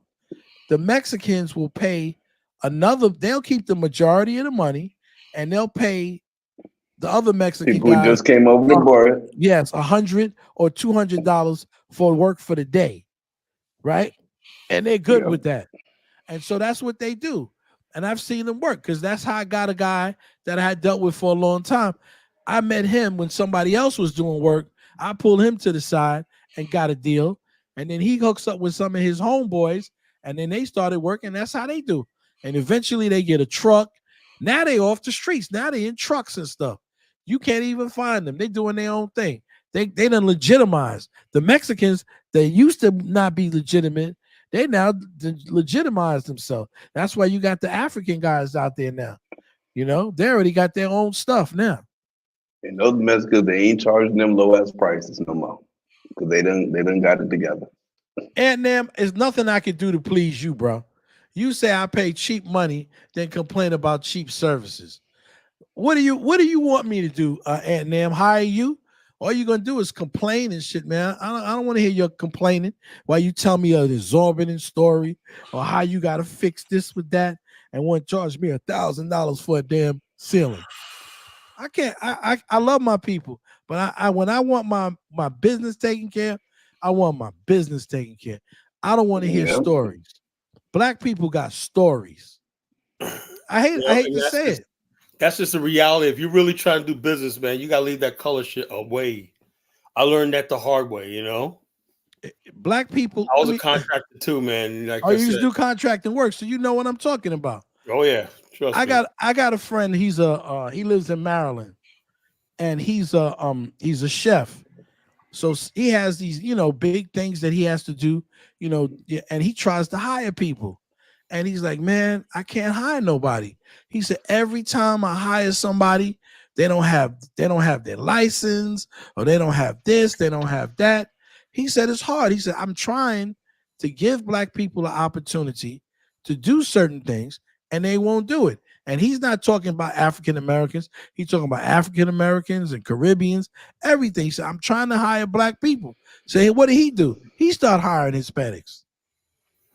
Check this out. Ann Nam says, Tal, you talk about keeping money in the hood. First of all, we don't all live in the hood. That's one thing. And second of all, I want to have Black businesses, right? But I want responsible Black business. I'm not gonna sacrifice quality, price, and doing a good job just because you're Black. I've been burnt like that before, All right, so now my man Barudi's coming after me. If you can't find one's own quality for work, then that's a subtle but major internal community problem. Maybe more emphasis should be placed on Black character rather than the Mzungu. Listen, the bottom line is I have a problem. I need to be fixed, okay? And so I'm going to have to go with whoever is going to get my job done and quality.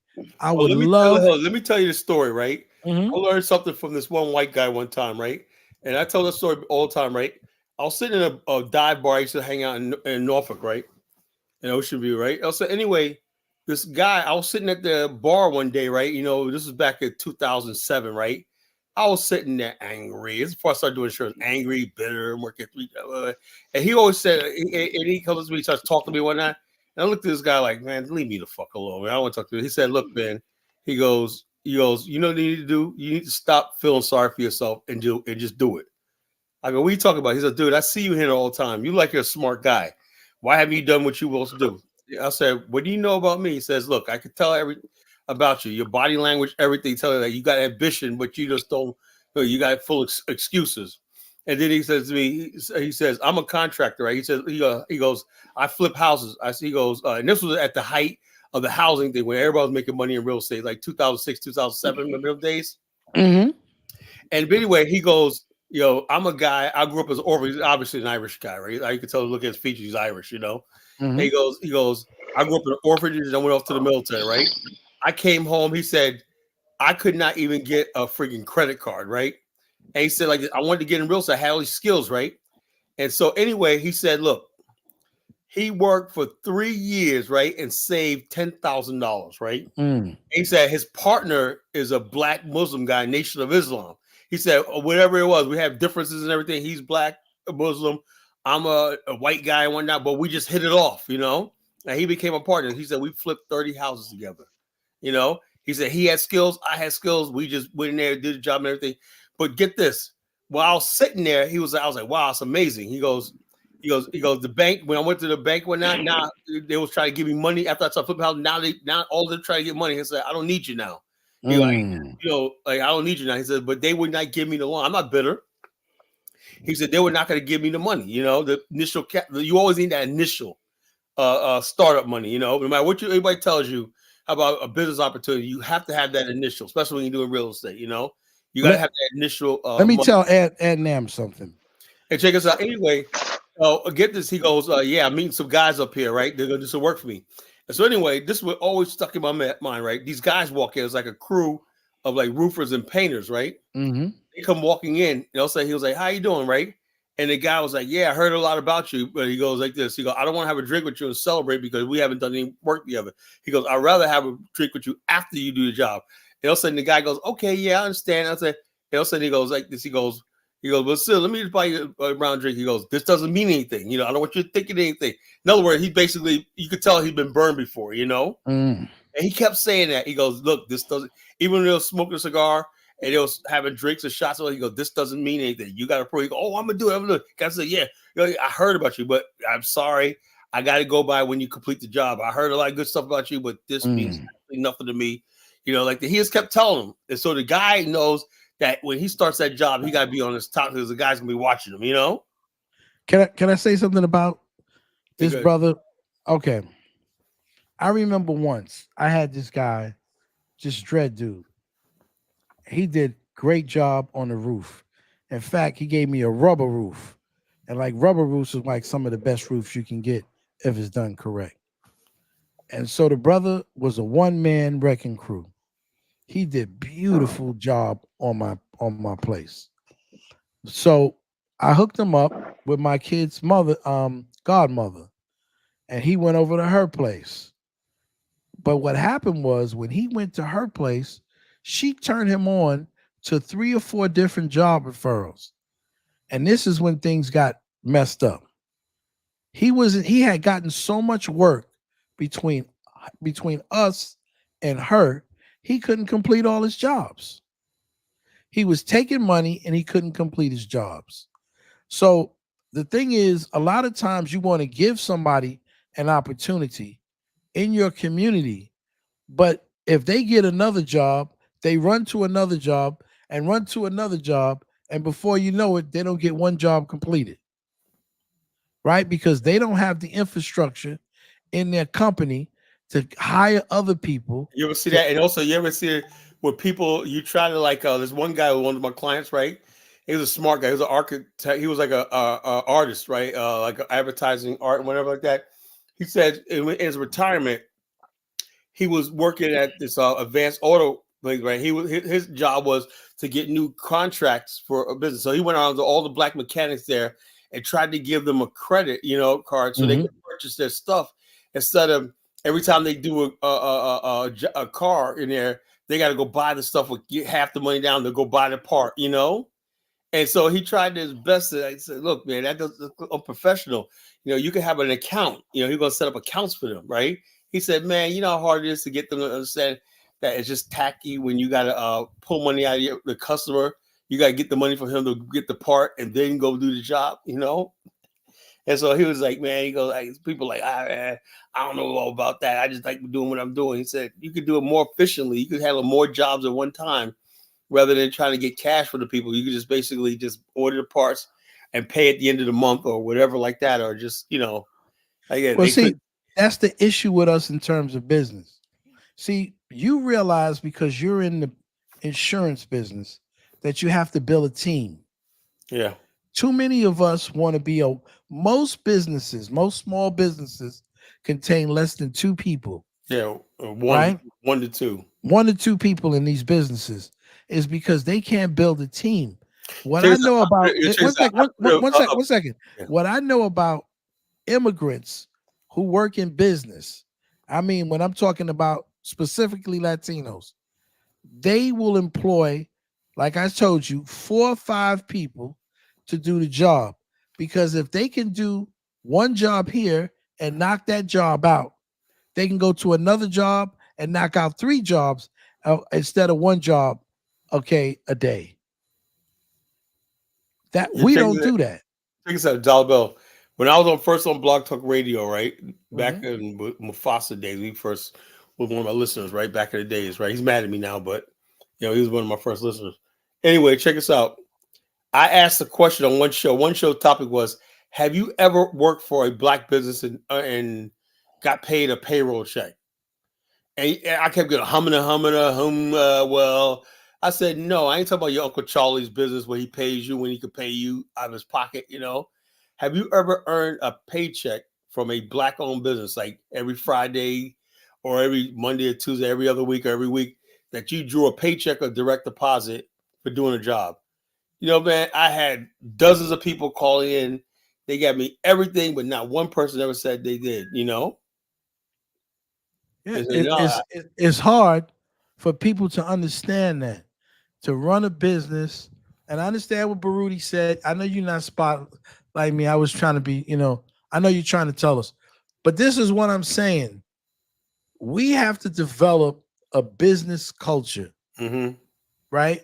And we have to understand not a business culture, not a business, but a business culture where we can employ. I remember years ago we used to have a thing called a Little Black Book. I don't know if you remember that. No. Well, in New York, there used to be a thing called a Little Black Book. At this time, it was like the white pages had their thing. Yeah, we had the yellow pages. The white or black page. We call it black pages down here. Yeah, you'll call it. Well, we used to call it the Little Black Book. And so inside of that Little Black Book, you would have, if you need this or you need that, you would go to these black businesses. And these black businesses would, the people who ran the Little Black Book would hold people accountable for that business, the work that they do. And I think that's the issue. This is what I'm saying to people. When I say, I don't want to go to Africa, I got work I can do here in America, they take it like a public, like an affront that we're talking about them, that we're trying to talk down to them. That's not what we're saying. How to withdraw from the reality that we live in. We live in American reality, and we got to make this work. We should have pushed a little harder with the black-owned apps, the black pages, and stuff like that. Remember the Black Expo? Remember that? Yes. Them days. Yes. America's Black We Expo. Buy Black. All of this stuff. Black. And I was going to join because I had a little side business. We Buy Black.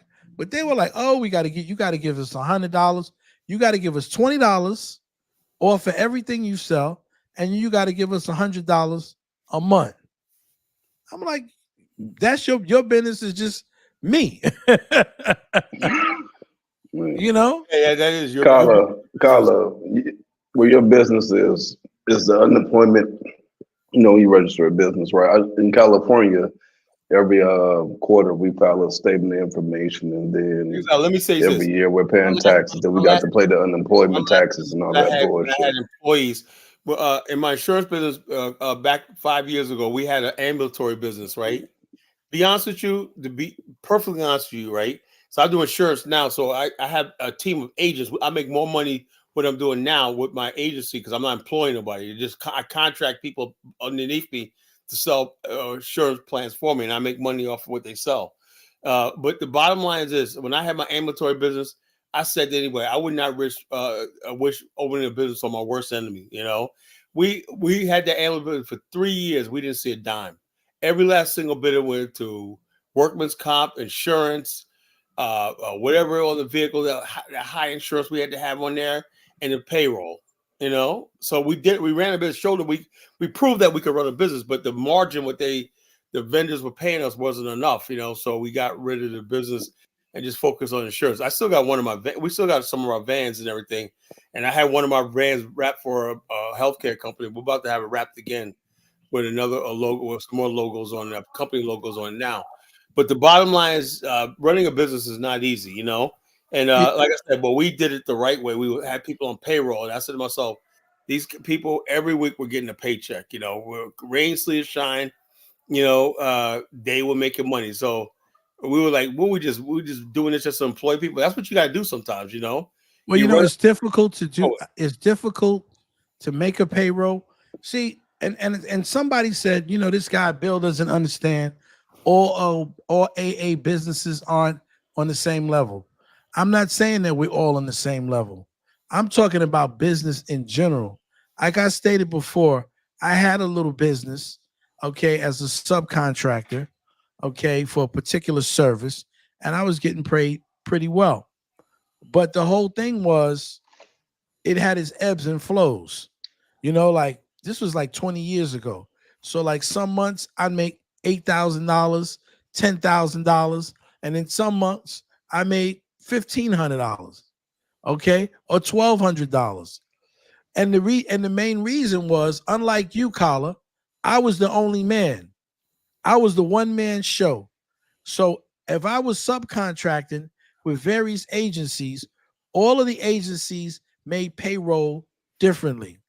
So some wanted the work that I did, they wanted me to put the work in every week. Others wanted me to put it in every other week. Some wanted me to put it in a month afterwards. And then when they get the money, they send me the money back. And that's how I got paid. If I would have to do it all again. You know what? One business black people don't get into is labor staffing. You know, that's an excellent business to get into. Human resources, labor staffing. Because why? Because that's what the Mexicans got right now. A lot of jobs you see, because they have a monopoly on the Spanish speaking. They got people that can supply labor to job sites and everything like that. And the people who don't speak English and like that, they'll hire supervisors, everybody on site and everything. Black people have never gotten into the labor business. You know, that's probably one thing we have is labor. You know? Well, that's what I was trying to tell people. Like, I started my first business, official business. You know, I had different little hustles. They weren't businesses. I started my first business when I was about 40 years old. And I realized then, after having been working all the years, you know, working in municipalities and working in private companies and corporations, I realized then just how, just how I was up under the system, right? Because when I worked for the system, I work 4 or 5 hours, right? Out of the 8 hours, I get a break, I get lunch, I get an hour for lunch, I get an hour for a break, all of those things. I get holidays off. You know, when you work for yourself, it's a different mindset. It is. You got to make that payroll, right? This is Dollar Bill offering his teaching services without his employees. First of all, Annam, you're a retard. Okay, I hate to say that to you. Right now, I don't work. I don't have to offer my services. Let me tell you this, Annam. If I work my services, I get paid anywhere from $125 to $150 an hour. The least that I could get is $85, okay, for a half hour. So you can say whatever you want to say about whatever services that I would get. That's the kind of money I'm talking about. And I can do that, okay, as a fee-for-service contractor. And when I was a fee-for-service contractor, I had $1 million worth of insurance, right? And it didn't cost me about 20 years ago, Kala, I paid something like $500 for the year. Yeah. $500 for the year. And now I think it's like that's good. $2,500. Some places $5,000 a year for $1 million worth of insurance. Yeah, it's gone up. Okay. So no, I'm not working for anybody, offering any services without my employer's knowledge. Okay. If I was doing it, okay, I could retire and I could get the retirement money, and I could work that also on the side and be a fee-for-service contractor and make over $200,000 a year. Okay. So I'm not easily triggered, man. I've got a skill that allows me to make money, and I don't have to take any risks, because there's so many companies that will pay me $100 an hour because they get paid $200 a half hour. I'm not triggered, bro. I'm good. And I'm not saying that because I'm a big and bad dude, but when you work so long, okay, in various professions, and you've got the credentials to make that kind of money, you can make that money. But I'm at the point, I don't have little kids anymore that I have to run around to chase money, right? When I was younger, I used to chase money. I used to work on the weekends. I used to work in group homes, and I used to hustle selling T-shirts and all kinds, and watches. I did it all. That's what I had to do, so my wife could stay home with my kids. But my kids are grown. I don't have to do that no more. So you can talk about me all you want to. You can say I was moonlighting. You can say whatever you want to say. You can tell it on the mountain. Nobody cares. Okay? So anyway, I'm going to go ahead and end the screen. You guys want to stay on? Welcome. Always think you're going to tell on somebody. Come on, bro. I'll be back tomorrow night. Let me conclude the show. What do you guys think about did we make our point today about reality? I think we did. And fantasy and reality. How reality is something different and everything like that. I think we told it tonight. Reality is, like I said, Black people in America got to start grasping reality. It's like we get on television, we start telling all this stuff. It's like, you ever see Dollar Bill?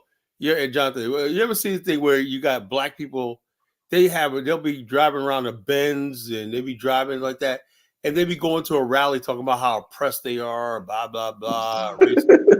Yeah. I'm like, what the hell? Yeah, because it's the game. This is America. You know what? Can I say something, Carlo? This guy right here, it's something when people hear things about you, so they really think they know you, but they don't really know you. Okay. First of all, I don't care. You could tell my boss. Why don't you call the mayor and tell the mayor? Okay. Because I make enough money, okay, that I don't have to work a second job. That's one. All right. So you can go call the mayor up, Aunt Nam, and tell him I'm moonlighting. Because you know why I don't want to work another job, Aunt Nam, is because I already make enough money. If I work another job or even work outside of my job, I'm going to end up paying more back in taxes. Okay. So I have to pay too much taxes. So you're not triggering me, bro. Dollar Bill, just tell them that you're getting close to retirement. That shit wouldn't affect you at this point. But exactly. I could have retired 5 years He ago. might think you're in your 30s. Exactly. He think like I'm scared or something, and I'm gonna be shivering that somebody's gonna come in and pull me in the office and say or something. even worse, you're gonna get deported. Like he will. When they gonna send me to the project? All right. All right, y'all. Chat. Good night. I will be back tomorrow night. I'll be back tomorrow night. Then I'll be off Wednesday because I'm on regular show, and I'll be back Thursday. Yeah, as long as I get to bed by 2:00, I'm good because I gotta get up at 6. I gotta get up in the morning. And I get up at 6. But homeboy thinks he's triggering me off. He ain't triggering me off, man. I'm cool, man.